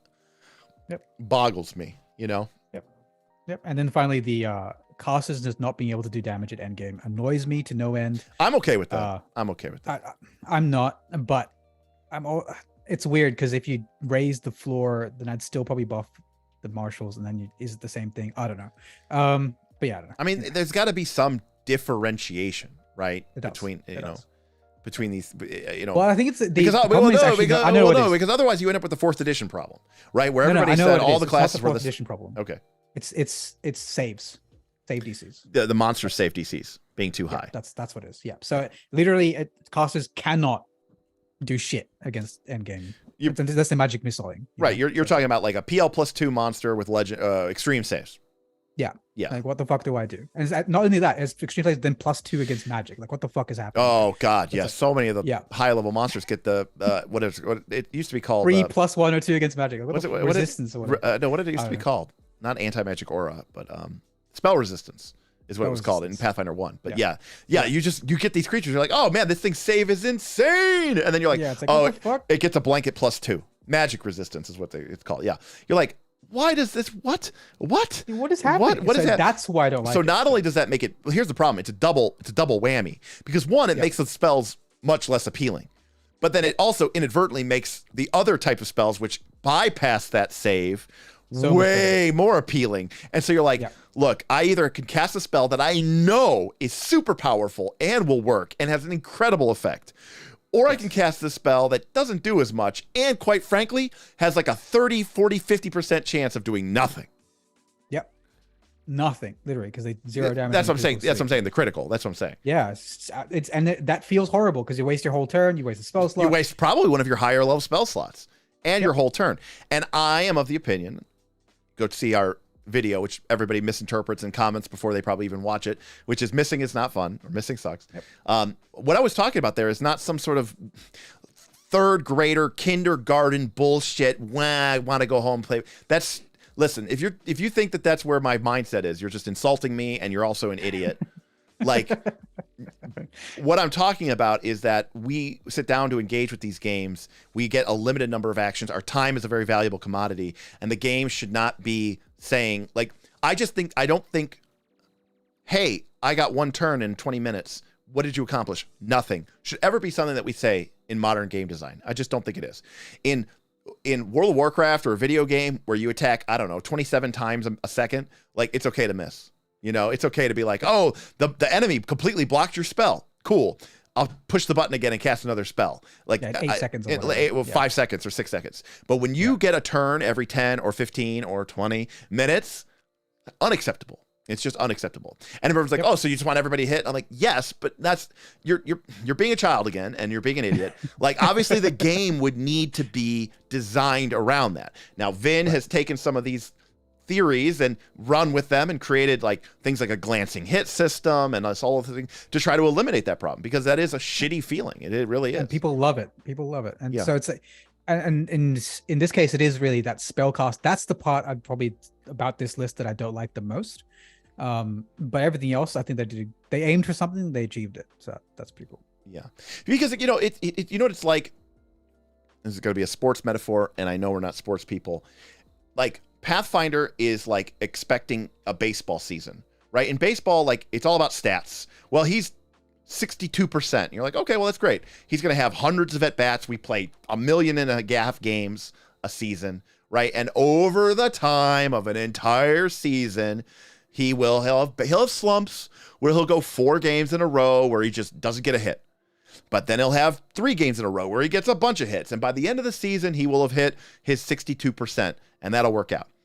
But Pathfinder 2 isn't like that. Or at the very least, we don't experience it like that. We experience it very much like it's like a football season where you only have like a dozen games, right? Like it's sitting down for the night to play a game of Pathfinder 2, you might only get 12 turns over the course of the whole session. Yeah, that's a lot. Some people don't get that many. Right. Yeah. That if you fought 3 fights and you got 4 turns on each of those fights, that's 12 actions, right? Like, that's not a lot. And I have to emphasize that's more than most people. Like, most people get like maybe 6 actions a night. Right. You're not thinking about it, but you probably do get somewhere between 6 to 10. You know, like honestly, you really do. And so you're like, okay, well, that's a lot. That's not a lot of actions to take. And so the idea that in this game, they're saying that like 30 or 40 or 50% of those can just be, yeah, you missed. Sorry. Hell, when you miss, and when you miss saying turns, actions we mean. Yeah, turns. I'm sorry. When I say actions, I meant turn. I meant a turn. I meant a turn of actions. I'm sorry. Yeah. Reddit. It's Reddit. You have to be careful. And like, that's just like so brutal to ask somebody to give up that much of their time. And I mean, if you've played any amount of Pathfinder 2, like, you've seen that moment. If a player misses twice in a row, like, because obviously also once you miss, or you, like, if a spellcaster, if you spell doesn't go off, well, it's 2 actions. You can't do another spell, period. Mm-hmm. Like, maybe some shitty 1 action focus spell, maybe, but really, it's the most consolation prize of consolation prizes. If you're a melee attacker or a martial attacker, great, you missed. Guess what? Your second attack sucks. like your third attack is even worse. Yep. You know? That's why dual slice is so popular. It's not about like hitting. It's about just maximizing my chances of at least doing 1 hit and doing something, right? Yep. It's a higher guarantee of something happening. Nobody wants to just miss and do nothing. And so if you get your turn and you take your 3 actions and miss and, you know, don't do anything, or the enemy passes their save, and then you get your second turn and the enemy, you miss and the enemy makes their save, I promise you that player's going to check out. They're going to be like, well, okay, I mean, cool. Yep. I mean, I've been sitting here for 35, 40 minutes. I've literally contributed nothing to this fight. So, cool. I mean, I took some damage, but we're just going to heal that up at the end of the round of the combat anyways. So, and you're like, and my party seems to be winning. So clearly me being here didn't even make a fucking difference, because I literally did nothing this whole fight. You know, you'll see people just check out, you know. And for GMs, like, tier list aside, just for a hot second, for GMs, you can overcome that by doing things that aren't in the system, like adding puzzle elements to your combats, adding multiple different objectives, etc. Those are things that Pathfinder doesn't necessarily give you immediate tools for, but some of them are there. You can definitely do that. But going back to the tier list, that's kind of my issue with it. It's a good tier list. I also agree with strategy says PF2's math is built like that, but it sure doesn't feel like that. I also agree with this. GM Scott says, you think Reddit is possibly watching this long? No, GM Scott, I do not. They didn't watch the first 5 minutes. They didn't even watch the first 5. No, they watched that. That was awesome. That was everything they ever wanted to hear. Dave says, yeah, we play 3 hours a week at high level. That's 1 to 1.5 combats a week, taking 18 months for an AP. Yeah, it's brutal. Yep. Strategy. Investigator is the true despair when you are versus one enemy and you devise a stratagem and then you miss. You still have all 3 of your actions, but you know you will not be able to do anything to them. Ayla says, every time one of my monster critically succeeds a save versus a PC spell, the disappointment is palpable. Nothing is worse than casting like a slow, which is one of the best spells in the game. And you're like, haha, this is my big thing. All I get to do this whole turn is cast this slow spell. And they critically pass and they take no effect. Yep. They just take no effect. Someone mentioned disintegrate earlier. That's why I hate disintegrate. Because fucking 2 saves. Anyway. Yeah, well, 2. Well, you have to hit and then they get a save. Yeah, hit and then save. Yeah. Onion Knight says, that's what's making me so sad about classes like the War Priest Cleric and struggling with proficiencies on both ends of weapons and spells. You just end up doing nothing a bit more than you like. Right. Like the fact that we're just like accepting the fact that it's like, well, I only do nothing half the turns, but now I'm doing reduce high level bosses by 2 levels, double their HP and give them bonus to initiative. Yeah. So 5th edition. I mean, that's what you're talking about. The problem, Quagmire, I agree with what Quagmire says. You can still do combat maneuvers and set them up to assist. Yeah, but the combat maneuvers have to succeed too. So now you're like, shit, I was just giving up my turn just to help other people, and I still failed at that. Rain Hunter says, I gave my party staff runes to pump spell attacks and DCs, and Inspire Courage also pump spell DCs. That's sweet. I mean, that's good. Yeah. In my last game, the sorcerer got critically resisted twice, then received a critical hit to become a tying 2. Yeah, that's a great. You know what? That person had a great night. That person had. I hope there was a lot of beer, or at least some of GM Scott's delicious homemade mead, because that player should have just been drinking. They should have just been drinking. Anyways, yeah, that's a bad turn. And here's the thing. I played Magic the Gathering for a long time. I played it competitively. I would pay money. I would buy flights to go to tournaments. I would pay $75 to enter a tournament. And this is me sitting down to play a game. I would spend hours, I mean, way too many hours, reading the meta, reading all the tournament reports, talking with other people, theorizing, homebrewing, testing, putting together a deck of cards, and coming up sometimes with what was arguably the best deck in the room. And then you sit down and you draw your opening hand, and it's completely unplayable. Because that is the game of Magic the Gathering, where 20 to 30% of games are just not games because of randomness and variation. That's fine. That's the game. That's why it's not chess. But that's a competitive game. This is not a competitive game. There should not be combats where you go, I did nothing.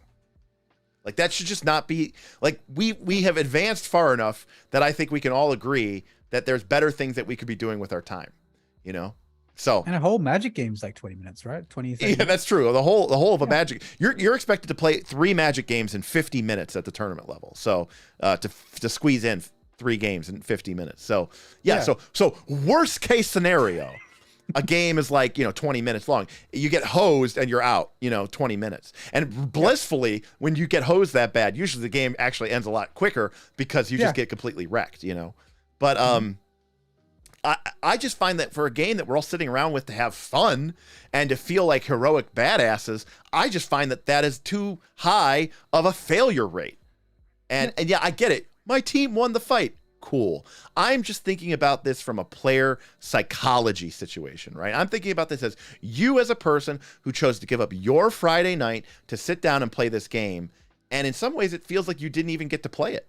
And I just don't think about that. It's just that's rough. my problem with casters in this. It's not high level casting. And to be fair, I love playing high level caster, but I buffed and mazed and shit. I did like non-saving stuff. So you can definitely play it and have fun. But if I was to like have a critique of these tiers, it's that. Yeah. All right. So there we go. High level classes tiers done. I mean, you might have to go through some growing pains at the low level. Some of the classes do struggle. But, Alchemist. Alchemist in particular. Alchemist, here's the only thing I could say. There's a light at the end of the tunnel for the Alchemist, Yeah. Every level, every new potion, every new advanced alchemy level up, every new quick, first you make two, then first you make one, then you make two, then you make three. More and more monsters will have weaknesses. Things will get better. So if my one takeaway, because everyone's like, Derek fucking shits on oracles and alchemists, I will say this: by the end of the game, the alchemist Oracle's still bad. Oracle's still bad, but the alchemist does get it done. Yeah.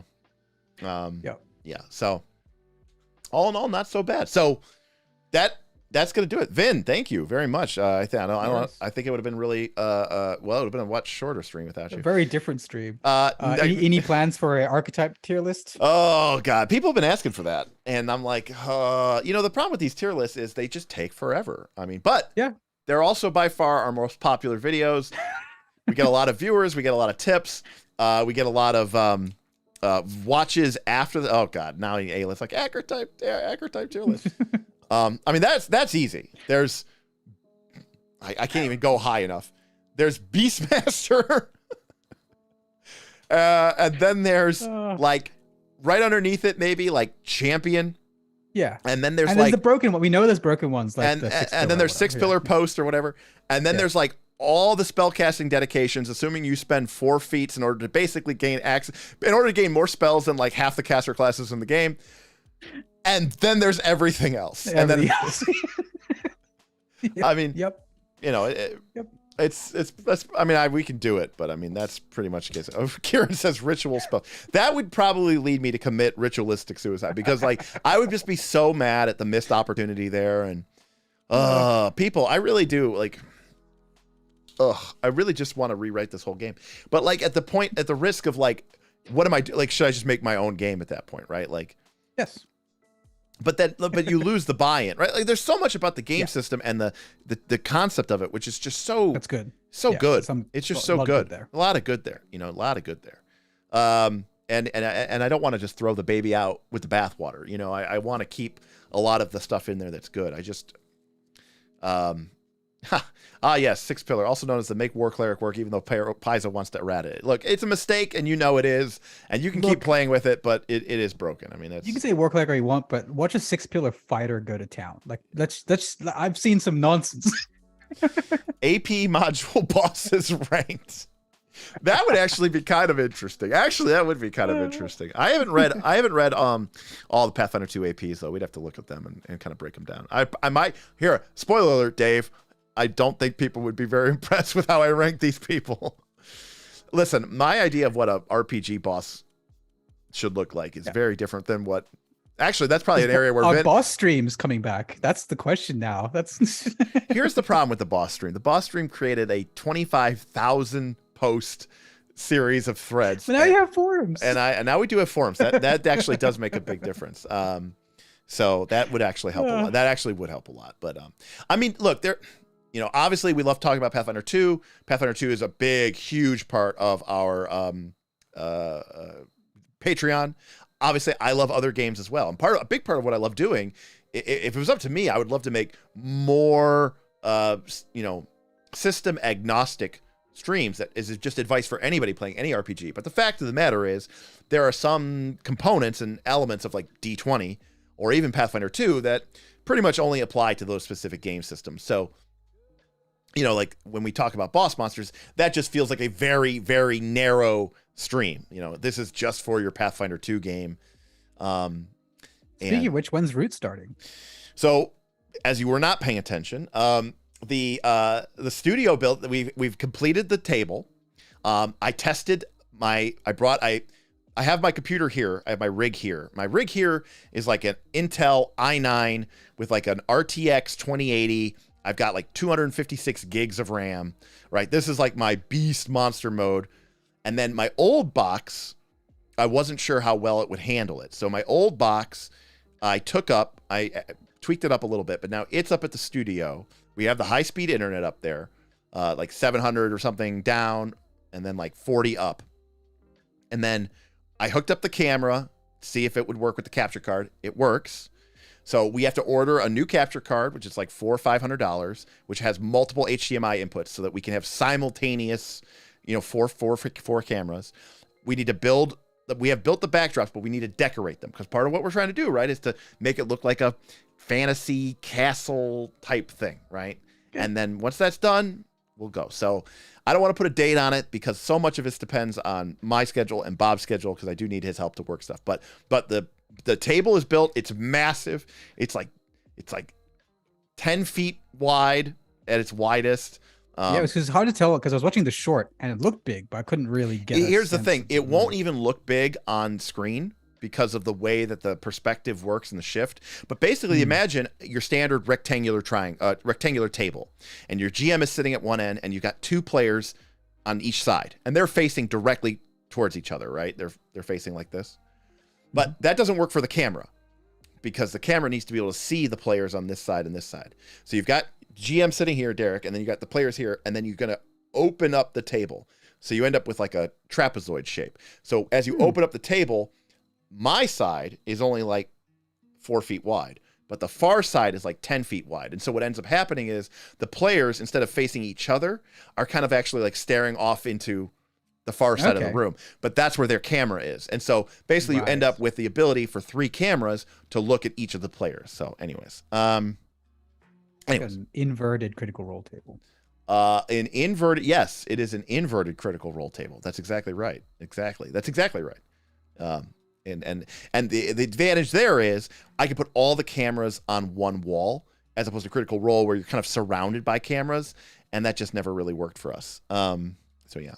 Strategy says the best thing to come from it was the burn the hit points to remove condition thing. Yeah, and that was from the D&D miniatures game Strategy. That's the 3E combat game that you're talking about. And by the way, that's something that Aaron and I have used even in 4th edition. D&D miniatures game came out in 3rd edition, but we use that concept of like high-level bosses, like, oh, I did a condition on it. Well, this condition is going to make it shitty on a fire. Well, he'll take a bunch of damage and take it off, and et cetera, et cetera. So for people in chat, if you do things like, I've seen a bunch of people post about it, having item bonuses to DCs, increasing cost to DCs. So I've done all of those. I have item bonuses to DCs. I have costs reaching legendary at 15, something like that. But to counter, you can only do that because you have to look at the spells themselves, look at the critical failure effects, and some of them just like may as well be dead, right? So if to have that, you need a counterpoint, and that is things like burn a condition, take damage for an action, etc. There's like the enemies have to evolve if you're changing some of that player balance. So. Well, the other thing you have to understand is too is like when you increase, like, so we can all agree that like when you're sitting down in today's day and age, and me and my players, we are all adults. Everyone's in our 30s or our 40s. God, somebody said it. I think it was GM Scott. So GM Scott, if I'm giving you credit for this and you didn't say it, but like I think GM Scott basically said something along the lines of like, you could waste my money or you could waste my time. I can always get more money. I can't get more time. Right. And that's like a great way of describing that. And like when a player sits down to play with you and they're going to cast a spell, they say, well, GM Scott, I say that all the time now. So like, that's a fantastic quote. And I think he said that when we were, I think, hanging out, we were drinking beers at Origins and doing shots on High Street in Columbus, which was great fun. But like, if my player's going to sit down and you say, okay, normal Pathfinder math, this boss has a 40% chance of critically succeeding at this save, and the player's turn will amount to nothing. The net of this player's turn will be they are down one of their highest level spell slots. Like, that's all that they accomplish this turn, is give up some of their best resources. And you say, there's a 40% chance of succeeding, of that happening. And you're like, and maybe you come to the conclusion, that's awful. So you say, well, I'm going to give them the ability to +2 for the item bonus. You go, okay. So now it's 30% chance. So you're still saying that is an okay outcome. You're just saying the frequency of it is the problem. I'm arguing that even if that frequency was 10% or 5%, I would say that's still too high for me. Like, why are we even putting this into the game? Like, why should I accomplish nothing this turn be an option in today's, we're well past it's not 1974 anymore. Okay. I'm making a dice roll. I roll high, thing happened. I roll low, nothing happened. That's what fucking Gary Gygax came up with in Lake Geneva, fucking Wisconsin, when there were no role-playing games and there was no video games, and the best board game that people owned was Monopoly. Are you telling me after 48 years, we can't come up with something better than that And in a D20, I find that to be incredulous. I don't believe it. Like, I think we should be able to do better than that. Yeah, I'd have to see it. I'd have to see it. But I like the idea of something always happening. I don't like how PBTA does it. Which is, I'm not suggesting that we go to a PBTA, because that's, yeah, I know, because that's awesome and that's great and that's cool, but that's promoting a very different style of game, you know? Like, let me give you the best example I can from a game metaphor. I'll be high level. In Magic the Gathering, you have two types of... I was going to... Obviously from Magic the Gathering. Okay. But in Magic the Gathering, and this should be very familiar to a lot of people, but in Magic the Gathering, you have two types of cards. Lands, okay, and spells. And lands have a color, and spells have a color. And you need lands to generate the right colors and the right amount to cast your spells. If you have too many lands and not enough spells... well, then you run out of things to do and you really can't cast any spells. If you have a lot of spells, but not enough land, well, then you can't cast any of your spells because you don't have enough magic to cast them. Okay? This creates games where you draw one of too much of the other. And by the way, it's twice as bad because your opponent also, like, you might draw the perfect balance and you're like, this is going to be a great game. And then your opponent gets screwed and you're like, well, that wasn't a game. Sure, I won, but it still wasn't a really fun, entertaining experience. Well, that came out in 1993. Just 8 years later, they released a second card game called Hecatome. Very different concept, but it was still using a lot of the magic. It was released by Wizards of the Coast. And that game, you only had spells. No lands, only spells. Instead, once per turn, you could take one of your spells and discard it and turn it into a land of the same color as the spell. So basically, there was no way that you would ever not have enough lands or spells. It was still random. You were still gaining things. You still needed to make certain decisions, which, like, for example, let's say you had a card in your opening hand. It was very powerful, potentially game-winning, but it cost 8 points of mana. Is that the spell that you discard in order to turn into a land? Because you're like, I need to be able to get there. I might never even get there. Or do you say, no, I'm going to hold on to this haymaker and cash in something else in the hopes to have a strategy, a plan to get to this point in the game and cash this in and win this, right? Yeah. Hearthstone does this, right? Hearthstone does the same thing. I was going to say Hearthstone. That's what reminds me of that. Right. Yeah. Hearthstone doesn't even have the colors. Hearthstone is just, you get one gem a turn and it builds up, right?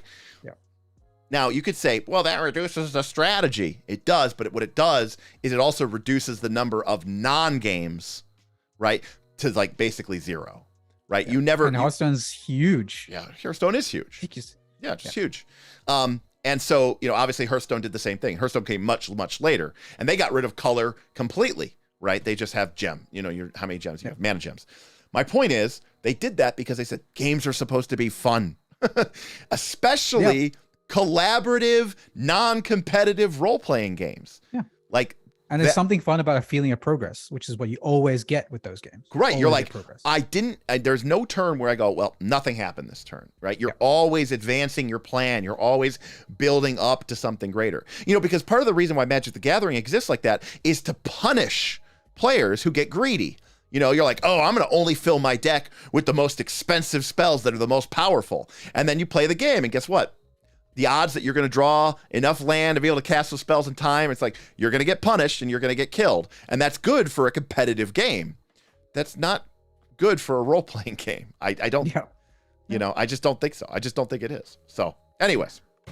We ended with some nice philosophy. Well, this is a 4-hour and 20-minute stream. This might be a new record. So good stuff, folks. All right. Well, a lot of fun. I want to thank the Thunder from Down Under, the Australian legend himself. I want to thank self-confessed cynic Vin for joining me tonight. Vin, thank you so much. The people tried. They did give you a lot of support, buddy, but at the end of the day, it was $140. I think you had one whale. I think you had one motherfucking whale. Rick S came in for a 50. I would have been otherwise I would have been at 90. And you would have been were we talking about Rick before the stream? We were. Rick, you're a favorite of the show. I was telling you the story about how Rick and Donnie tipped to make Tim's hatchet sentient. Even after we reached the tip goal, Rick came in and donated another $50 to be like, I'm fine if it's evil, which was awesome. So want to say thank you to everybody who hung out, everybody who watches stream. GM Scott voted Vin, but used Stream Elements. I made that switch. I actually went in earlier in the stream, Casey. If you go and watch, I subtracted $25 from mine and added $25 to his. So I did make the switch.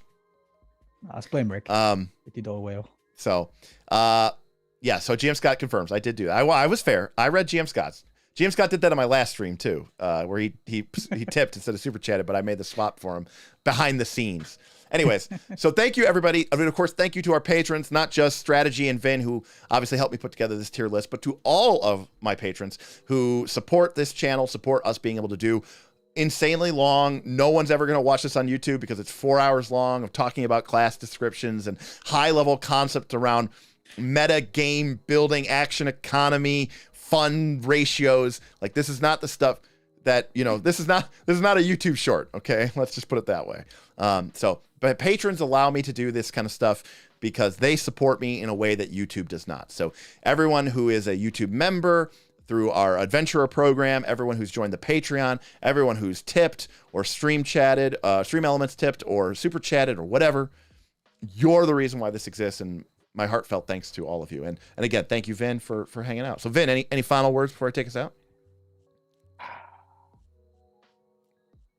Bard, Fighter, Rogue, Sorcerer. I'd play that game. Bard, Fighter, Rogue, Sorcerer. Bard, Fighter, Rogue, Sorcerer, and if you had a fifth player, play the Thaumaturge, and I think that'd be a lot of fun. That'd be fucking awesome. I'd play the Thaumaturge. That's my favorite class on that list. So what's that?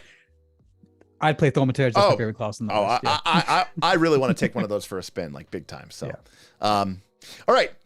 That is going to do it for us. So thank you so much. And from lovely, beautiful Cleveland, Ohio, and from Sydney, Australia. Well, I was trying to remember.